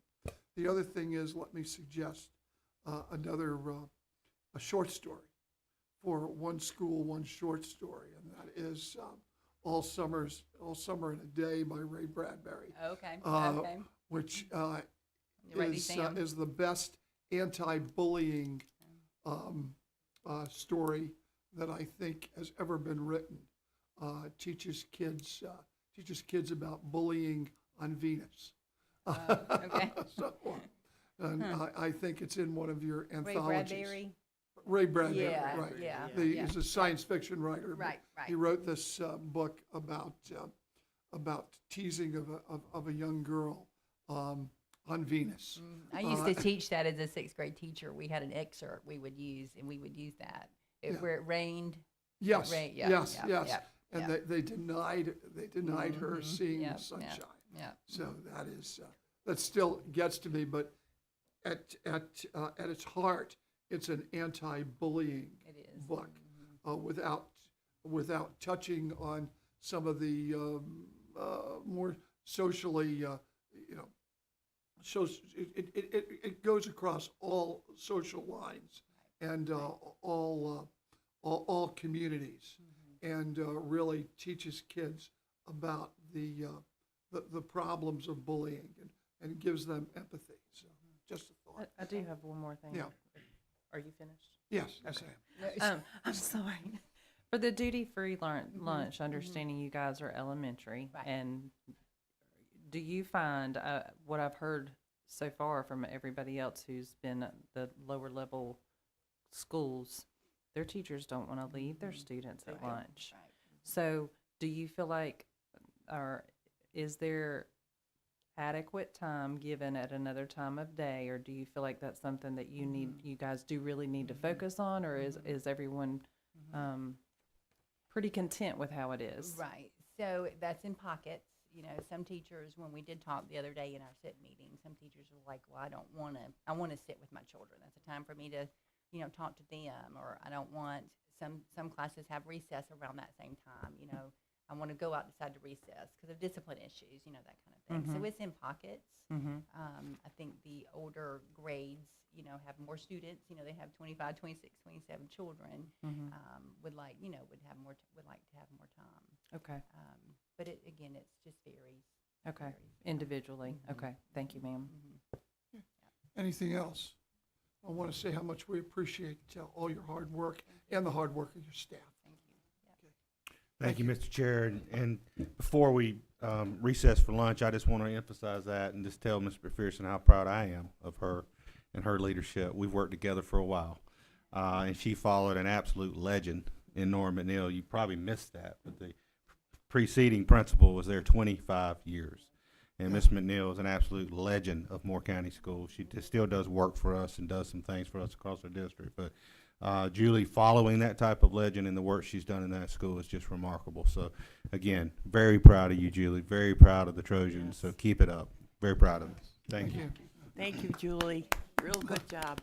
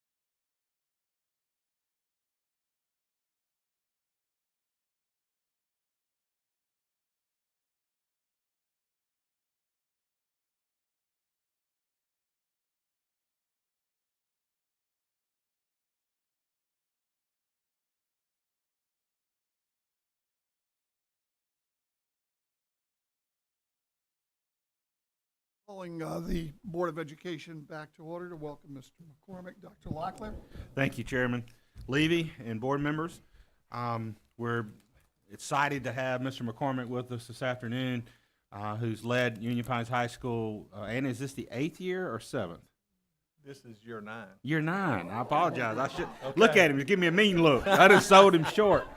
I thought it was year 8, but year 9. So Andy has been at Union Pines High School with that Viking staff and students for several years, and we're appreciative of his leadership and hard work and very dedicated staff there. So happy to have Mr. McCormick update us, and I know they're focused, although they've had some great achievements and lots to celebrate. They are certainly focused on continuous improvement. So, Mr. McCormick.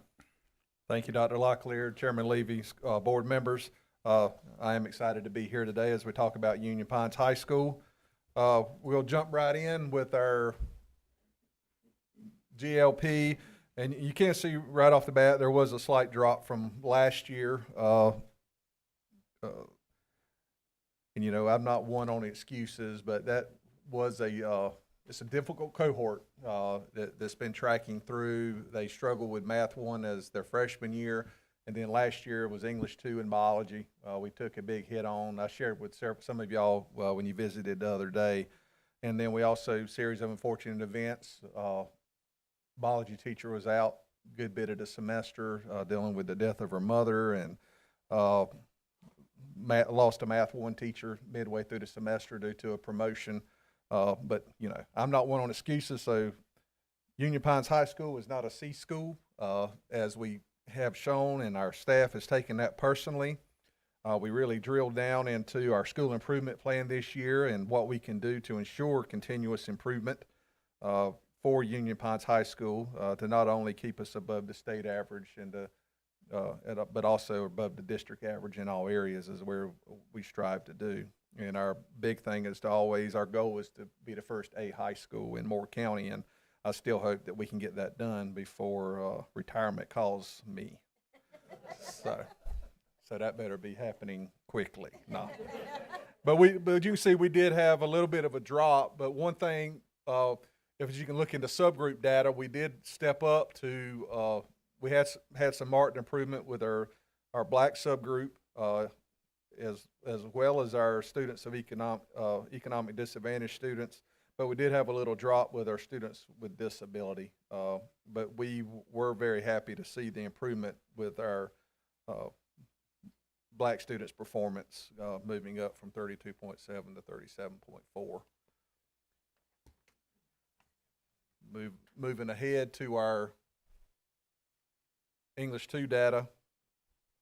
You can see that's one of the areas, like I said, we did take a big jump in. We had a new English 2 teacher, so that's always a learning curve, but her scores second semester really bounced back from where they were in the fall. She got the hang of it, so we were able to pick up there, and we're on track. Our IXL data that we're using right now to track our English 2 and along with our math students is showing great progress, and in turn giving us great expectations for this group of our current cohort that's in English 2 at this time. There we had our drop in biology as well. You can see it was 62.8. We did drop down to 57.3. Our Math 1, we showed some improvement there, but we're still got a long ways to go with Math 1, not only at Union Pines in the district, but as well as the state of North Carolina. That's a monster that has to be tamed, and we've got to put our heads together and figure out what's best for students to ensure that continuous improvement with Math 1. But we did have marked improvement moving from 32.6 to 39.7, and once again, with our African American subgroup, we moved from 13.8 to 33.3.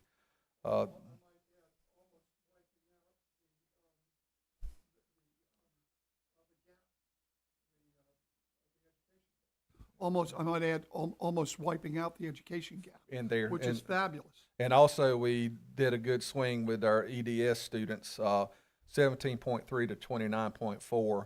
And moving that EDS subgroup is very, I don't want to say tough or tedious, but it's difficult because we do not know who those students are. We have no way of knowing who those EDS students are in our building unlike our other subgroups, we know who has an IEP or, that falls under our students with disability. We know we can identify specifically all our other subgroups except EDS does tie our hands. So when you are looking at some specific measures to put in place, it's a little difficult to identify those students. So in turn, we try to put strong measures in place that will impact and have positive improvement for all students across the board. And our proudest moment here at Union Pines is definitely our Math 3. We've got a Math 3 team, Math 3 and Math 4, our upper level maths that are just absolutely rocking it, well above the state average and a district average, moved from 65.5 to 74.3. And once again, you can see our black subgroup went from 38.5 to 68.4 with that as well. And our EDS also moved up from 50.7 to 54.3, and our students with disabilities showed a good jump from 25 to 34.8.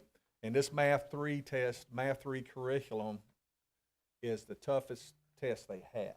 And for us to have it going this well for us, and our kids are working hard, because that's probably one of the only curriculum areas where they really don't have time to cover the whole curriculum in a semester. It comes down to trying to figure out what's most important, what do their kids really need to know, that what are the non-negotiables when they leave out of Math 3, what do they need to know to move forward and be successful in life as they move on from Union Pines High School. So that's something we really tip our hat on with that Math 3, and our teachers there, they're actually presenting at a state conference coming up. Other districts have tapped into us. They've seen what we're able to do. So Mr. Blackburn and Mr. Purser are going to be, I think it's math conference, is it next week? They'll be presenting at. So we're very proud of them and the efforts that our math team is making. Next up, growth. This is one that really irks me and it irks my staff. We know where we're accustomed to being. You can see in 16, 17, and 18, and even the years prior, it's always been exceeding expecting growth. And 18, 19, we did not meet, and then we were able to meet coming off of COVID for the first testing year. And then last year we had that cohort roll through. We're in 2 tested areas, and we felt that impact. But without a doubt, I expect to be back into the exceeding portion for this school year. I'll be totally shocked if we're not able to get that done, especially the level of focus that my teachers and their PLTs and the amount of time and the work that our kids are putting in right now. They're really focused in this semester, and I'm ecstatic about that. Andy, if I could just interject something. So when you were talking about the cohort, that group, would those be the students that were during COVID? These are COVID students in middle school, and then That's what I was trying that to say. was also, I'm sure you're familiar being from our area, that was also New Century was having trouble with, they had several teaching vacancies. Yes. So we had a large group of students that went not just 1 year, but some of them went 2 years without, say, a math teacher. Thank you. Okay, So that's what I was trying to say. Yeah. Yes. But that cohort now will be my Math 3 and my ACT. Right. So we're really working hard to make sure that maybe break that trend that they've showed since middle school all the way through, because it is a large cohort. It'll be one of our largest graduating groups that's coming through. Moving for our vision and mission statements. The Viking vision is to create a safe, exciting environment where students become ethical, productive citizens and lifelong learners. And our mission, the Viking mission, is to provide engaging experiences so that our graduates become responsible and productive American citizens. Our belief statements, we build community. We are accountable both to those we serve and for what we do. We are partners in learning with students, staff, parents, and community. We develop leaders. We provide a safe learning environment, and we secure and strategically allocate our resources that's provided. Goal 1, you'll see it immediately pick up. It's a long goal, but I felt we really needed to expand it to make sure our areas of weakness that we have identified, we take it head on and like I said, work for our continuous improvement. So goal 1, by June 25, UPHS will have an increase in overall grade level proficiency, GLP, and subject grade level proficiency by 10 percentage points. Overall, from 58.2 to 68.2, Math 1 from 39.7 to 49.7, and Math 3 from 74.3 to 84.3, English 2, 61.1 to 71.1, and Biology from 57.3 to 67.3, while also reducing the EDS performance gap from 41.8 percentage points to 31.8 percentage points, and our Blacks performance gap from 20.8 to 10.8 as measured by the North Carolina end of course testing. So there is that goal. Any questions with that one? Some of our action steps, it's tough to narrow them down because there's so many things that we are doing. It's just tough to pull out 3 or 4, but we pulled out some of our most important ones. At UPHS, Math 1 teachers will be required to attend district-level professional development, which focuses on best practices, big focus on small group instruction, differentiation, and attend planning with the district-level specialists to develop activities related to their lesson plans. At UPHS, teachers will work with PLTs for their content area to develop learning targets, lesson plans, and common formative assessments, which, with the administration and department chairs, via Google folders. In addition to English and math classes, instructional support will be provided within our biology classes for our students with disabilities. Co-teachers will work with general education teachers to determine how this support will be delivered. Small group instruction with EC teachers or general ed teachers to students, resulting in improved learning outcomes for our students with disability within our science curriculum, especially with the focus on biology. UPHS administration will perform observations and walkthrough schedules created and share immediate feedback with teachers. We feel like if we walk in a teacher's classroom, they deserve to have feedback because I know they're wanting it. So we're even if it's just an email or a note or little sticky note on the way out, we work to give them some kind of feedback even on our general walkthroughs, not counting our observations.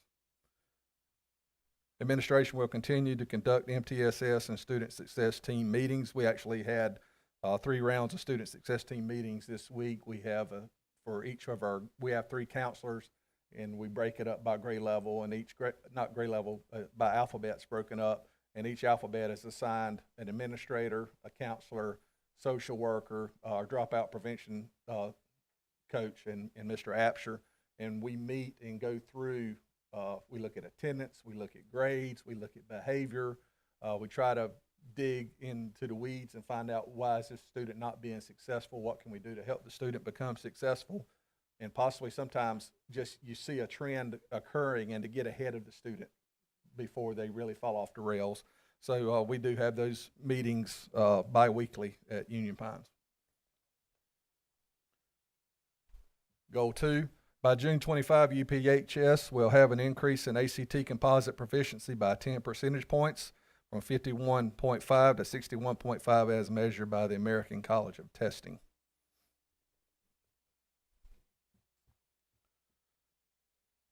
Our goals for that, to support that goal, action steps. At UPHS, teachers will work with PLTs for their content area to develop learning targets, lesson plans, and common formative assessments, which are with administration and department chairs via Google folders. At UPHS, teachers will develop common formative assessments for their content area, perform ongoing review of data, and report data to their SIT team in order to monitor student progress for specific subgroups, specifically students with disability and our Black students, towards proficiency in the standard course of study. Some other things we're doing there, just not an action step. We offer a ACT boot camp that we offer to all of our juniors. It's been very successful, a lot of positive feedback with that. It's through a partnership with Mastery Prep. Outstanding, that's one thing that the kids rave about every year. The juniors come in even asking this year, hey, my brother said this really helped. Are we going to have the boot camp again this year? And we do. We will. We set aside funding out of our budget to make sure we are able to offer the boot camp each year for our juniors. Goal 3. By June of 25, UPHS will increase student growth index from negative 4.78 to positive 2.01 as measured by North Carolina end of course testing. It's positive 2.01 because that's the exceeding growth threshold, and we really don't want to accept any less than that.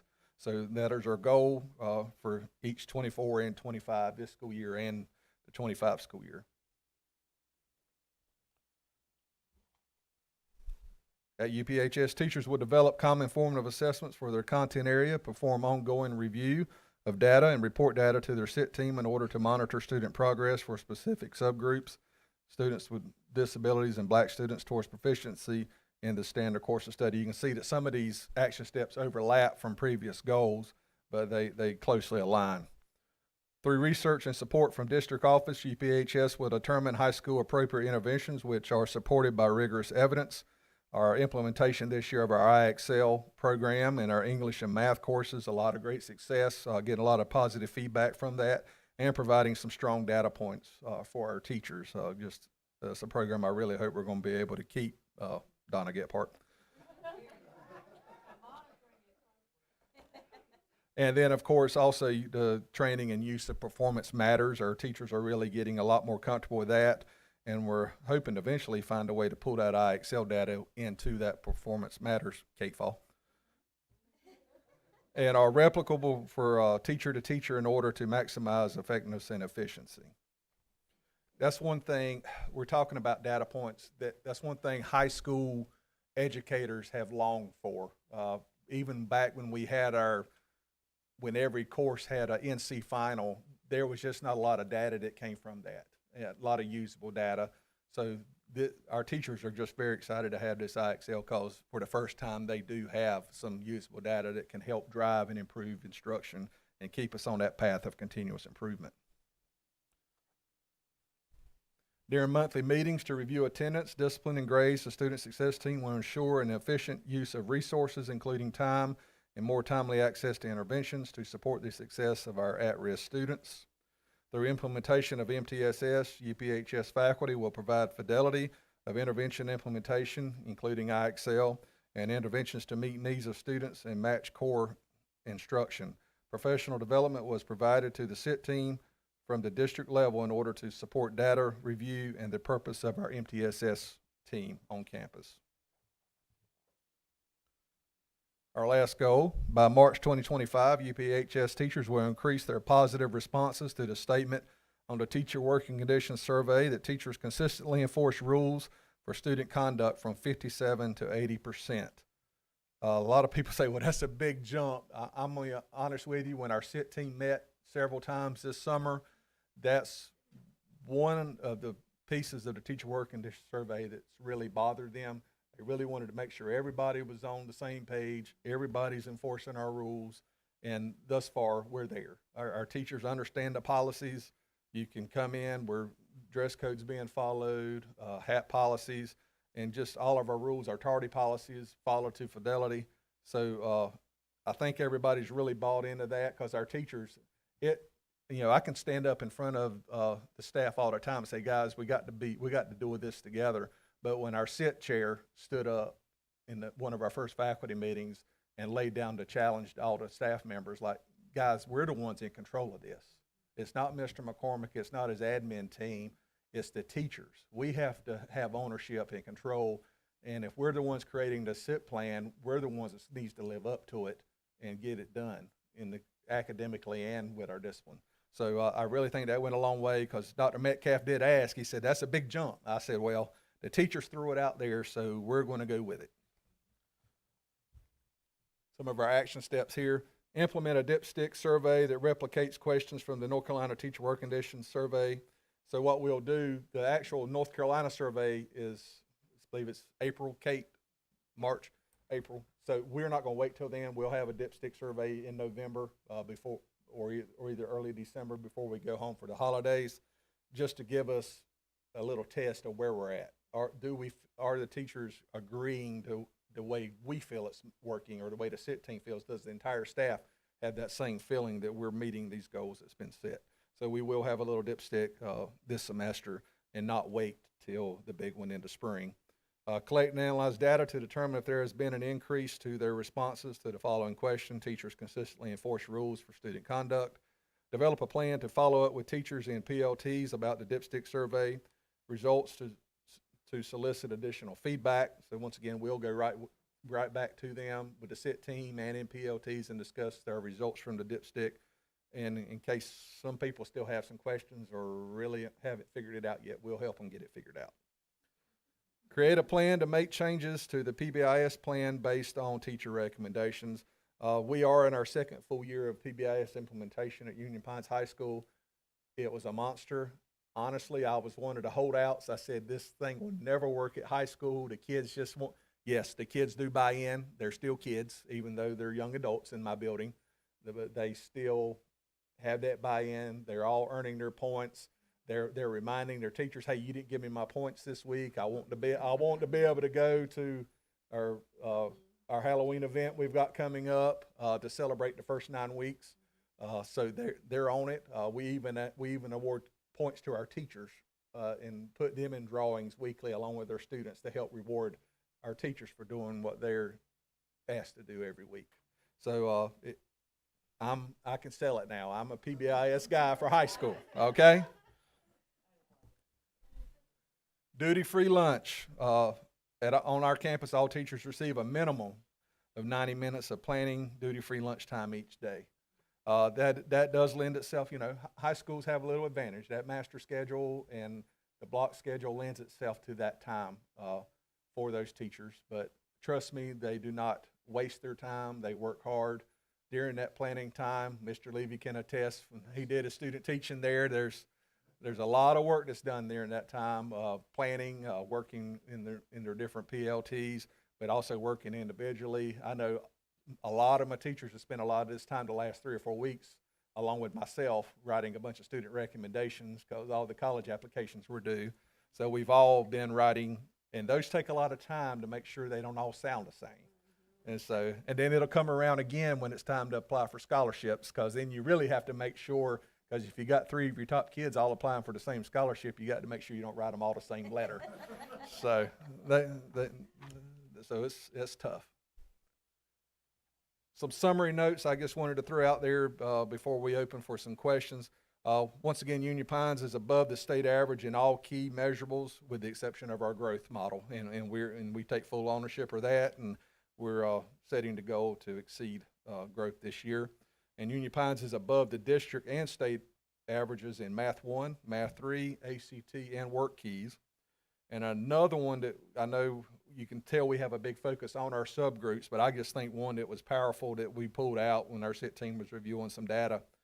Our ACT subgroup for our black students was 41.7 composite, when the state overall average for all students across the state was 41.1. So that subgroup outperformed the entire state for their composite. And was so proud of that and the work that's gone into that with our faculty. So with that, are there questions by the board? I have some, Yes, in some comments. I do love the cell phone rule. Right.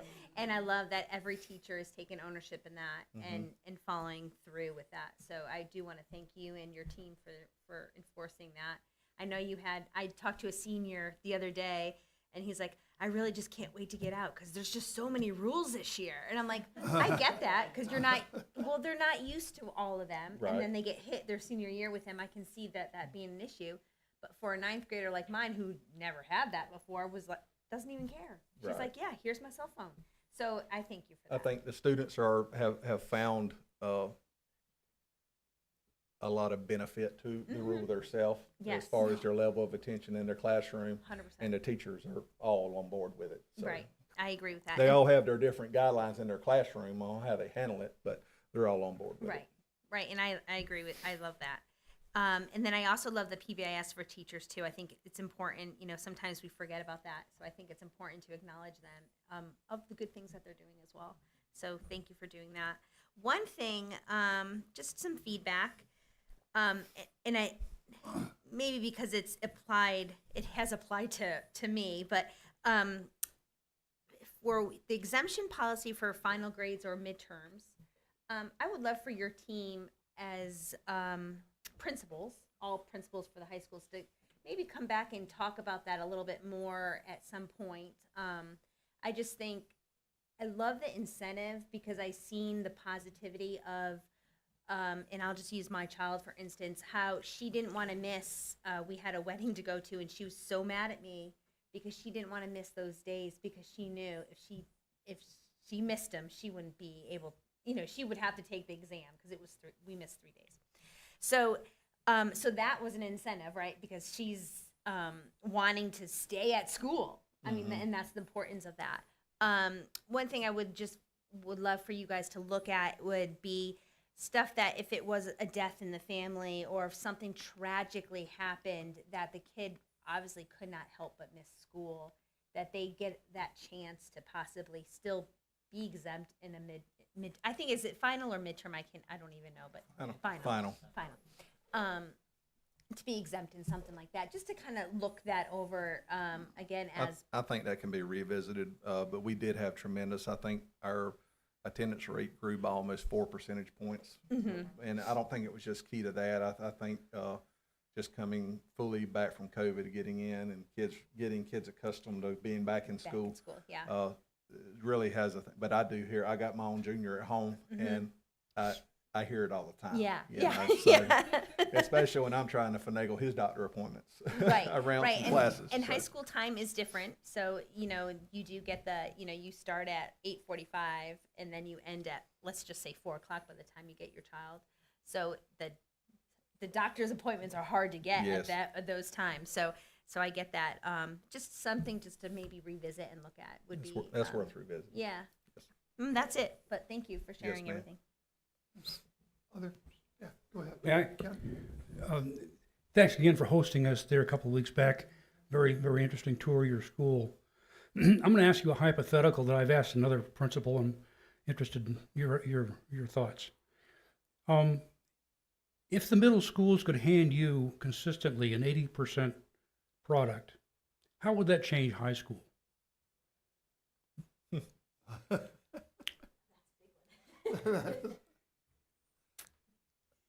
Just off the top, what's your first? Just for giggles, Yeah.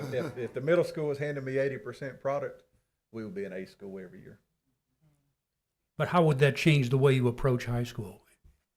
The way it would approach high school, well, it would adjust our planning because we're going to be, a lot of times when you get above 80% is really when you are having to kick it into another gear, because to get that growth out of high flyers, once they get to that point, can be very tough. And you're talking about a whole nother game plan compared to where we are trying to move and close some gaps. If everybody was coming in at that level, then that's a tough one. But we would maintain or go higher. Yeah, Miss Phillips went off like a Roman candle when I asked the question, and she could hardly get out the phrase "more rigor." Yes. So exactly. Okay. I'd sure like to be able to see that happen.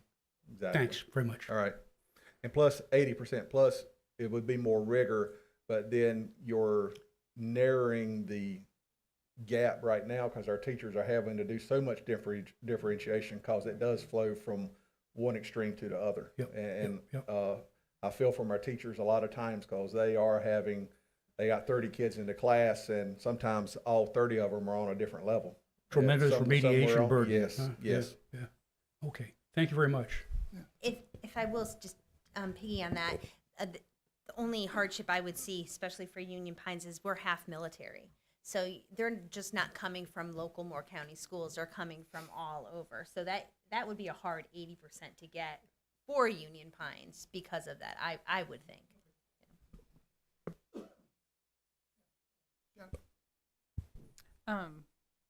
Again, what Mr. Benway said, that we really enjoyed being with you the other week, and when we were going around in the classes, you didn't really talk about it just now, but you pointed out, I think it was in a science class, that they have a notebook that you were Interactive notebooks. interactive notebooks. They are writing, they are drawing, they have their history of what they did the whole entire year, and just how phenomenal that is. It was mentioned earlier that our retention is so much greater whenever we handwrite things, Yes. and I commend you for that. That's been a school-wide initiative for us. Is we still understand the importance of the Chromebooks, and we utilize them to support instruction. Chromebooks should not be driving your instruction. It should be a supportive tool. A lot of times, mainly used at home, because you'll see. I think at all the classes we went to, maybe not only been one even had Chromebooks out. And I just think interactive notebooks have really gotten huge. A lot of our teachers are great benefit in it, especially our science and our English departments. And it's funny, you'll watch it from when you're doing walkthroughs at the beginning of the semester, and then at the end, it's hardly closing, but it's a great review tool. It's ready to go at the end of the semester when it's time to review for those EOCs.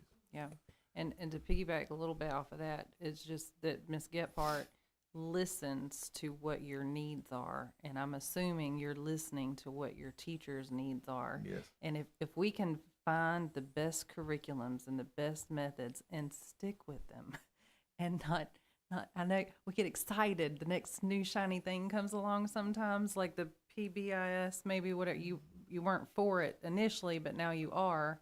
But if we've got something that works, let's stick with it, and that reduces a lot of weight that our teachers carry around because they're having to relearn things. But that's something that teachers have been coming back to me with. But I appreciated how you were so candid with her just a minute ago. It lets me know y'all have a great working relationship. Ms. Gephardt, also tell you, I hemmed her up in Dr. Metcalf's office a while ago to ask for some other things. Okay, but you can do that. That's great. That I also pointed out to the superintendent during his walkthrough the other day. But yes. But those are good things. If you see something is going to work and you believe in it and it helps to support our staff, that's a good thing. So all compliments to you and what you're doing. Thank you. Thank you.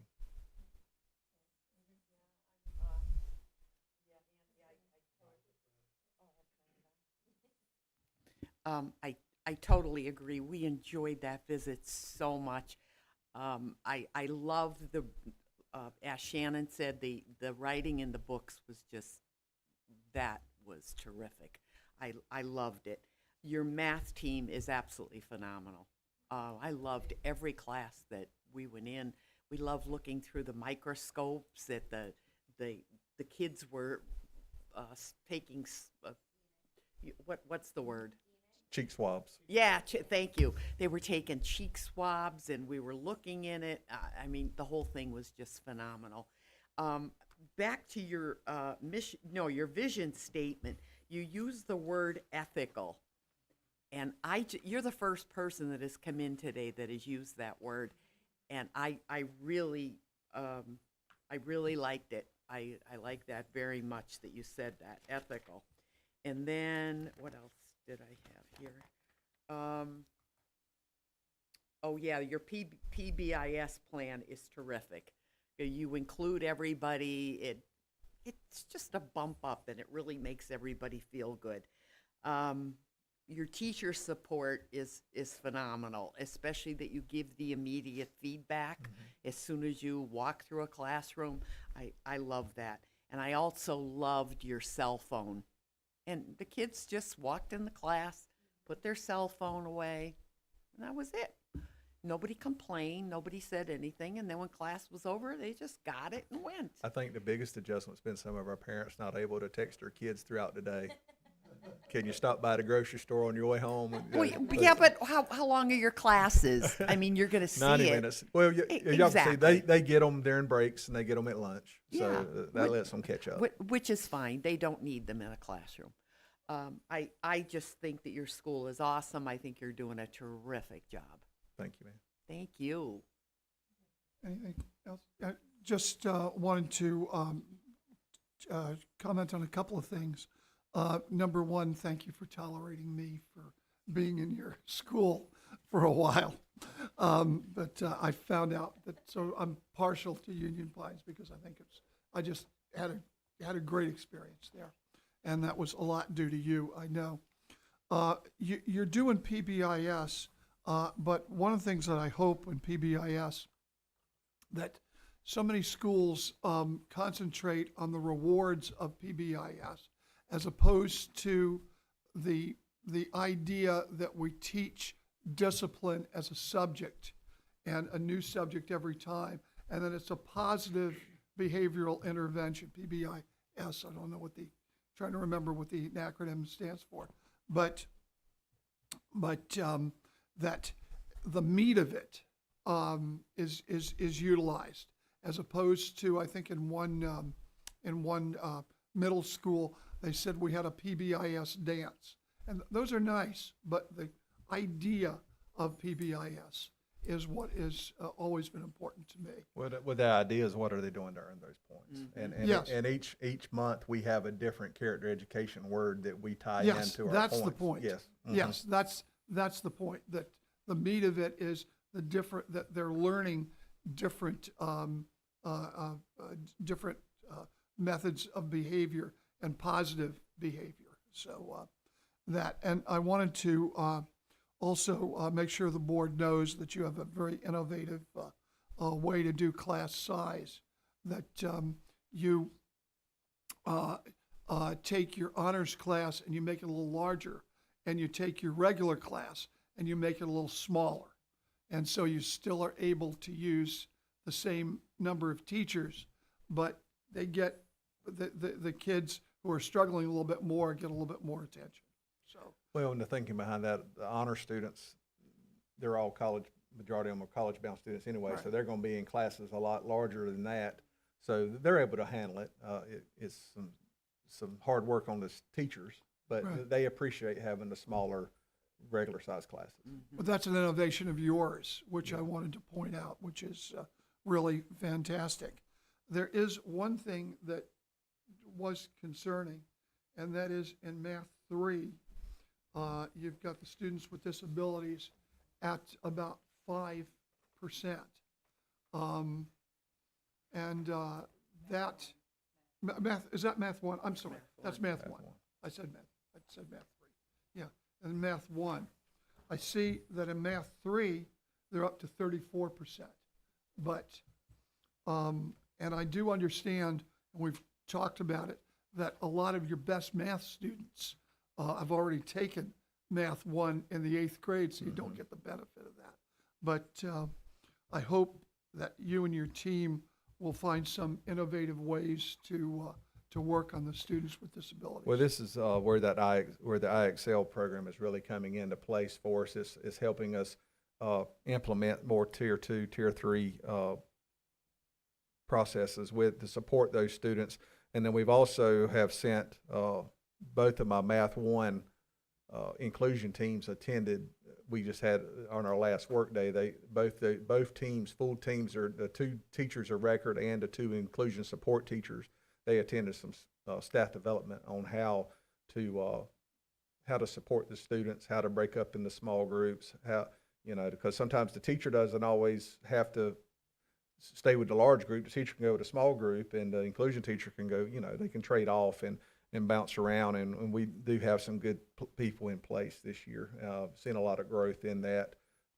Matter of fact, Dr. Locklear was able to walk into one of our Math 1 inclusions the other day and kind of see them in action. And if you stand back at one point, it was kind of tough to see who the teacher was. Well, that's really fantastic, because a lot of times you say, let the teacher teach, and that inclusion teacher just take on the struggling kids. But the struggling kids really need the teacher, and maybe even more. So that's a great idea. That's a fantastic idea. But we are fully aware of that and take ownership in it, but we're working to improve that. No, we appreciate that. We I think that Union Pines is a fabulous place. My daughter graduated from Union Pines, and as I say, I taught there, and I think I know there are great things being done at Union Pines, so we appreciate it. Appreciate your staff and all your teachers. Thank you. Thank you. Thank you, Mr. Chairman. Andy, thank you. Appreciate your work and leadership, and go Vikings. Homecoming parade tonight, 6:30, Carthage.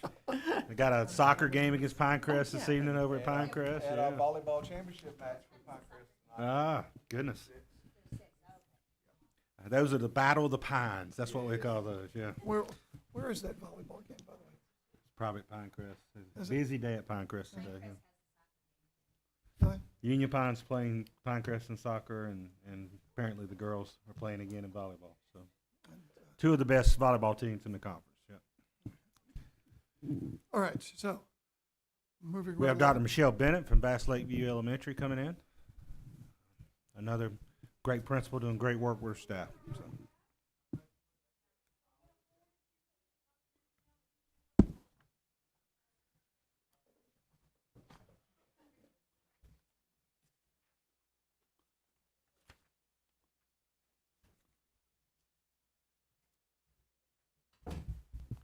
So we're in our final 3 of the day. Okay. Oh, yeah.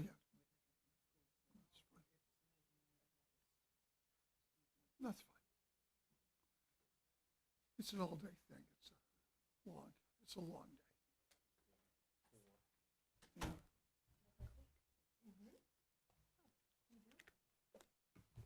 Yeah. Hello, Dr. Bennett. How are you? Good. How are you, Dr. Locklear? Doing great. Mr. Chairman, we were ready to jump right in, but as many of you know, Dr. Bennett has been at Bass Lakeview for many years. He took over as principal. Has done a fantastic job, and it's a great school there. I was just there last week, and always enjoy spending some time at Bass Lakeview. So, Dr. Bennett, take it away. All right. Thank you.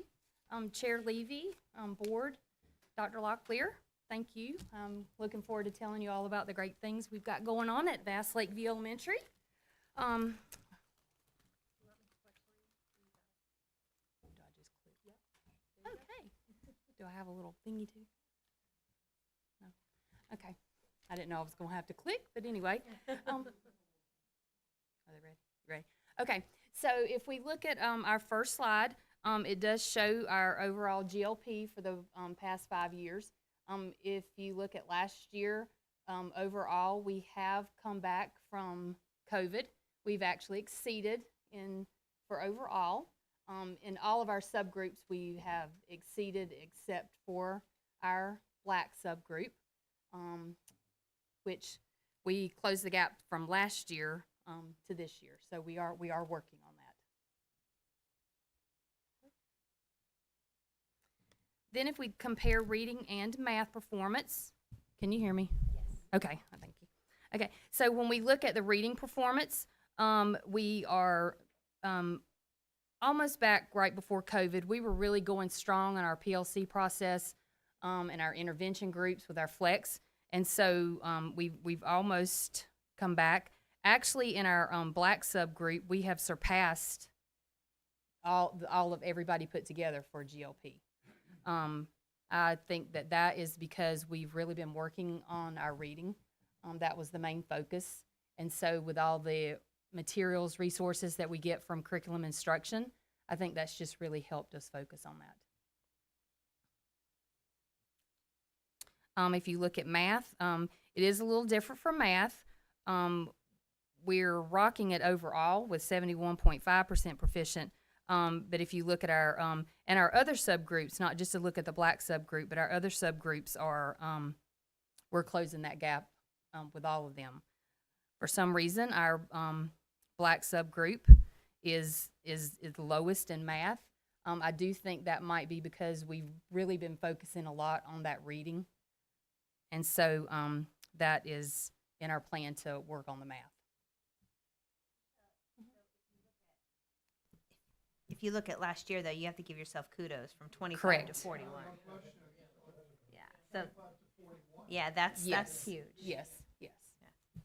So yes, thank you. And you also have to have kudos for, when you go back to the reading, you went from 31 to 58, and as Yes. a matter of fact, the black subgroup exceeds the overall Correct. by By about 3/10. 0.3 of a point. But that is just fabulous that we're closing the education gap. Yes. That's, by the way, Dr. Locklear, you and your team, and obviously your school and all our other schools are to be congratulated for concentrating on closing that gap, because that's something that schools around the nation are trying to do. But somehow at Moore County Schools, we're doing it well. And that's a national story, actually. It is. Well, it's because of the hard work of this team, the hard work of our principals and their staffs. That's where the rubber meets the road, and we're awfully proud of that work. We got work to do, but we got lots to celebrate. So. Yes. And I do give all the kudos to the teachers at Bass. Not just the teachers, but our whole entire staff. We really do focus on looking at the whole child and meeting every child where they are. We are the best school I've ever been at that works on building relationships with those kids. And I mean, we just know everything about every kid. And it's not just, we don't just say that, but we really talk about individual kids on a daily basis, which will come out in our MTSS process, our PLC process.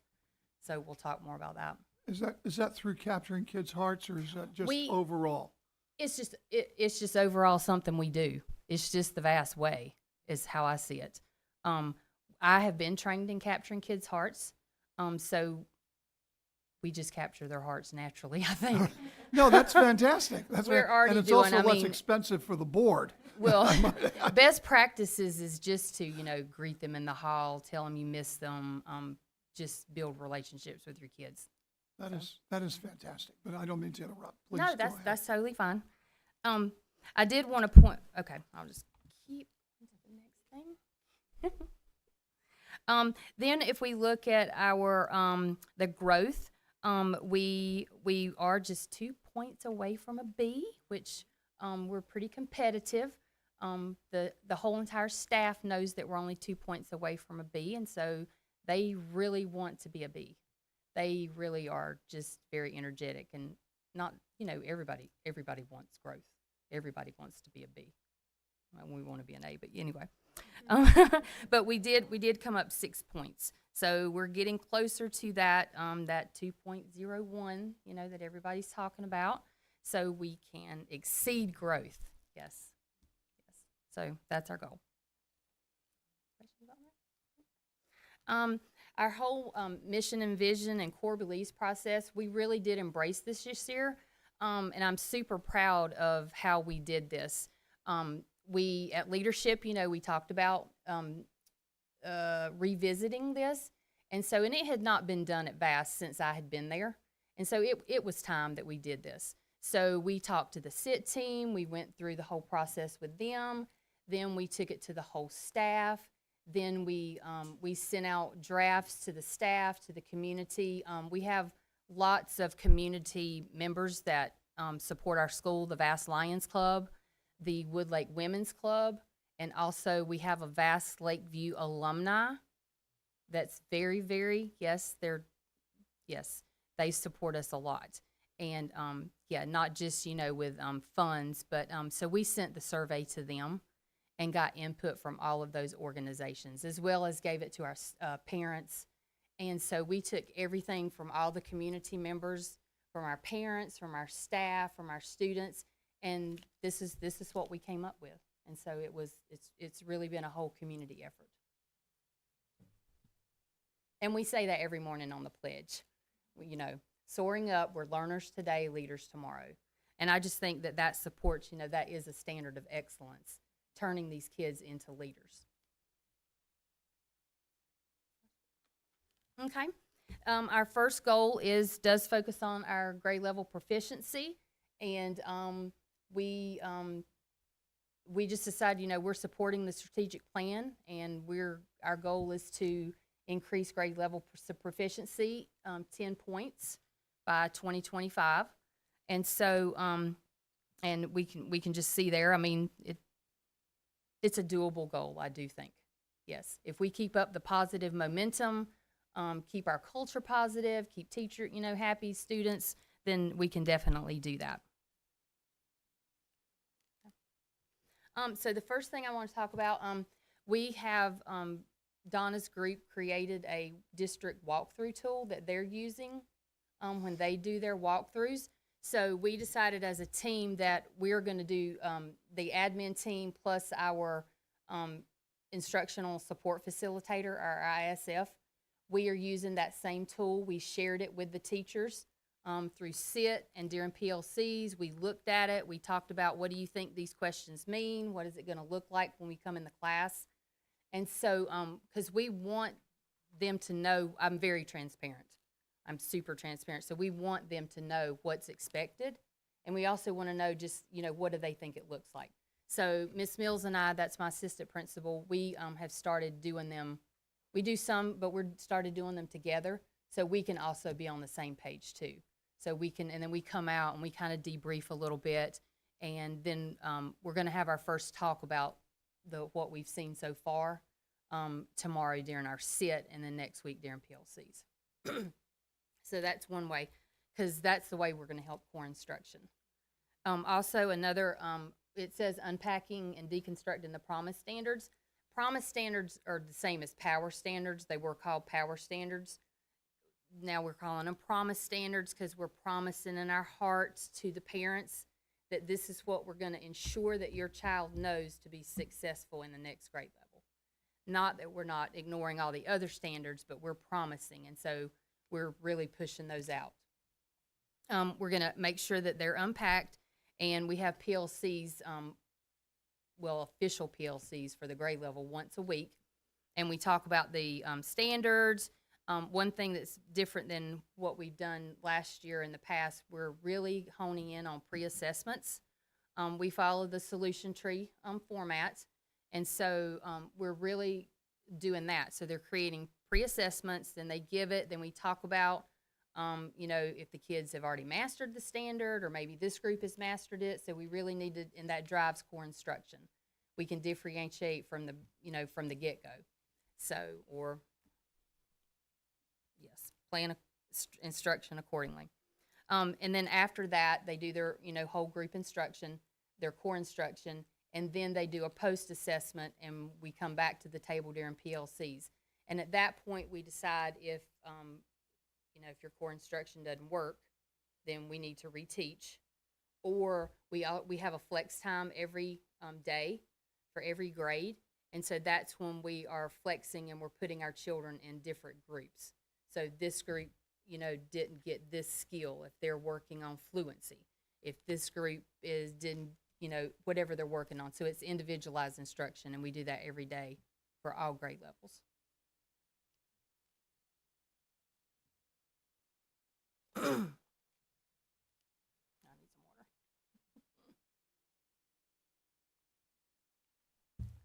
some water. The next thing, I'm really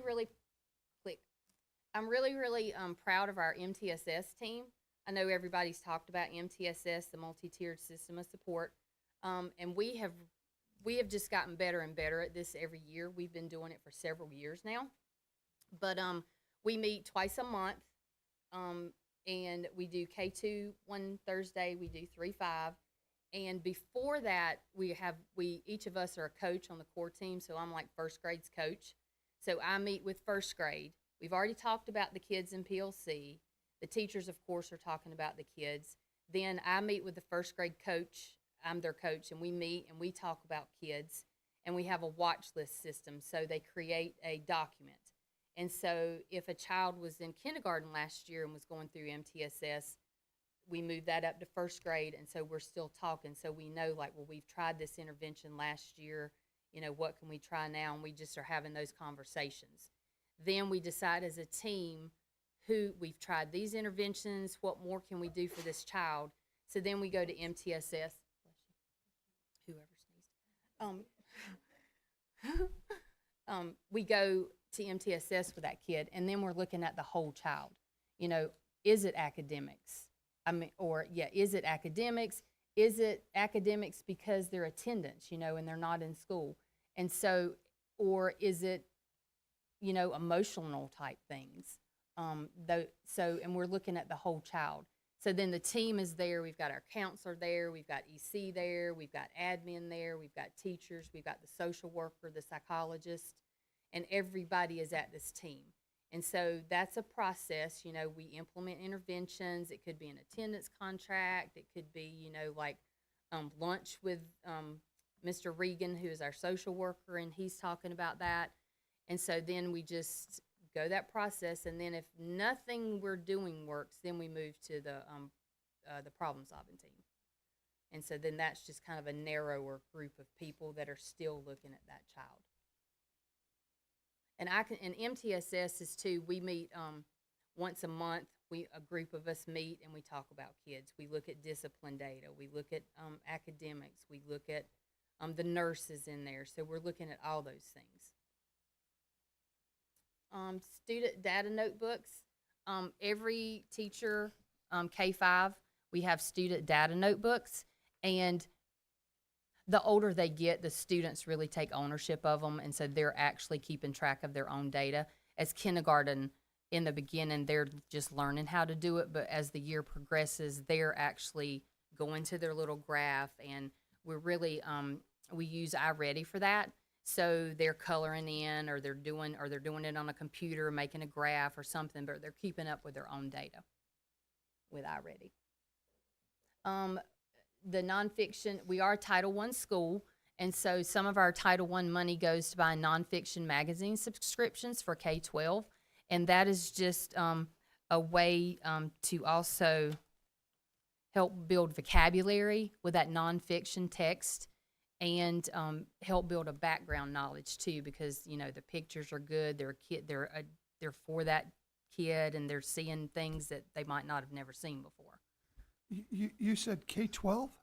Oh, if I did, that was wrong. K-5. Oh, K-5. Okay, all right. We're only pre-K-5. Yes. No, I know nothing about high school. That's what I thought, and I just want to Sorry. make sure that that the video, Oh, was yes. correct in that. Okay. All right. I forgot people were watching us. The whole world's watching. They are. I know, no pressure. All these steps go to just how we focus on the whole child. The next one, we also use Title I money for this because, as we all know, our teachers are going through letters training, which they love. And it's coming up, like our 3-5 teachers have not quite loved it quite as much as our K2, but even our 3-5 teachers are starting to say, oh gosh, now they're getting into like vocabulary and yes, comprehension. And so last time we talked, they're really liking it. So during these planning days, they get 3 a year. And so Title I money pays for the sub. And during that time, they have an agenda. And they can, talk about letters, talk about their bridge to practice, the kids that they're focusing on. They are 95% core. Last year, my phone started blowing up with all these texts while they were at a PD, and I'm like, I don't know what. And they're all like, can we get this 95% core? Can we get this? And so I'm like, well, it must be pretty good. If you all want it, yeah, sure. Anyway. And then it was better since the district was going to let us pilot it. And they talk about UFly during that time. They also, this year, they're going to take some of that time to go and observe other teachers on campus. So like our kindergarten teachers are going to go observe first grade. And then they'll come back and debrief. And then second can, so that lets them see, what is expected in first grade. So they can see that. And so it just helps them better plan. Mm-hmm. We're also going out to visit other schools too. So I don't know where to point it. I'll point it. Okay. Okay. So that was our. Oh, what am I on? I clicked it too much. Oh, the next one. Oh, educator handbook. We do not have a real big discipline problem at VAS. We just have high expectations. We have structure, procedures in place, and so you're just expected to behave. So we just don't really have a lot of behavior issues. We have minor things, and so but all the staff is trained on educator handbook, and we've really gone this year. You have like 3 minors. We're one of the pilot schools too for the discipline matrix. So this is how the team decided. We have 3 minors, then you have a major, unless it's something major, and then we deal with it. Yeah. So at this point, we really only have 2 or 3 majors, I think. so far. I think just 2. And they're also trained in the MTSS process, and then after winter break, we'll come back and everybody will be just a refresher on it. So we can focus on what is a minor, what is a major. Not having a pencil or tossing, whatever, so we focus on that. But I don't know, we have the best kids. We do. I don't know. Our kids just really, they behave, but it's because we expect them to. We just have high expectations. You just don't do that at Bass. And it helps that I've been there. This is my 8th year. I know all the families, everybody in the community, all the kids. And so I do think, that's part of the success too. Now I can go to the next one. Okay, our next goal is closing the achievement gap. We are focusing on students with disabilities, Hispanic students, economically disadvantaged, and our Black kids. And so we stuck with, to support the strategic plan with that too, a 10-point decrease. So we are hoping by the end of this year, we will have closed it by 5 points for each subgroup.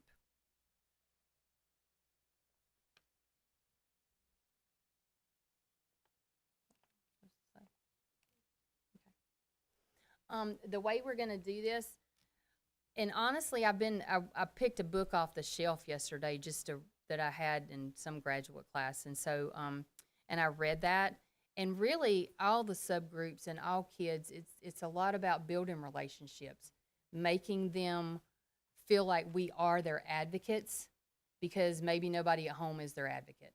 And so when they come to school, we have to be their advocate. We have to support them. We have to figure out what their needs are, and we got to do whatever it is. So that's just the main thing to me, is building relationships and making the child want to come to school and know that we really love them and we want them to come to school. Our instructional support facilitator is going to plan. We're going to have vertical planning twice a year, just so K1 can get together and talk about what's expected in the next grade level, 2, 3, and then 4, 5. And then the next session, we'll divvy it up some more. And so we're going to focus on that on twice a year. So we're also going to do, we kind of stole this from another school, but I really liked it. We're going to have a switch day. Towards the end of the year, we might have 2 of them, but we're going to let the kids go up to the next grade level and just visit with those teachers and go through that schedule, and just kind of get to them. Because it'll make them, we have very low turnover in teachers. We have probably one of the lowest turnover rates. And so those kids can go ahead and see their teachers for next year and go ahead and, start building those relationships. So we're kind of excited about that. We also have, this has been going on for a few years, but we're just getting more intentional with it. So we have cross grade level team building. And that happens twice a month. So 5th grade is paired with 3rd grade, and so they get together, and so they're like buddies for the whole year. They might be doing some STEM activities on their day. They might be reading to each other. You should come and see it when we do it, because it is really, really powerful that those kids are building those relationships, and it makes it fun to come to school, and then they have somebody, to kind of look up to. So we do that twice a month, and that's all grade levels. This year, we're also going to incorporate that. It's not in the plan, but we're going to, because we just decided it, but we're going to do a science day during the day, and that's going to be, they're going to go with their buddies, and that they're going to do science activities from the Duke science night. We have a night sometimes. We're going to do it during the day this time, because that's another thing. Some of our kids that are, economically disadvantaged, their parents can't get them there because of gas or because they're working a second job. And so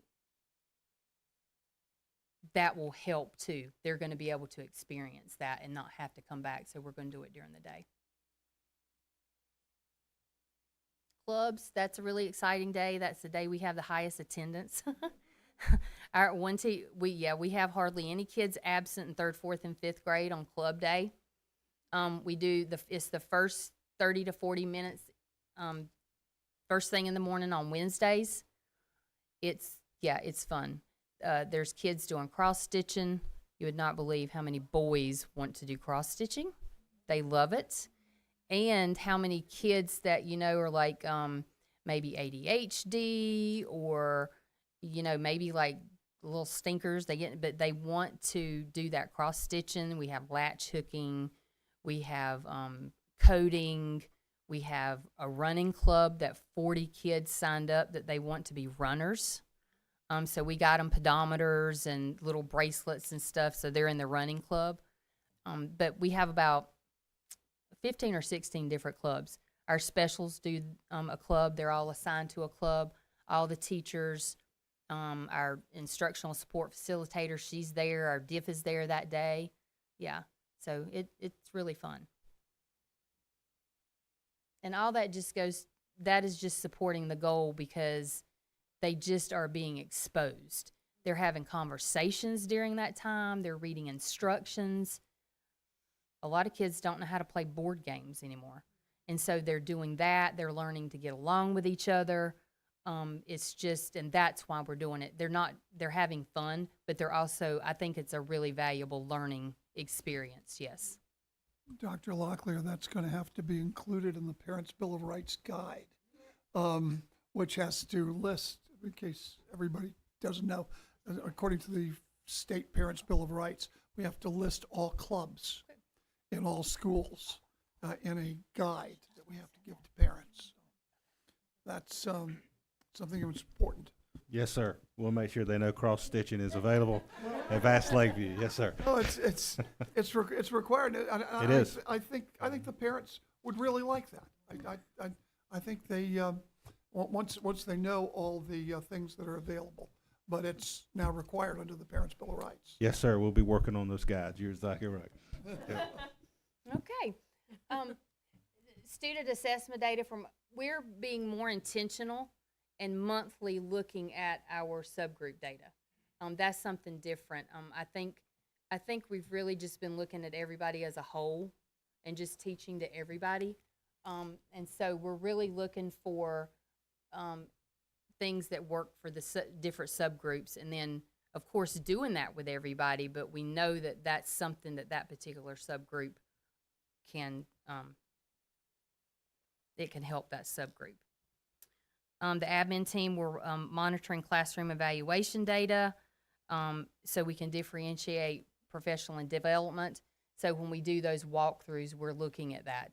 And we're seeing some trends just with, I think we might have done 50 between the two of us. So we are seeing a couple of trends. So when we talk about that, then we're going to see what do we need to go back and what kind of PD do we need to do. The learner data protocol that we're, that we love Kate Fall to come. Yes, we loved that. We're really diving into that and looking at individual students. That is different from last year. And then determine what challenges exist for that student. Quarterly curriculum events, we had our first one last night. We've tied that to our music performances because every parent comes out to see their child in their music performance. So then we had the second part of the night, we had a curriculum event, which we tied it to math. And so they were making s'mores, reading a recipe, and then they had to take their s'mores home, and they, there was an activity, but the parents were helping their kids with that. And we had a lot of people there. Because usually, if we have a curriculum night, we have a decent attendance, but nothing like that. We had almost 100% of our 2nd and 3rd grade families there. And they brought their families. So we had siblings helping the kids with the recipe, with fractions and, and I can't take credit for that. That was our music teacher, Mrs. Arno. That was her idea of just how to get more parents involved. And so, it was exciting. These are simple innovations that don't cost any money, and yet they do so much. So thank you for that. Okay, you're welcome. We had lots of good feedback from that. The parents were excited.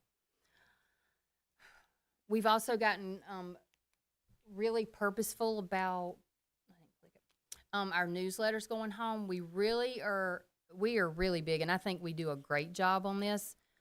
We try to communicate as much as possible, overly communicate sometimes, apparently. Yes, we got it. We communicate on Dojo. I do a message.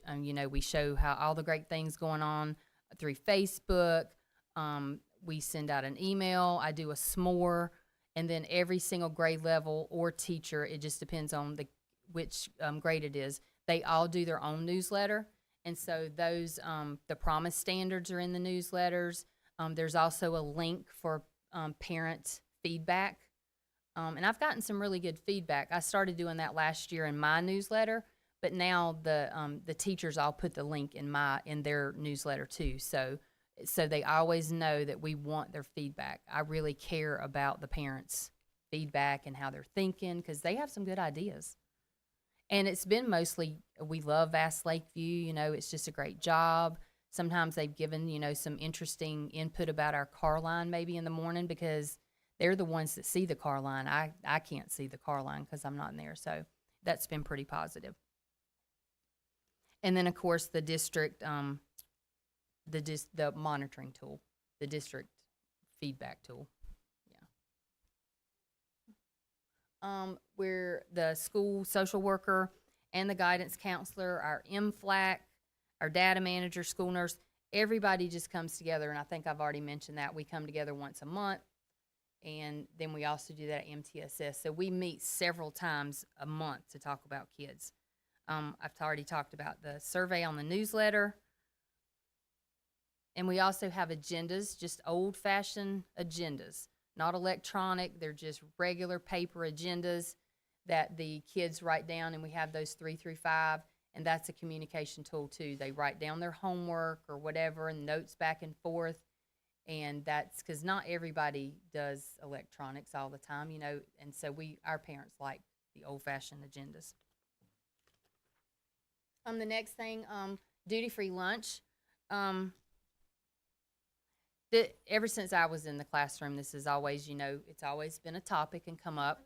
And honestly, our kindergarten, first grade teachers and most of our teachers like eating with their children.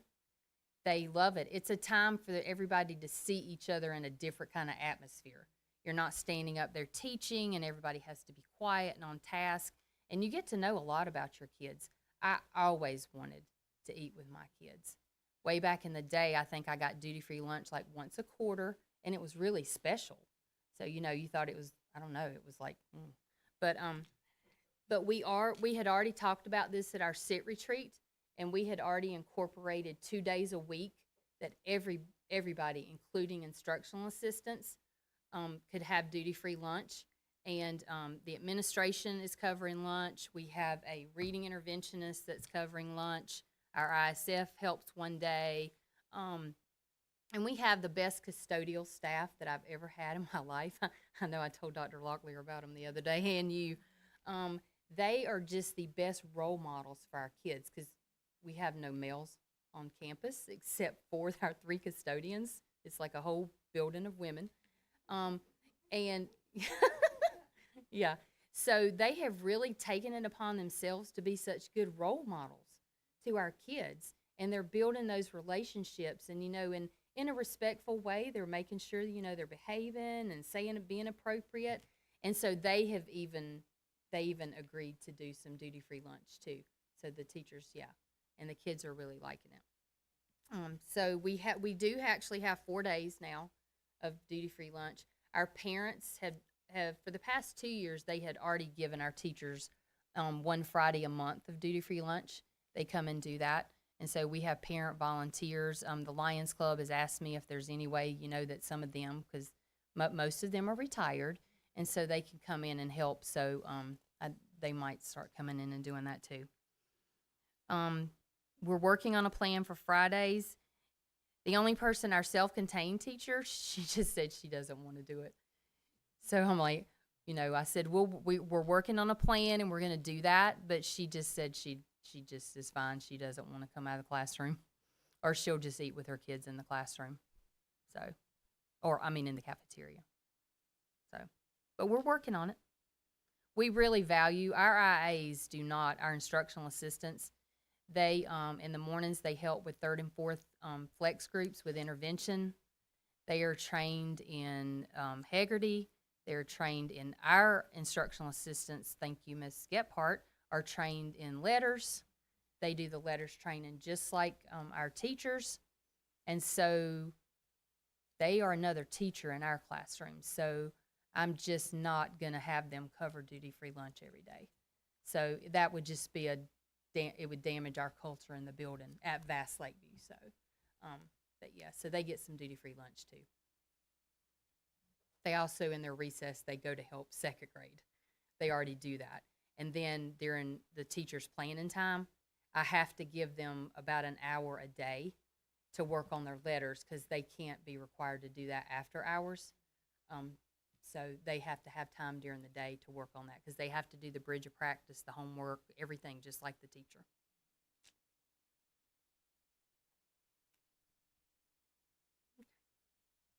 Okay. So in summary, I just hope you know that at Vast Lakeview, we just care about the whole child. We like to meet the child where they are, and just find whatever is going to work for that individual child. And we're just, I don't know, happy to be at work. Thank you. Any members, questions? Members of the board, questions? I have a comment. Yes, please. Just because I know you would never say this about yourself, but part of your success is that you listen to parents' concerns and that you really want to know your families at Vast Lakeview. I was a Vast Lakeview person myself, so I can contend to that. But so that's just strong leadership because it lets your parents know that you have an open door policy. You really do. That they can come in and talk to you about anything, and you're there to listen and not judge. So that's just a compliment for you because I know you would never say that about yourself. No, thank you. Yeah. Others? Yes. Dr. Bennett broke me in on the school visit circuit. She was the first place I visited last February.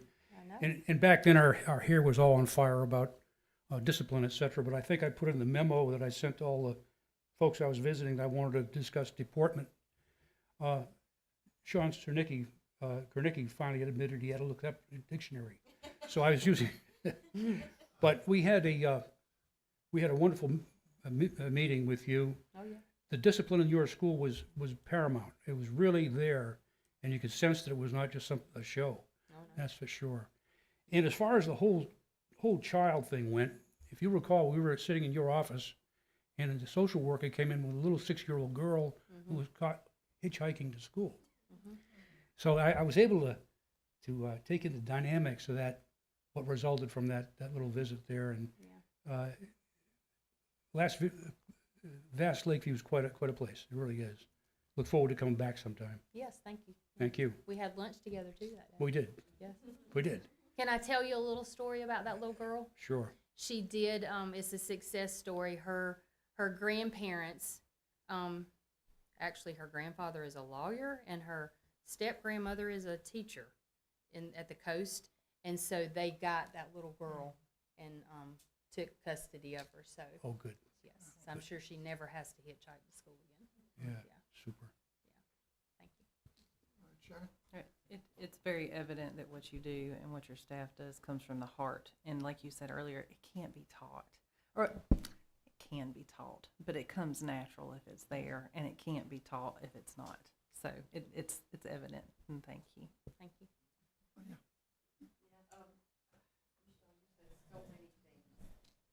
Thank you. I always forget.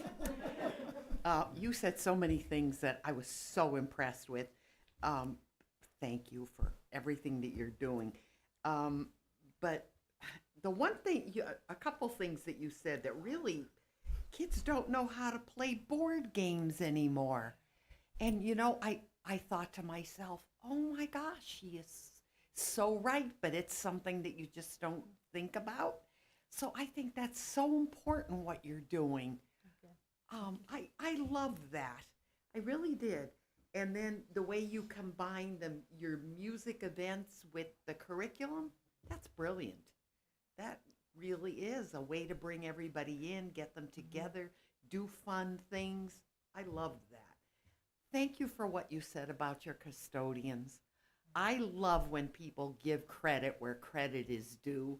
And we overlook so many people in our school district that are so important and so vital. And I think that goes along with your whole personality of the whole school, that you appreciate everybody, that you welcome everybody. I thought that was so good. Agendas, I love. Mr. Benway loves them. We're old-fashioned. We love them. They I work. like agendas too. They work.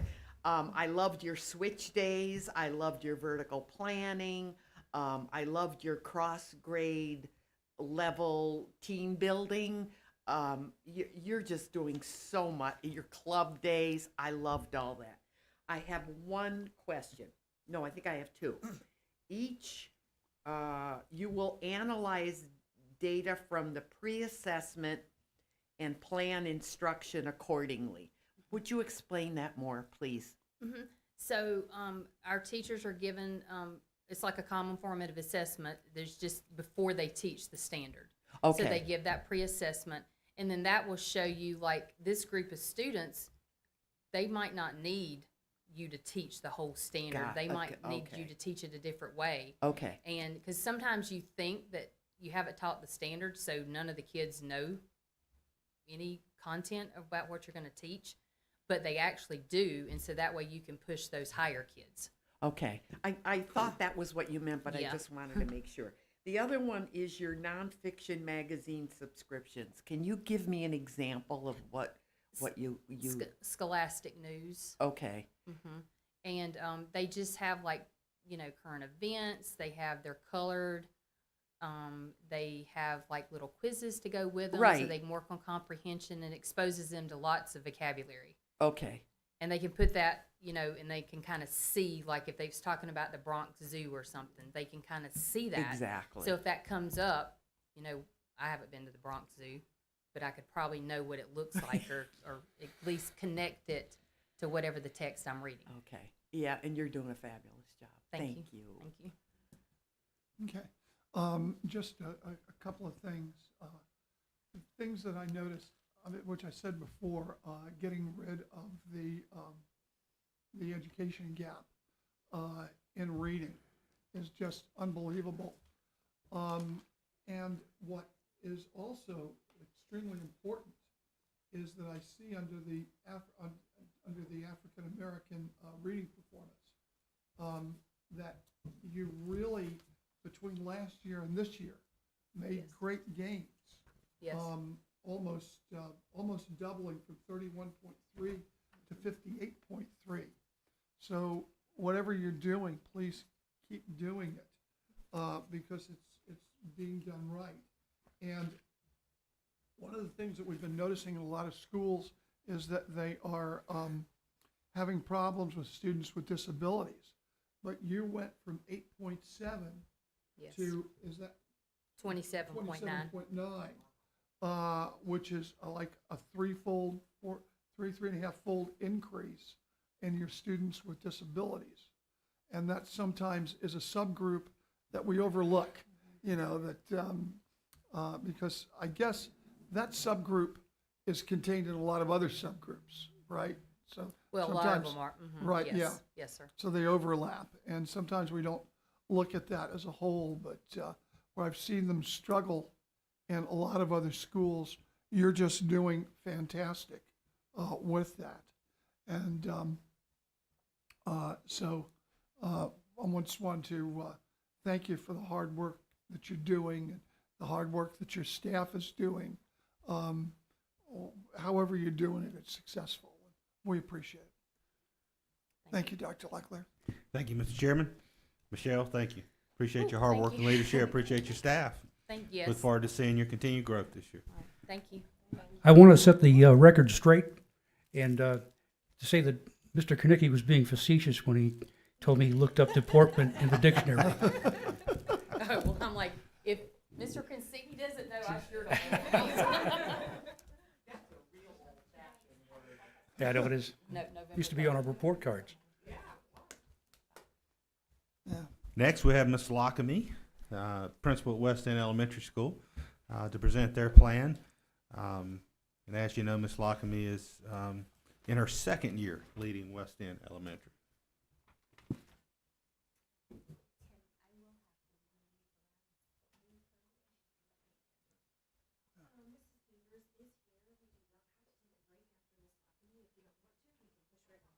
If that's okay with everybody? Yeah, go ahead.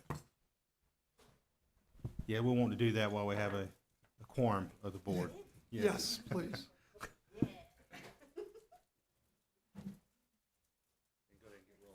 Okay, sure.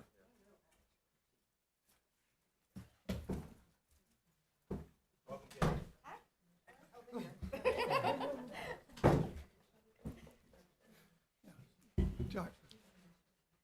Yeah, how are you? Good, how are you? Guys, we're ready, even though Dr. Locklear's not here. Do we need to pause for him? No, at we all? don't. Okay. We're gonna just keep on rocking and rolling. So, yeah, we are paying attention, and go ahead. All right. We've got Katie Lockamy, West End Elementary School. She's going to share all of the amazing things that are going on at West End. Hello. Now, I know you've had a long 2 days, but I'm going to need you to dig deep for this amount of energy that's about to come at you. I am the proud warrior principal at West End Elementary School, and I just want to thank you for the opportunity to be here, to come and to discuss with you the things that we're doing really well and the things that we are striving for this year with this plan. This is my second year at WE, and the first plan I've had the opportunity to create with our school improvement team. And I want to kind of give you a little bit of background. It won't be long. Like I said, I know you've had a long 2 days, but I think it's important to kind of understand where we're coming from with our plan. So the foundation of this plan started my first day as principal last school year, when I started meeting with staff and really getting a feel of what West End Elementary was all about. I use 3 reflection questions with my teachers when I work with them. I think they're an adaptation of some that Dr. Locklear used, but it's what's going well, what isn't going well, and how can I support you? Every time I meet with a teacher, we talk about those 3 questions in some way, shape, or form. So that's what we talked about when we met that summer, not this past summer, but the summer before when I came on. I spent most of last year learning what really worked well at WE, what areas we needed to tweak and refine, and how my staff received support the best. Sort of like their support love language, if you want to look at it that way. And I really strived, and I'm still striving to build that true collaborative culture that research shows really works and makes effective schools. So we built that foundation for developing this year's plan. We started in June, literally the day after students left. We started working on this plan and looking at our data. We identified some trends. We brainstormed some ways to attack those. And then overall, this process took 3 full days. So 1 in June and 2 in August, where we really dug deep into our data. And when I say we, I mean our teachers. I was there facilitating and guiding and leading and questioning, but my teachers were the ones, my staff members were the ones in there really getting in with that data, digging down and deep into it and looking for those root causes of things and the areas that we really needed to focus on. So this is not a Katie plan. This is not a top-down plan. This is truly a teacher-derived plan of what we need to do at West End to go from good, because we're a really good school. We are a really good school, but we could be a great school. And that's what we want. We want to be a great school. When I came, I brought a concept of continuous improvement, and every day we quote this quote. It says, "Make today better than yesterday and tomorrow better than today." It was a little inadvertent. I just started saying it on our principal's corner every day, and then the kids kind of picked up on it, and so I could hear around campus when they were watching Principal's Corner, make today better than yesterday. And I was like, oh, yay, it's working. So I'm really excited to get into this plan with you guys and let you know what direction West End's going in. So when you look at our 5-year trend data here, you can see it's been overall fairly consistent. There have been some dips and some really high and some good highs, but overall we've been in that B range, in that high 70 range with our overall GLP. I do have to brag on my science teacher, even though it's not on here in the next slide, but she had a proficiency of 85.9, and she's a rock star. She actually had teachers from around the districts visiting her today, watching her, and she was modeling some best practices for them. So I was super excited. I have to give her a little shout out. You can see, and we're going to dig deeper into this, and when we get to our goals, there is some achievement gap, especially with our students with disabilities. That's our main focus this year, and looking at that achievement gap. And we're really digging deep into that to find out why. Now, over the last 3 years, there has been some improvement in that gap, but it's still not where we need them to be. So we're trying to find where we need to go. So if you look at our reading and math data, we dug into this and again identified the trends and the areas of focus, and then looking at those areas of achievement gaps, so like our Black subgroup and in our students with disabilities subgroup. One thing I think to really understand, especially with our Black subgroup, we're talking about 13 kids out of 221 that tested. So it can kind of make the data look a certain way. And when you're looking at specifically like reading, that's 6 children.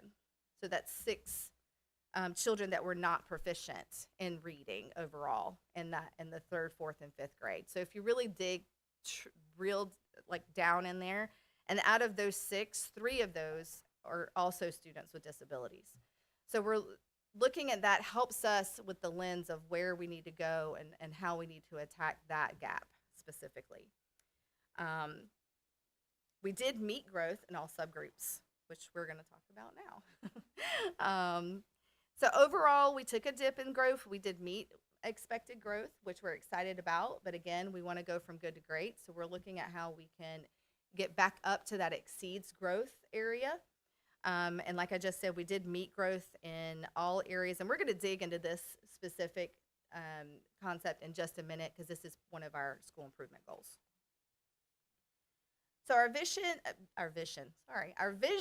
mission, and core beliefs was actually created in the 21-22 school year. So before I came on, they took the whole year to dig down and look at their vision, their mission, and their core beliefs and created what they, and when I say they, I mean all stakeholders, felt like the direction West End Elementary needed to go. This year, our theme is actually back to basics. And so we're getting back to shoring up our processes and our procedures and our structures and really getting back to basics. And I think it lends itself to our vision, mission, and core beliefs because that's what it boils down to. This is how we're going to do those things that we're doing well and continue doing those, and how we're going to tweak what we need to tweak, and how we're going to support our teachers and our staff members.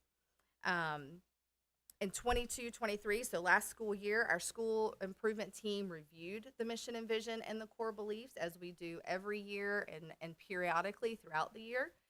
And we deemed that it was aligned to the Moore County School Strategic Plan. We looked at it through the lens of the Moore County School Strategic Plan, and we felt like it was aligned to the direction that your leadership is taking us. We also conducted a parent survey last spring to ask their opinion of the alignment, and that data showed that they felt like it was aligned as well.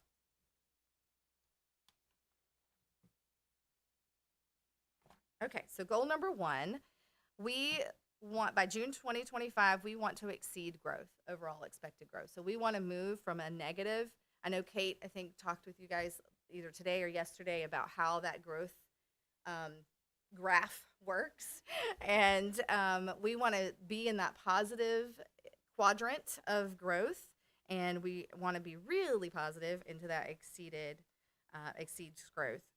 When we dug down into this, one thing I think that we need to note that when we looked at our reading data and our math data, so it's 3 grade levels, right, that help us with our testing grade levels. So 1 grade level are exceeded growth, 1 met growth, and 1 did not meet growth. Overall, in reading, we met growth on the positive end of that graph. So this helps us know where we're going. It helps us know what areas we need to support in that growth area. And then in math, 1 grade level doesn't have growth data, and 1 exceeded growth, and 1 did not meet growth. So again, it just gives us the directions and on the map for our journey for this goal.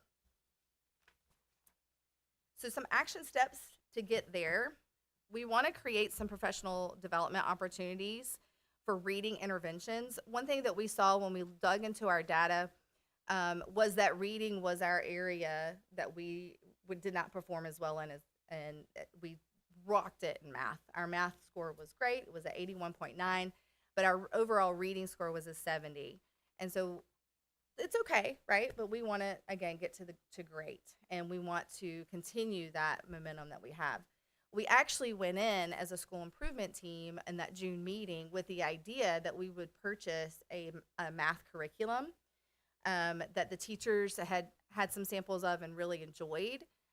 But when we looked at the data, we realized our focus needs to be more on reading. So instead of using those funds to purchase that math curriculum, we kind of put that on the back burner because we were doing well in math, and we used those funds instead to support and buy resources to support the science of reading implementation that we're doing. So that's just an example to show how when we're looking at the data, it's truly driving our direction and how we're making our decisions at school. So our EC teachers, with this first bullet point, they are master trainers, and they actually train teachers from around, not just our teachers, but from around the district in reading mastery and corrective reading. So we're utilizing that talent and that teacher efficacy there, and we're making sure that we are sharing them with others nicely. And so they've provided that professional development opportunities on a regular basis for not just our staff, like I said, but others that come in and observe them. The second, or the Hegarty and the UFly PD opportunities, we already have those scheduled. So Lane Street will be coming to work with our kindergarten and 2nd grade teams to get that going, and then we will build more PD opportunities for that area later. Quarter 3, we're going to bring clubs back. So this was actually a teacher request. The teachers in SIT decided that they used to have clubs before COVID, and they really wanted to bring COVIDs back. Sorry, we didn't want to do that. We wanted to bring clubs back. And we decided to do that in quarter 3 instead of starting now, because it's going to give us time to build the framework of what is this going to look like? How intentional are we going to be with our clubs to help us with our school improvement goals? So we already have one community member who's going to sponsor a chess club, and then we have some teachers that want to do like a book club, or like and talk about those literacy concepts, and maybe a math counts type club, which will help us grow our students as well. The last bullet point, we spoke at length about implementing a whole school or a grade span, so like kindergarten through 2nd grade, 3rd through 5th, intervention block. So that, and the purpose with that would be, we then have multiple staff members that we can pull from, and we can truly be skills based with our interventions, right? We couldn't quite make it work this year with the needs that we had, specifically with our EC students. So we wanted to use this year as sort of a research and development year. How can we research this? Let's look at schools that are doing this and are doing it well, and how can we bring that back to West End and make it work for the needs that we have at our school? So this is something that will be more for the second part of our plan, but we're definitely working towards that this year as well. these bullet points are talking about the flexible interventions throughout grade levels. So our third grade is specifically is beautiful at this. All of our grade levels do this, but they just really have it down pat. They use their data, their assessment data, so all of the beginning of the year information, their common formative assessments, and they develop their groups from that. So they look at students and their specific skills and deficits that they need, areas that they need to be shored up in, and then each teacher takes a group. And so it's truly differentiated and it's truly targeted for the skills that the students need. So that's something that we're making sure is being implemented to fidelity across the school. We are collaborating. We have a great community support, not just with parents, but the Kiwanis, West End Presbyterian Church runs a tutoring program that our students go to. Our students can sign up for. On Tuesdays, they have it's called Wow Wednesdays. It's more of like a youth group that they support our students. They also run a summer camp, and we collaborated at length last summer on, they wanted to know how they could support our students and how could they help make sure that summer slide didn't happen. So we're being very intentional about our collaboration with these community groups to ensure that they are also supporting our school improvement goal by supporting the needs of our students. We're shifting the focus in the expectation for iReady. So it used to be iReady was a total number of minutes. Like each student had to get a total number of minutes. Well, our students are very smart, and they realized if I turn my computer on, I get my minutes.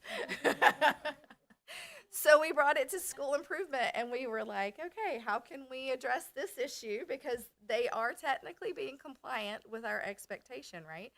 So we're like, we're going to shift the expectation. And the expectation now is you have a certain number of lessons that you have to pass at 80% mastery.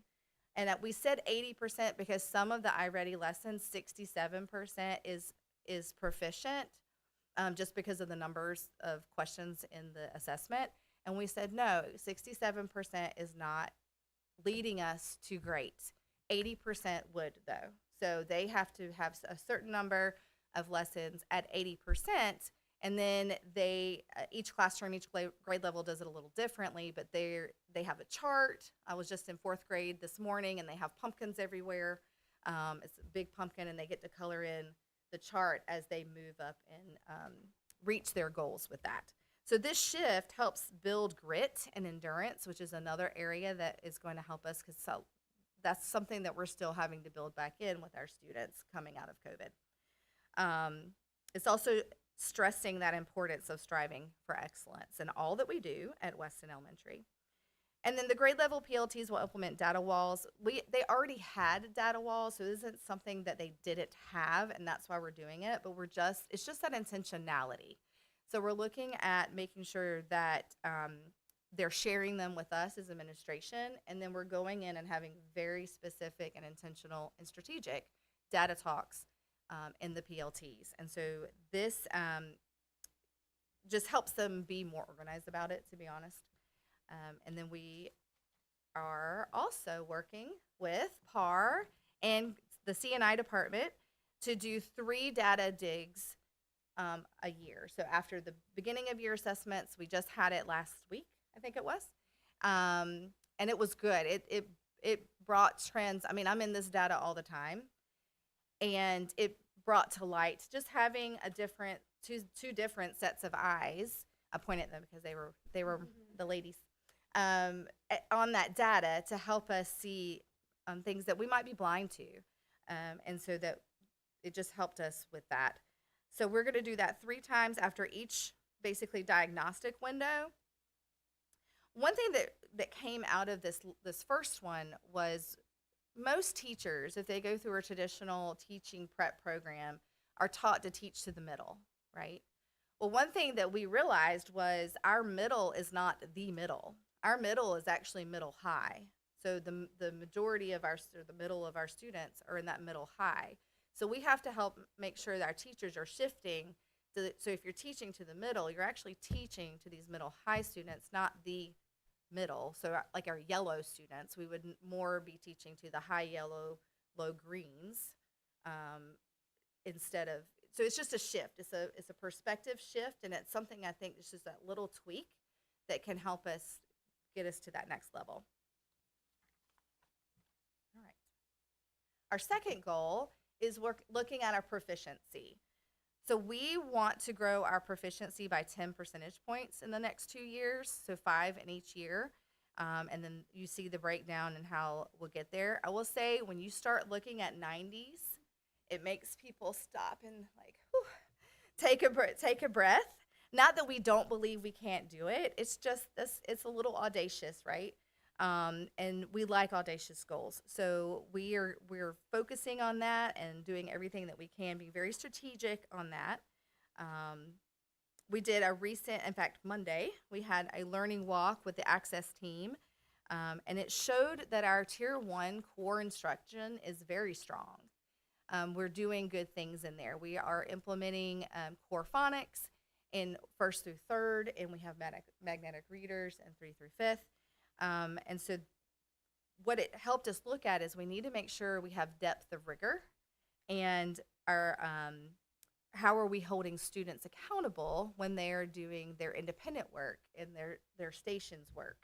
You know, what is that accountability piece to help the students own their own learning as well? So as a school administration team, we've decided to adopt the same walkthrough tool that the Access team is using also. So that way there's consistency. So the teachers receive feedback from this walkthrough, and then we are going to use that same tool. So it's the same piece, that metric that we're using throughout the year. In this is also where we're going to address our achievement gap with our students with disabilities. And I do want to put something in perspective. Our EC team, we have 2 full-time EC teachers plus 1 full self-contained teacher, extended content teacher. So our 2 resource teachers spend 380 minutes out of a 420-minute day directly working with students. If you look at it, and this is not knocking anything, this is just data. If you look at a grade level teacher, because you take out lunch, you take out recess, you take out specials, the grade level, like a 4th grade teacher, spends 300 minutes out of the 420 minutes with students. So our EC teachers are directly impacting students about 80 minutes longer than our grade level teachers. And I say that to say they're doing everything they can.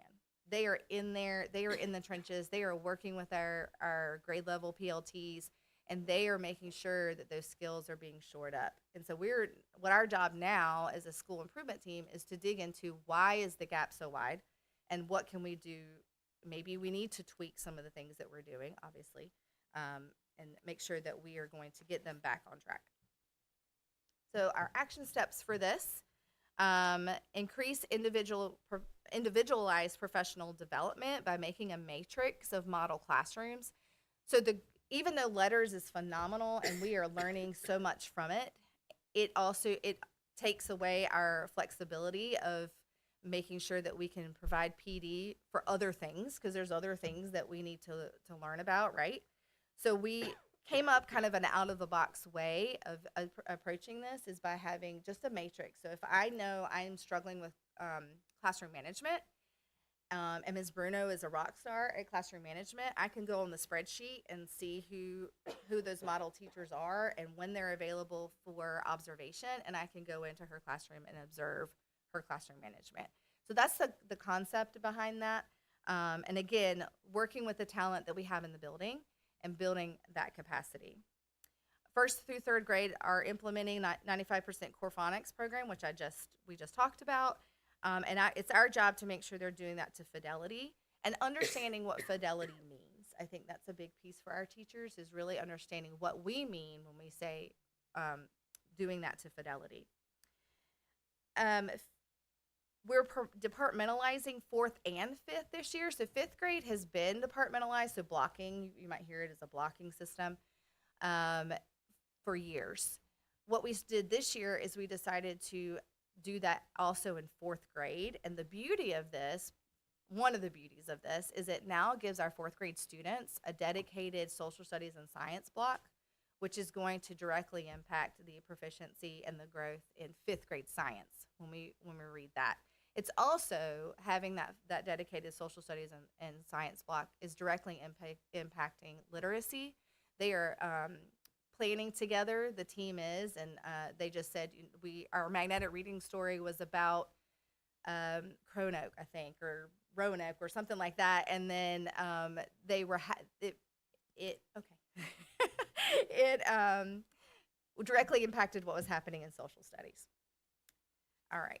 We also are going to add an additional part-time interventionist. We have a reading interventionist now, but we want to add one for math so that we're continuing to support the good things that we're doing. We don't want to lose momentum in math, even though we're focusing mostly on literacy. We're being more intentional with our reading tutor and our reading interventionist, and she is working with those students that are closest to proficiency. So her group should be very fluid. She should be really working with them for a short amount of time, getting them to grade level, and then moving on to another set of students, right? So we're being more strategic and intentional about that. And we need to talk about interventions. That is one thing. We have a continuum, I think, at West End. We have some grade levels that are phenomenal at it, and we have some grade levels that just need a better understanding of what a true intervention is. So looking at some opportunities to learn and do some training on that. And then our instructional assistants and support staff, basically anybody and everybody who's breathing on campus can learn and is going to learn how to support our students. And that's sort of just an all-in, everybody's on deck, ready to help our students approach. Duty-free lunch. So we talked about this. We actually talked about this as a school improvement team back in June when we started this plan. We did provide teachers 2 days a week. What we called it double planning, but it gave them a duty-free. It gave them 2 40-minute time slots to plan together, and we did that twice a week. At that time, we had 8 instructional assistants.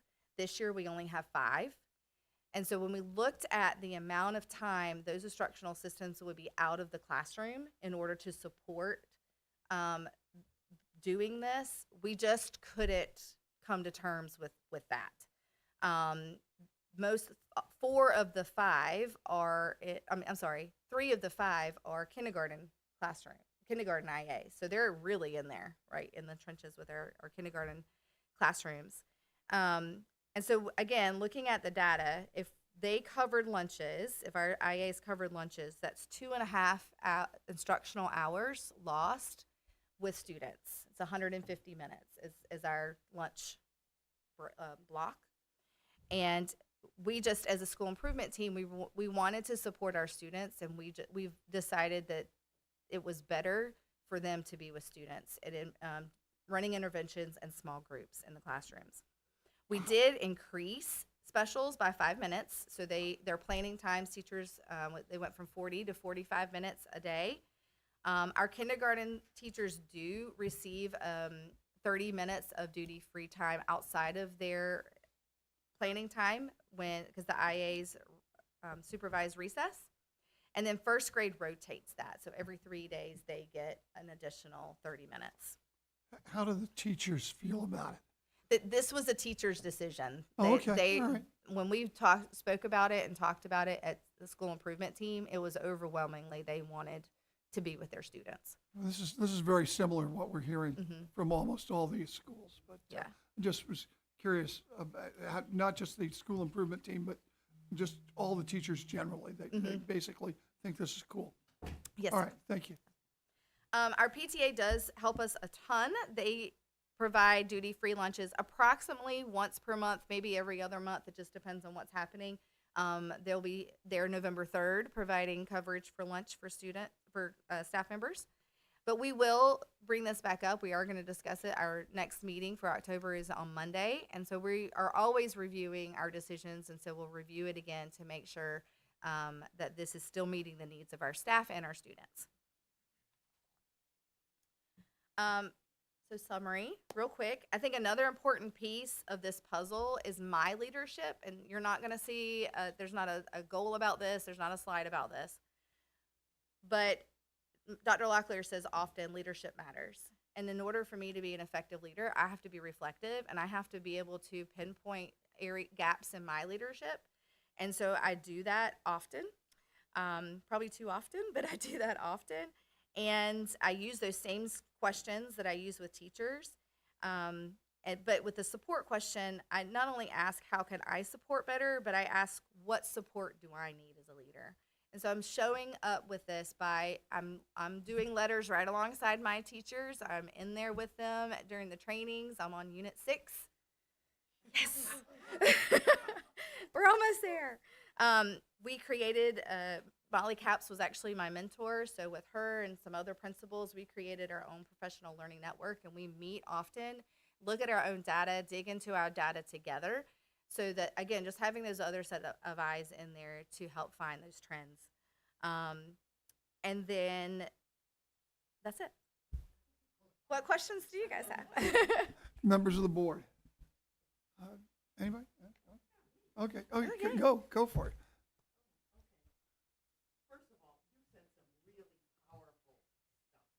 Thank you. First thing when you said back to basics, you won my heart. We have cool shirts and everything.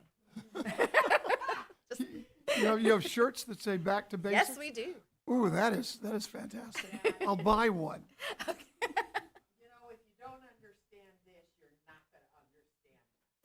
So as soon as you said that, I'm like, yay. The other thing I loved is you said we like audacious goals. We're a bit competitive, so we are a bit competitive, and my teachers are like, they're always asking, how did Pinehurst do? How did West Pine do? How did McDeeds do? So it helps drive us, and we do. We're ready for that. And when you're up against the best, you automatically get better. So I'm terrific. You mentioned differentiated learning, which I love, and you said grit and endurance. Wow, that is terrific. I love the way you have the teachers self-selecting classrooms that they want to observe, what they think would help them. Yes. I think that's really terrific. And what else? Well, I had a couple things. I love your mission with your high expectations. Terrific. The higher you set them, the more right. they live up to it.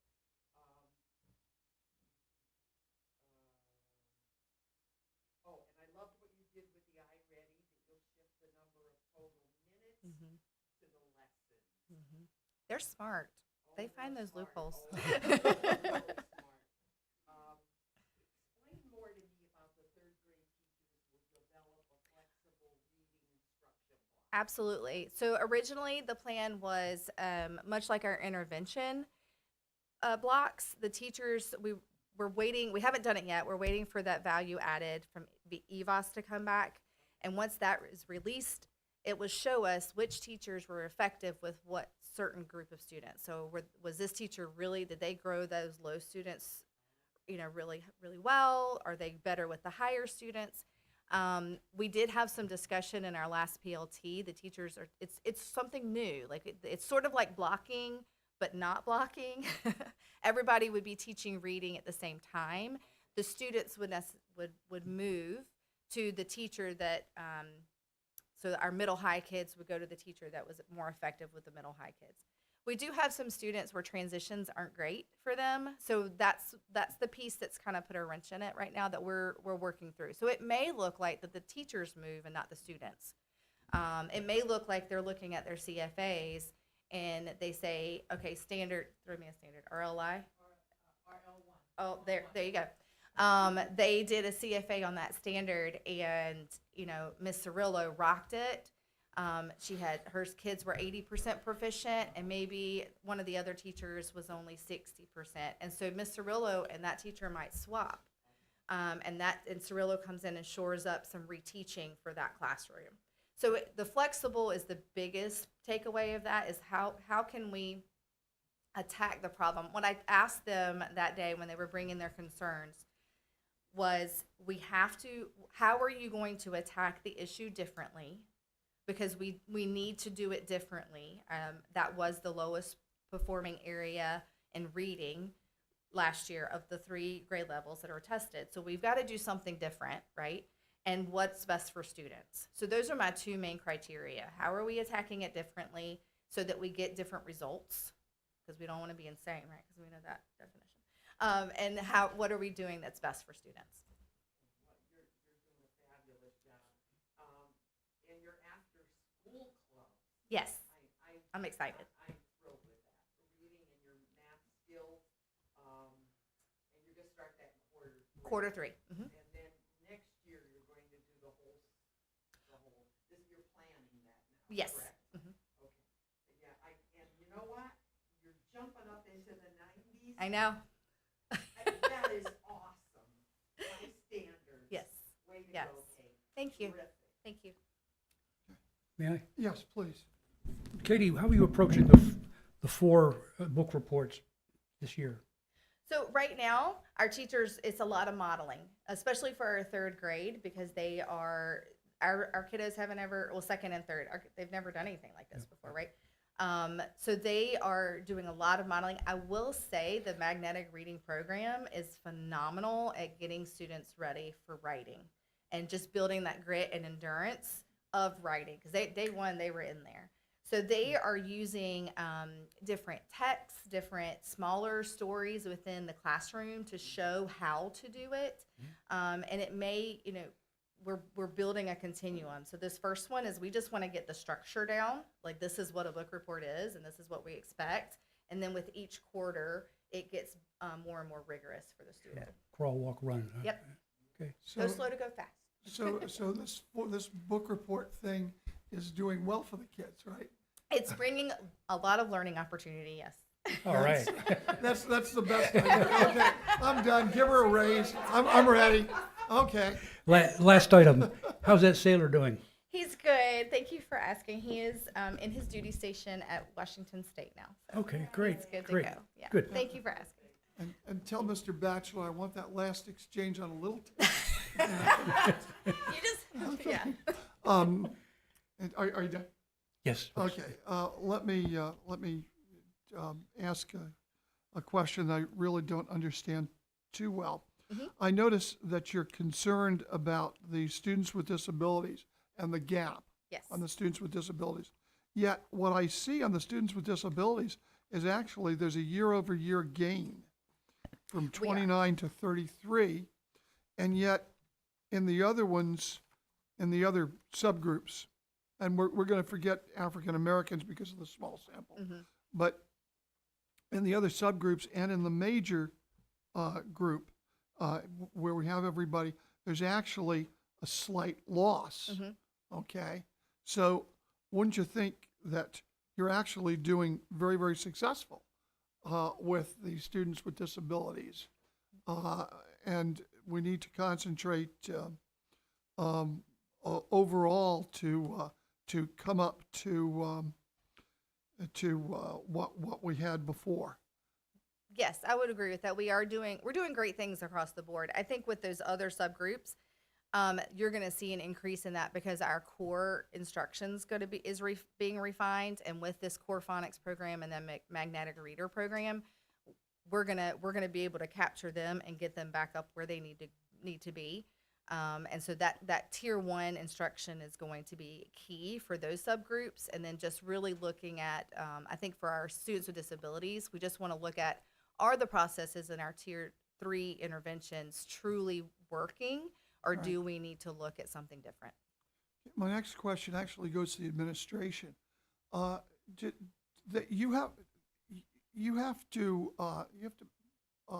purchase the letters stuff out of your funds, or I thought we purchased it out of our funds. It was additional. It was additional things outside of things our teachers wanted outside of what the county. Sure. So we bought every classroom a set of decodable readers. We bought Beyond. Beyond. This is- Beyond. This is beyond okay. the letters program. Yes. So Additional we don't resources. supply this to all of our schools. They just have to do it out of their funds? If they If they want want it, it's Okay. a combination of funds to be used. And how does this help? How does this? It just provided them with more resources or more materials to. It was things like magnets and chips and the sound mapping boards, and then the kids can use the magnets to like blend the sounds. It's more fun things that just keep the kids engaged. Okay, all right. Well, maybe Hands on. Thank you. Okay. maybe some of our other schools can use it. I don't know, and I hope you report back to the administration. Absolutely. Let them know because maybe it's something that can be used system wide. Also, I noticed you have one reading interventionist. Am I right? Mm-hmm. Okay. Part-time. For how many students? She's part-time. She serves 3rd, 4th, and 5th. You know, how many Mainly. students do you have in your school? Oh, 446 counting, 42 counting preschool. So we have one part-time reading interventionist for 400 and some odd students. I was just talking to the administration. I was noticing that problem with Southern Pines Elementary as well. They said they had one reading interventionist for, what was it, 600 students or something like that. I guess as a board, we have to look into more reading interventionists. Just, money is at a premium. I know and I understand that, but that sounds like what might be a good investment for us as we look toward the future. And I know there are many other priorities, but including an IEP coordinator. Sound like a broken record. But I just want to tell you that I think overall you're being maybe a little too hard on yourself because you really seem to be doing very, very well, and we've got to help you a lot. Let me ask one last question. How are you guys doing with the roadway situation? Is that going to be a big problem, or what's happening there? Because we're getting some money for you to build a wall. Yes. Okay. Yeah. But I'm wondering about, even with the wall, how difficult is it going to be? I think the biggest impact that we will feel is parking. We were lacking parking before the roadway came in. One thing that I worked with maintenance last year with Jenny Purvis when she came on, and we had an old tennis court when the school was a K-8 school. There was a tennis court still there that was in disrepair. It wasn't in good enough shape for our students to use safely. So we said, let's make it a parking lot. So we did. So that's helped with our parking. I think right now we're all feeling okay. We love that we're getting the wall, and that was make us feel safer. I think it is just one of those things that's going to come as the situation unfolds. That's when we'll have to look at different situations. One thing I've been trying to say to the administration, to get out to the public and to you, is that all of the money that we're getting for the taking of that roadway is going to go to your school. Okay, it's not going to anything else. Okay, it's going to go to the safety and the comfort of your school. So I hope the word gets out that it's not that it's important to us to make sure that that your school is safe, and the kids and the staff as well feel safe with that new roadway situation. Absolutely. Thank you. Okay, thank you. And I have nothing further. Thank you, Mr. Chairman. Thank you, Katie. Thank you. Appreciate your hard work and leadership. Look forward to seeing West End continue to grow. These are information items for today, and there will be a pending action item at our next board meeting. Okay. Welcome, Ms. Beavers. Good afternoon. Good afternoon. Thank you for being here. Absolutely. We had her waiting in the back there, ready to roll right in. I know we've got some tight timelines. It's great. With some of our board members. Appreciate the Sure. 2 days of engagement from our board. Allison, I'm going to let you dive right in. Okay. We're certainly very appreciative and fortunate to have you have joined Moore County Schools. This is your second year. Stowe you from Cumberland County. Doing a great job at West Pine Elementary, and Thank there's you. a lot to celebrate there, but I know you guys are focused on continuous improvement. So We I'll are. turn it right over to you. Okay, super. We're actually going to start, and it's not on a slide, so I'm just going to kind of shove it in there. But we're going to start out the way I start out every meeting or any sort of conversation that we have at West Pine, and that's by celebrating our successes. So I want to first share with you guys that this year our enrollment has increased from 390 students to 411 students. We're really proud of that. We've been working really diligently to have conversations with our community members about the options that we provide and what a great place West Pine is. So we've been working really diligently to increase our enrollment. So we're really proud of that. We've also added an AU classroom this year, which is one of only 3 classrooms like this in the district. We currently have 9 students enrolled. I have 4 staff members in there doing an outstanding job every single day. Can you describe what AU, AU stands yeah. for? Sure. I apologize. We are terrible about using acronyms, aren't we? We have an autism classroom at West Pine, but it is not an extended content classroom. So there are only 3 in the district: West Pine Elementary, West Pine Middle, and High Falls. These students are in this classroom, and the classroom is truly a home base for students when they're having a difficult time or a difficult day.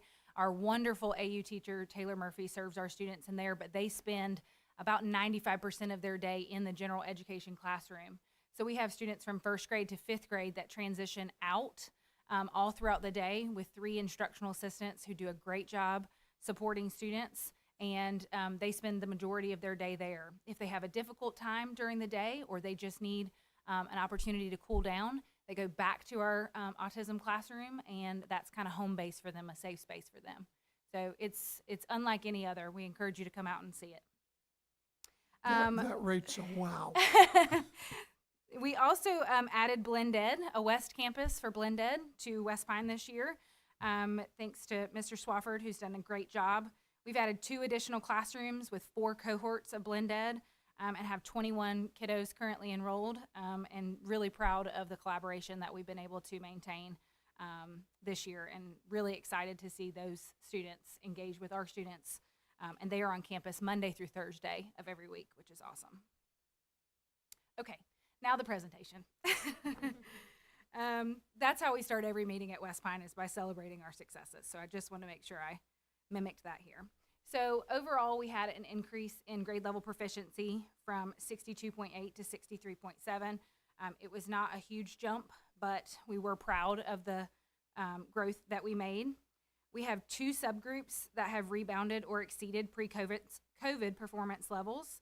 Our Black students achieved a 50.8, which was fantastic, which was an increase from 37.5 in the year prior. And our Hispanic students made a 71.4 overall grade level proficiency, which was an increase from 56.4.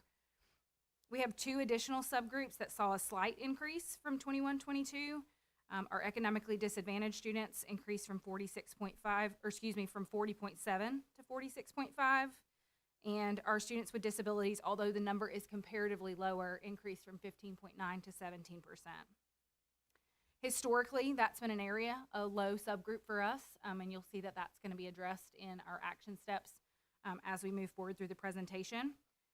I do want to share that we've had total turnover of EC staff since 2020, a complete turnover of EC staff every year since 2020. So that's part of what we're looking at in terms of trying to close that subgroup. The data shows a decline in our largest subgroup, which is our white population. Our white students account for 61% of our overall student population. And when you see this decline, you see it's a slight decline, but moving from 67.6 to 64.5, that is a major impact on our overall school performance grade. This subgroup, as you can see from the data, has always dominated our proficiency. So we are really working hard to try to determine the reason for this decline, especially considering that it's our largest group overall. You'll see that I have action steps in Goal 2 focused on addressing the gaps between those subgroups. Looking at reading performance, historically, West Pine has actually performed higher in math than reading, and you will see that that trend continues. For reading grade level proficiency, we had a slight decrease from 58.9 to 58.1. All subgroups saw an increase with the exception, again, of our white population. Black students increased from 33.3 to 46.4, Hispanics 51.5 to 63.3, economically disadvantaged 34.7 to 37, and our students with disabilities increased from 11.5 to 13.6. Again, white students declined in the area of reading proficiency from 62.5 to 58.6. And as I shared with you a second ago, these students account for over 61% of our student population. So it has a dramatic impact on our proficiency. Approximately how many Hispanic students do you have? I know that our Hispanic population is 13% of our school. I don't know the number Okay, off the top of my head.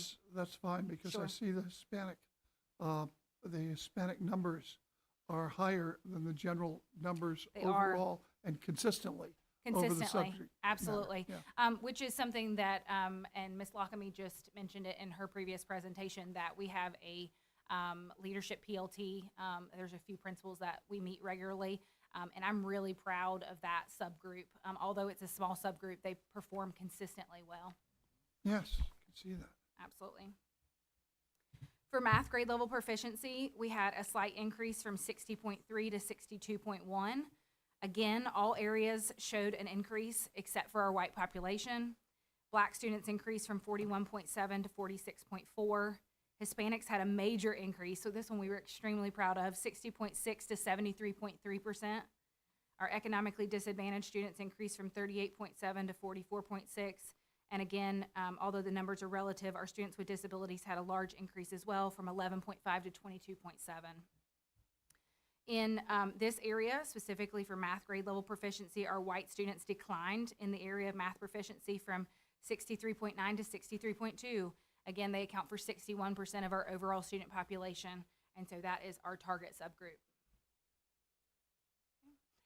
It is not included on the graph, but I have to mention that our science grade level proficiency was outstanding last year. Our overall proficiency for science was an 87.1. That's an increase from 80.8 in the previous year in 21-22.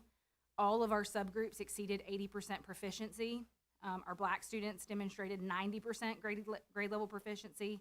Our white students in science demonstrated 87.7, and our economically disadvantaged students demonstrated 80.6 grade level proficiency.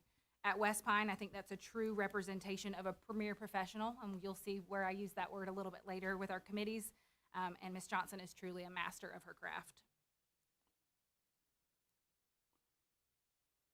All right, so looking at our growth and school performance grade, the first thing that you notice is that our school performance grade did drop from a 70 to a 69, which dropped us from a B to a C.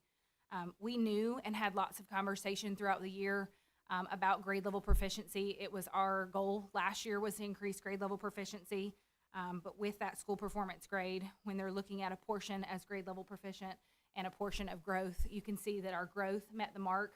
We not only met expected growth, but we were positive 1.44, which we were really proud of.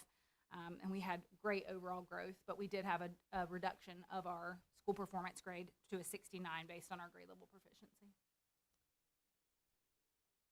Okay. One of the things that we're doing to address this is, and you'll see this in our action steps, we are focusing on grade level proficiency. And by doing that, we are really focusing on our PLTs.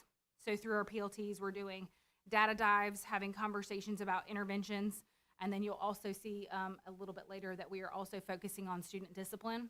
One of the things that we've noticed as we've unpacked our discipline data in correlation with our performance data is that not only are we seeing a decline in our white population in terms of grade level proficiency, but we're seeing an increase in the number of white students, especially white males, who are being disciplined and having infractions, minor and major infractions. So we are working on trying to focus on that as well. All right, we focused on our vision, mission, and core beliefs. Last year, we actually did the 4 schools survey, which was fantastic for our group. And we focused on our core beliefs first. We felt like we really needed to, especially with me being new to West Pine, and I've had quite a bit of, we've had quite a bit of turnover in the last 5 to 6 years at West Pine. So I felt like it was really important for us to have conversations and make sure that we were all on one accord when it came to what we believe when it comes to students. So one of the things that you'll see in every spot is all. And at West Pine, that was truly what we talk about, and we say that all the time, all means all. So core beliefs are focused on all children can learn, building relationships with family and the community is essential. These next two bullets would be probably a little controversial because they're not typically, I think, included in core beliefs, but our school staff felt really, really empowered to make sure that students feel empowered, that they are active participants in their own learning environments, and that they take ownership of their education. We believe that successful learning takes place in creative, challenging, nurturing, and engaging classrooms to ensure all students will learn. We actually added challenging to that because we wanted to make sure that our students were challenged. Once we went through our core beliefs survey and the 4 schools survey and activity, we actually went back and aligned our core beliefs with the Moore County Schools core beliefs and made sure that they aligned. We do have some that are different, but overall we felt like it was aligned in terms of what we believed students can do, and that's that all students can be successful. Our vision and mission, our vision is focused on our school being a safe place physically and emotionally because we want students to reach their fullest potential. We know that the Moore County Schools vision is the excellence in education, and again, we want to make sure that our school is the excellence in education, but we want to do that by making sure that it's safe and nurturing, both physically and emotionally for students. Our mission is to work together collaboratively with parents, students, faculty, staff, and community members in order to help all students achieve goals and be successful. We had a really rich conversation about our mission statement, and we worked really diligently to align our mission statement with the Moore County Schools mission statement. And we will say we do not have the United States of America in our mission statement, but we do believe that success comes in many different forms. And so that was our main goal. So we discussed the impact of our military community on our school as we considered the alignment with the Moore County Schools mission. We felt it was really important to represent West Pine as a place where all students can succeed. We also felt that success can be measured and interpreted in different ways. We had a lot of rich conversation about that. We want to focus on supporting individual students as they work to fulfill their goals, and we want that to be done and make sure that students know that they have the option of a 4-year university, community college, trade school, the military, or even an internship or other route. We just want to make sure that they feel successful.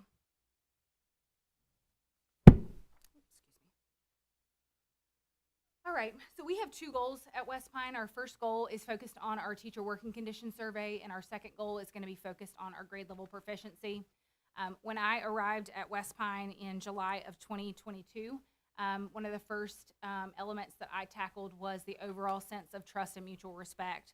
That year, in March of 2022, the teacher working condition survey results were shared, and it indicated that only 50% of West Pine Elementary certified staff members believed that trust and mutual respect was or existed at West Pine. So that was one of our first goals that we created.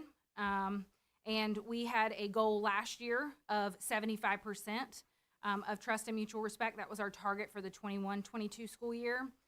We had 2 dipstick surveys last year, one in Q1 and one in Q4, and both of our dipstick surveys indicated that we had exceeded that mark.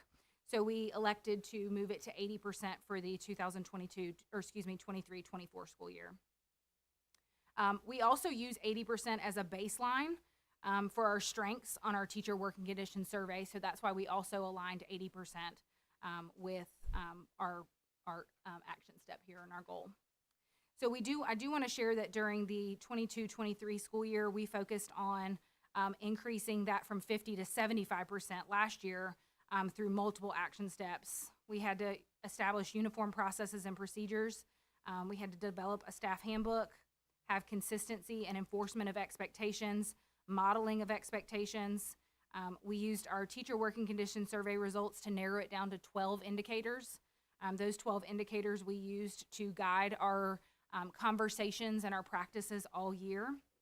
We revisited those teacher working condition surveys monthly in our school improvement team. and created action steps, and we delegated those to PLTs, our school improvement team, our committees, and our administrators. We established mentors for beginning teachers and new staff, increased communication, established clear criteria for evaluating staff. That included peer observations, which was new for West Pine staff. We had protocols for sharing staff concerns. We established a Premier Professionals Committee, established opportunities for fellowship and celebration, and we focused tremendously on conflict resolution.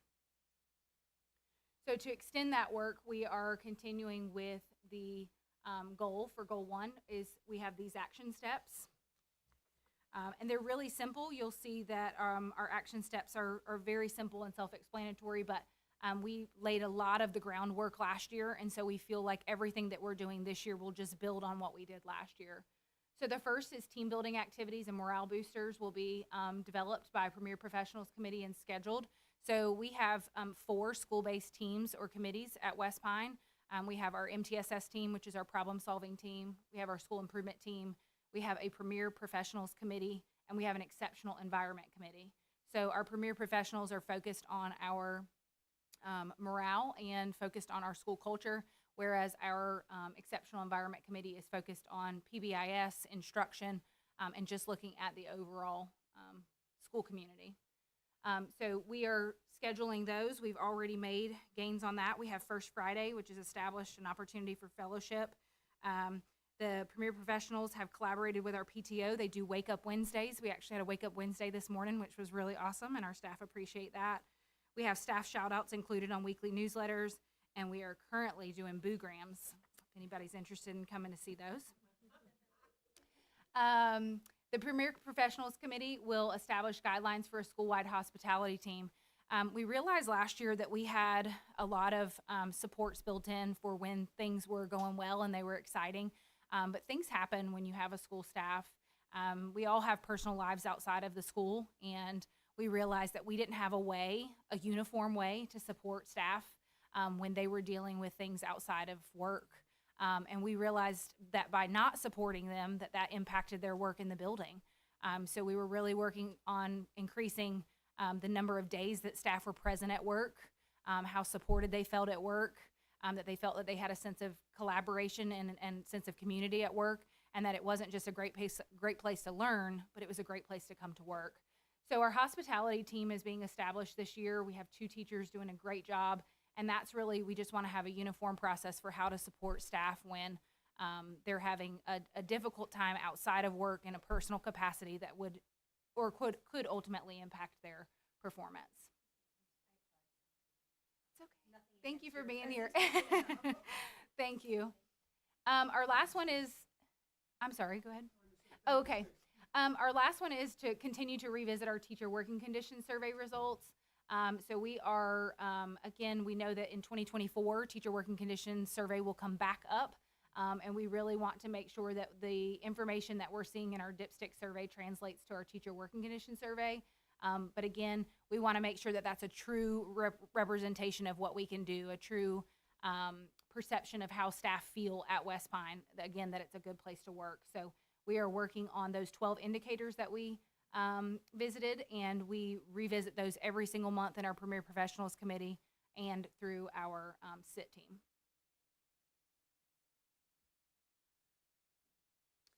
All right, I know that's really tiny, but I know that you have a copy there in front of you. So the next goal that we have that we're focusing on is that grade level proficiency.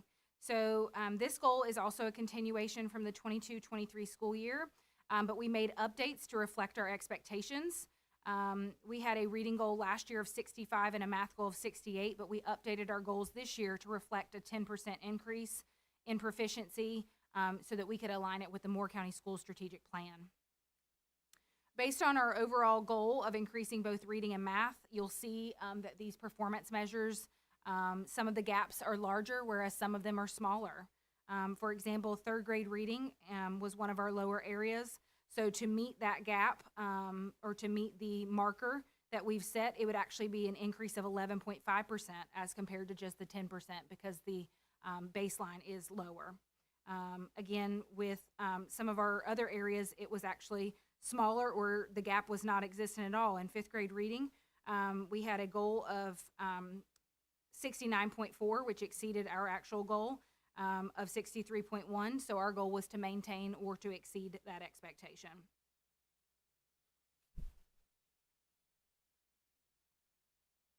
So we have action steps for goal 2, and this is where we're starting to address some of our our subgroups. I do want to say that you'll see in goal 2 that I actually have it broken down into 3 indicators. We had 3 different conversations, if you will say, or 3 different focuses last year as it related to increasing our grade level proficiency. Our first was our PBIS initiatives and our behavior and school discipline as a whole. We also had instructional alignment initiatives and then student support initiatives. So we took a 3-prong approach to this goal, and we're continuing that work this year. Last year for PBIS, we established an actual school-wide PBIS team. We established a PBIS matrix and a flow chart for majors and minors. We implemented Educator's Handbook school-wide with Fidelity for the first time. Implemented classroom Cub stores for our K-2 classrooms and Cub coupons for our 3-5 classrooms, and we implemented quarterly celebrations for all of our students school-wide. Our instructional alignment initiatives, we established PLTs, we had routine meeting times and established norms. We implemented the lesson plan framework for whole group instruction. We implemented iReady and M-Class, including progress monitoring with Fidelity. We had data analysis of all of our aspects of assessment, including iReady, M-Class check-ins, and math assessments, and we implemented LETRS professional development. For student support initiatives last year, we created a problem-solving team and established that team, and they meet monthly. We have PEP support sessions for our teachers to go in. We call them PEP parties.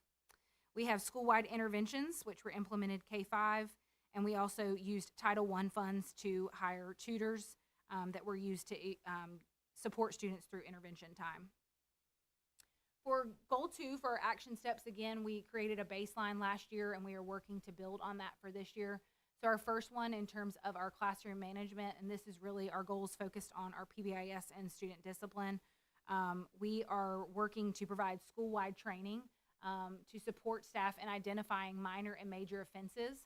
We realize that we need to create common language about what minor and major offenses look like, sound like, feel like, and we need to make sure that we all have the same definition of that, and that we always refer back to that when we're having conversations, especially when it's conversations with parents, and use that as a baseline for consequences as well.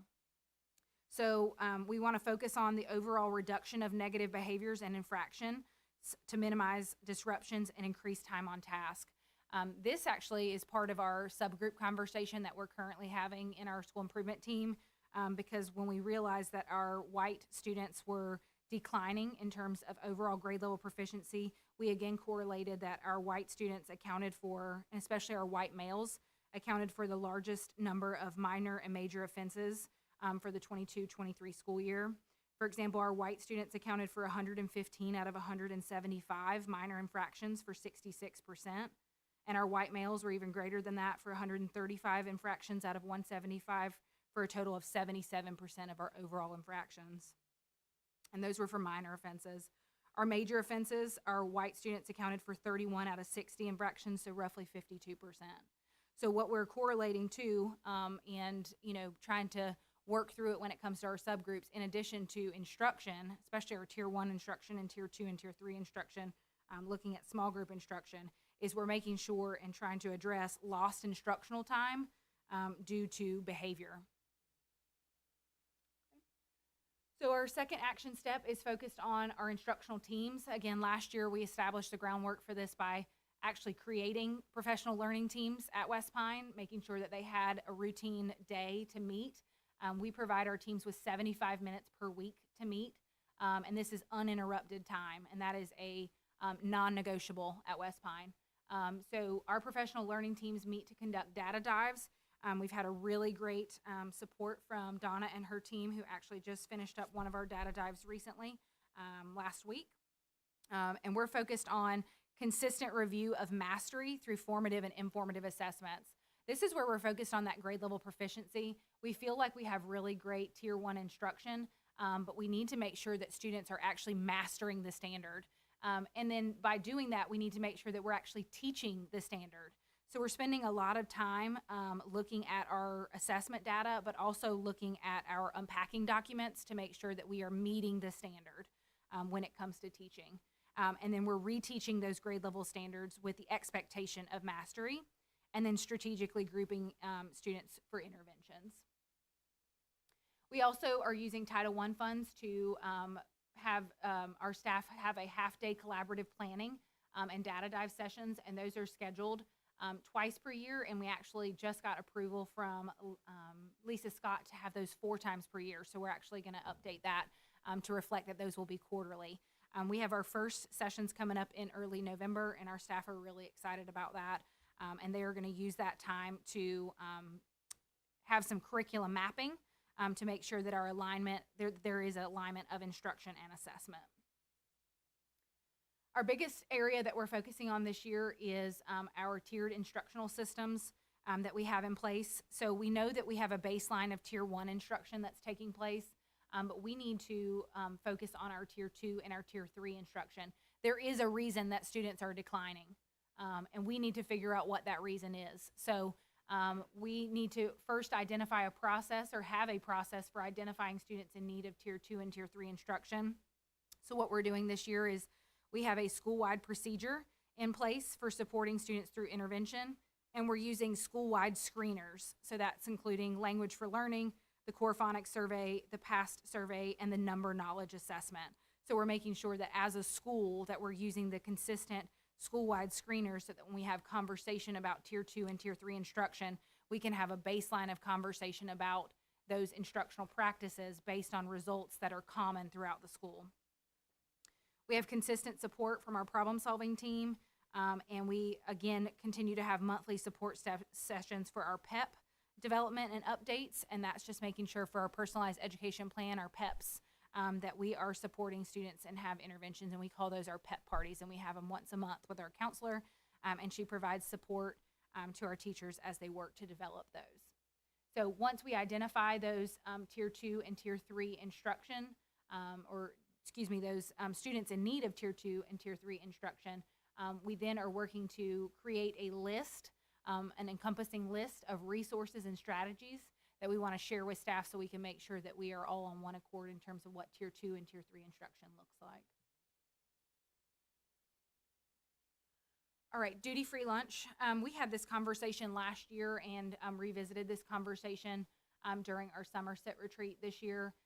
Our West Pine Elementary staff have voted last year and this year consistently to utilize instructional assistants to provide support in the classrooms through small group instruction rather than providing duty-free lunch for our staff.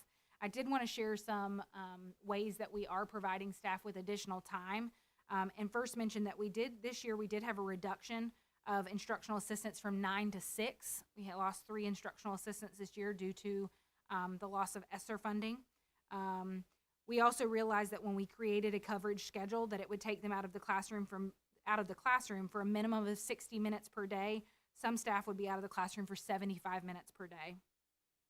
We also increased our specials time from 40 to 45 minutes to give our teachers an additional 5 minutes per day for their specials block, and we offer that 75-minute uninterrupted planning time, which is bullet 2. Bullet 3 is that our grade level teams also work to provide coverage for each other. So we created a schedule last year where we allow one teacher 1 day per week where their other colleagues, grade level colleagues, cover them for recess and lunch, which provides them an additional 55 minutes of uninterrupted planning time 1 day per week. Our West Pine Elementary PTO, who is fabulous, also provides volunteers to cover lunch for all staff, and that's done 1 time per month. And then we will revisit our with our school improvement team tomorrow, which is our SIT team meeting. We will review and get feedback on potential modifications for taking care of the needs of our students as it relates to duty-free lunch to make sure that we are addressing the concerns brought about by the board. That's all I have.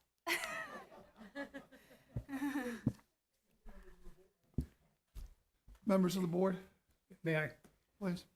Good to see you again, Yes, Ms. sir, you as Beavers. well. Yeah, Yes. great visit. Congratulations on the addition to your family Thank too. you so much. We're excited. Hopefully not this afternoon, but Let's hope not today. Okay. Yes. two questions. Sure. You refer to white discipline problem emerging. Do you see any trends in type of offenses? We do. So our top two offenses are typically aggressive behavior with physical contact and disruptive behavior. We have also seen a trend in our discipline data across minors and majors where we have our highest number of infractions on Wednesdays and Thursdays. So we have been trying to combat that by being a little inventive. Last year we had, and we carried it over to this year, last year we had Wildcat Wednesdays. So students were able to earn 5 extra dojo points if they showed exceptional behavior on those days. And then we also built in a system of color wars on Thursdays where every grade level wore a specific color. And we really encouraged them to come to school and be excited. We hoped that that would reduce our discipline.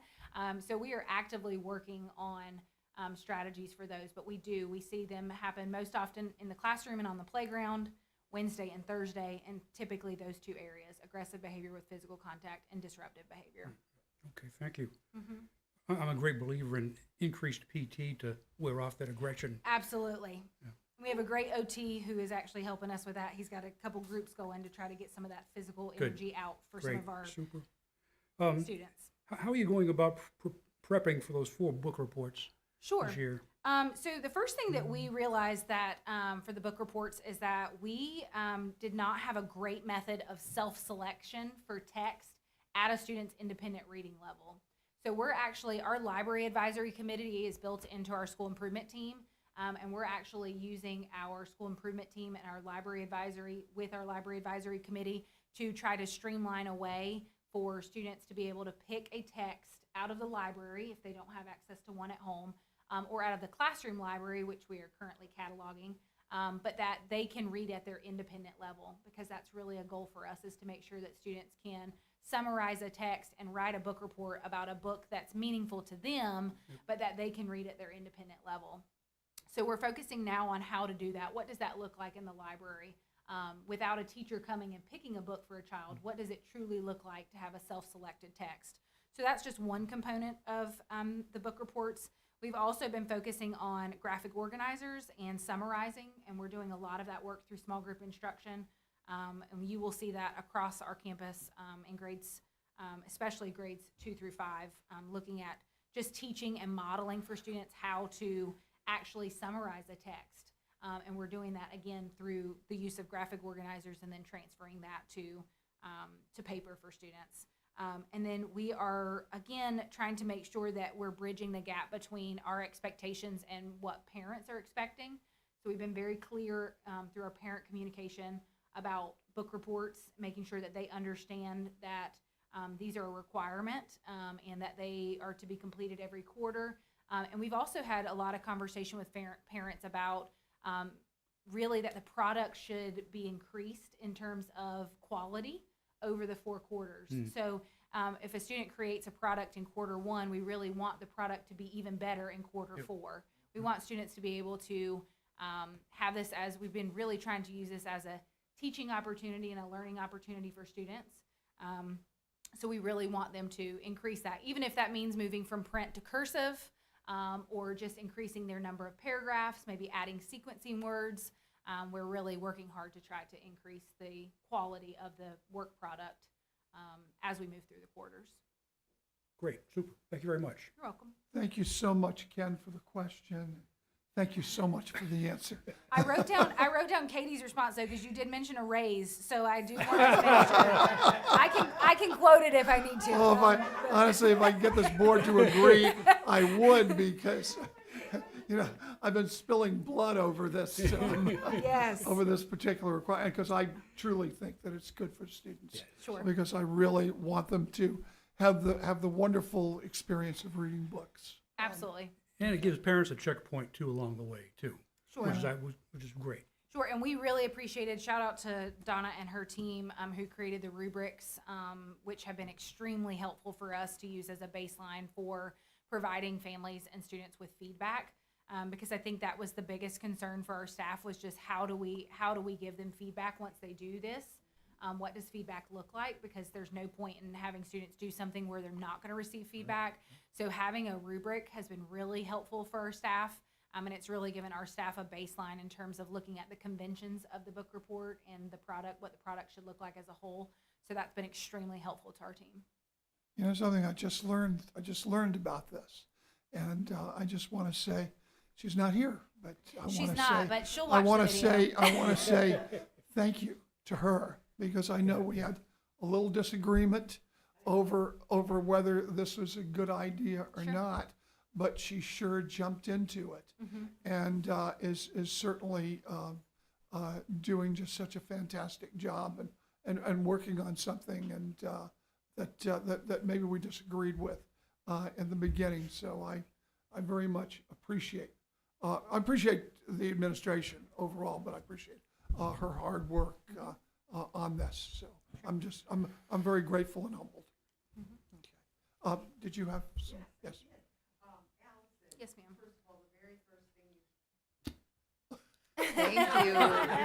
I know you are, and I appreciate that. The very first thing you said is you love to celebrate success. We do. And that's so important. I think I think everything should be celebrated.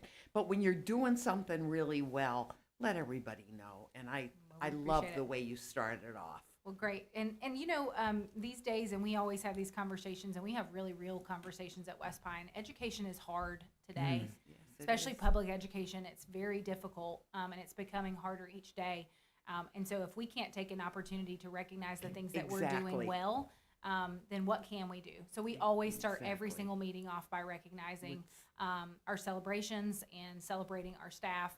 And we always start our student meetings like that. We celebrate their strengths and celebrate them for what they're doing. So we make that a priority at West Pine. Yeah, that's terrific. The other thing, I loved your hospitality team. Oh, super. That's important. That keeps the morale of your Absolutely. teachers up. Everybody in the building, everybody should do that. I love that. And what I really loved was you said proficiency goes down as bad behavior increases. Absolutely. And that is so true. So I'm so glad that you're spending so much time on this, that you're really looking into it, and that you're making your students accountable. Sure. Because I said it this morning, I'll say it again. You can't have education without discipline. Sure. I'm a firm believer. Absolutely, and that's why we've linked our grade level proficiency with our PBIS initiatives, because we yes. realize that lost instructional time affects proficiency, it affects mastery, so. Yeah, and so you have recognized that, and Yes, you're ma'am. working hard to fix it. We are. So I'm thrilled. And I'm so happy about your autism classrooms. Yes, you should come visit it, it's Oh, really I fantastic. will. It's Oh, so that, great. that is wonderful. It's wonderful. Where's Cindy? Cindy, put me on the list. I knew it. It's a great, I may not be there to walk you around, but someone will be there to walk you around. Okay. But please come visit. It's a wonderful, wonderful place. We were actually able to recruit a teacher. She actually came over from Southern Middle School, Taylor Murphy, who's our teacher in that classroom, but she is dynamic, and she does a fantastic job. We have 9 kiddos who just really have a safe space to be themselves on a good day or a bad day. It's a really great place to be. Okay. Oh, I just think that, and Cindy has me signed, no matter what any of the principals said today, if she thought I was interested, she's got it all scheduled for me. You are welcome to join. But thank you, Allison. Absolutely. It was great. Sure. Yeah, yes. A couple of things. I want to do a shout out to that autism unit as well. But how does a student qualify for that autism unit? Because there's so many kids who are on the spectrum. Sure. But they're not really super disabled. I understand. They need Yes. help and things like that. Absolutely. How do you qualify for that? So our classroom is different because there are most self-contained classrooms throughout the district are classrooms where extended content standards are taught. So that means that the students are on a different standards. They are taught different standards based on their evaluation results, typically IQ, adaptive behavior. Our classroom are students who take the regular EOG. They function regularly in terms of assessments. They just typically have support through pull-out or push-in support, EC support. But these are students who are on the regular continuum of curriculum. So it really is a labor of love, I want to say, from Marcy Cooper and Sarah Chapman specifically, who work to identify kiddos throughout the district who would benefit from this classroom. When I say that I think that there could be a waiting list for this classroom, there probably is one existing right now that I just don't know about. But they really looked at every school and tried to identify students who would benefit from this the most. And we have students from all across the district. We have students from Pinehurst, Cameron, Sandhills Farm Life that are bused to our school every single day or brought by mom and dad. And really, it's a really unique experience for them because these students may have not been successful in another classroom where they could not have a tough day because they would stand out. Whereas now, if they have a tough day, they can bounce back to the AU classroom as home base and really have a safe space to land. And it's really fantastic. We also have 2 kiddos in that classroom who were in an extended content classroom previously that was not the best fit for them. So now they are on a general curriculum. We're working to close those learning gaps that they have. And we do that by providing them with the opportunity to be in the regular education setting for most of their day. So they have social skills in the morning and in the afternoon, but the bulk of their day, including specials, lunch, and recess, is spent with their respective peers. And I also want to do a shout out to you and your staff and your PLT for kids' ownership of their education. I had a conference, or actually a chance meeting with a person from Santos Community College, and I asked that person, I said, what are we doing in Moore County schools where the kids that come to Sandhills have to have remedial education? Where could we improve so that they don't have to have such remedial education when they get to Sandhills? And I was told that the one big reason why kids need remedial education when they come to Sandhills is buy-in, that the kids need to buy into school and to buy into education. So you're doing that in your school.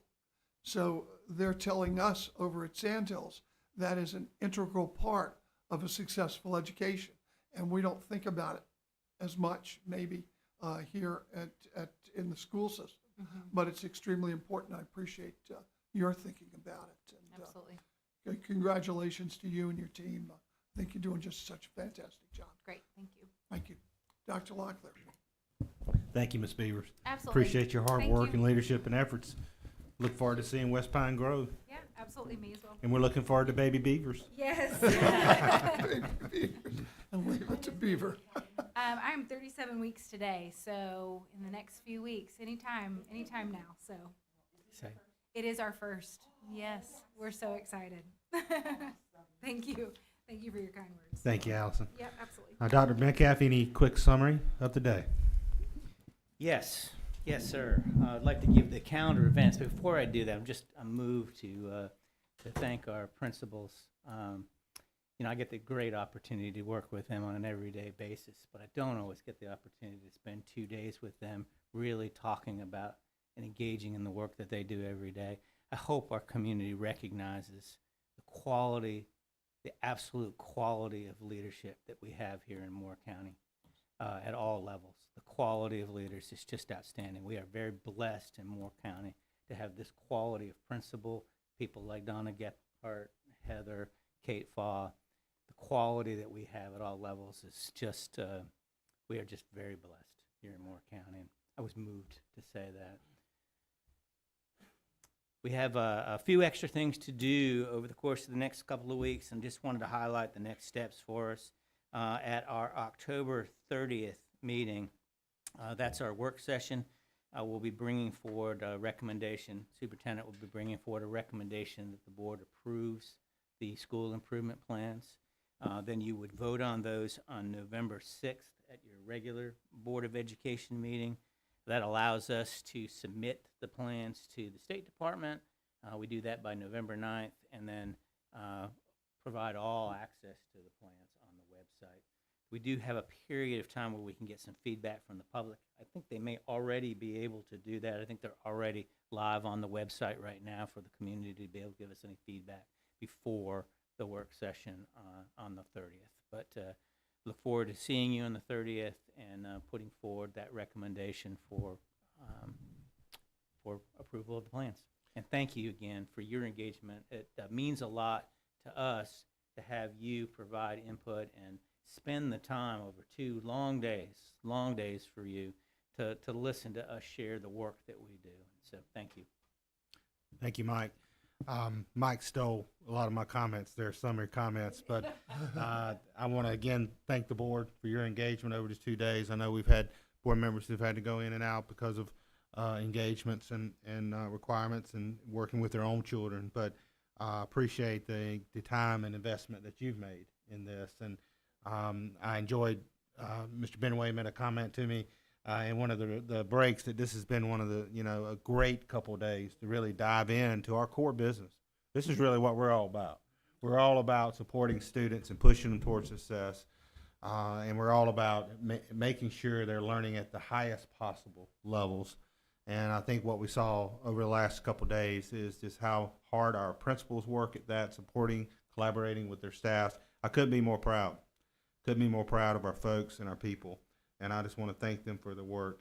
And something that I think we consistently heard over these 2 days is what you heard me call at the beginning of the school year the MCS way, the Moore County Schools way. This is how we do business. And you see the authentic leadership come out in each of the principals. They're all a little different. They have their authentic way about doing it with their teams, but it's all about the Moore County Schools way because it works. It's not easy work, but it's the right work. And so I couldn't be more proud of our school district and the work that's going on, and I remain fired up for the school year. So again, thank you for you being here and your engagement. Appreciate it. Okay.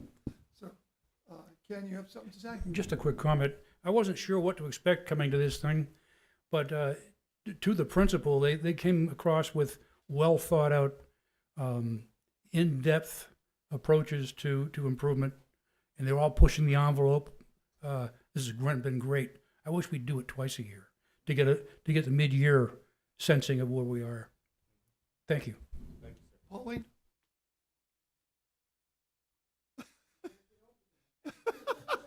Let me stand one step behind you. I just want to say what Mr. Benway said. This was phenomenal. I really, really enjoyed this. I really enjoyed listening to all the principals. It just feels like you're talking to them, and they're telling you about what they want to do, and I loved it. And let me say that I appreciate all the hard work of not just the principals, but the administration. Sometimes we call Moore County Schools a learning community. And I think the people that learn the most, or at least certainly the person who learned the most, I don't want to speak for anybody else, but was me. I learned quite a lot over this time. And what I really learned is that education, I may have this teaching certificate, but I didn't really understand before so much that learning is a science. It's statistics. It's hard work. It's I just don't believe that any other school district in North Carolina relies so heavily on data as does Moore County Schools, and that seems to be the unifying thing of the Moore County way, is that we don't just have a feeling that something is doing well, or we really look at the data. And Dr. Locklear, one of the things about your leadership, and Dr. Metcalf as well, is that you let our principals lead. You don't do it from the top down, because as you see, everyone is different. Every school is different. But they also tailor their needs, not just to their statistics, but also to their individual communities. Because what we're finding out, I think, is that we have all sorts of different communities. in Moore County, and they have different needs from the northern part of our county with smaller schools down to the southern part of our county with much larger schools. So I think on behalf of the board, we appreciate the administration, we appreciate the principals, and we thank you for this opportunity to learn. So with that, is there a motion to adjourn? Yes, Miss Bruno. Is there a second? There's a second by Mr. Benway. All those in favor say aye. Aye. Any opposed or irrelevant? Okay.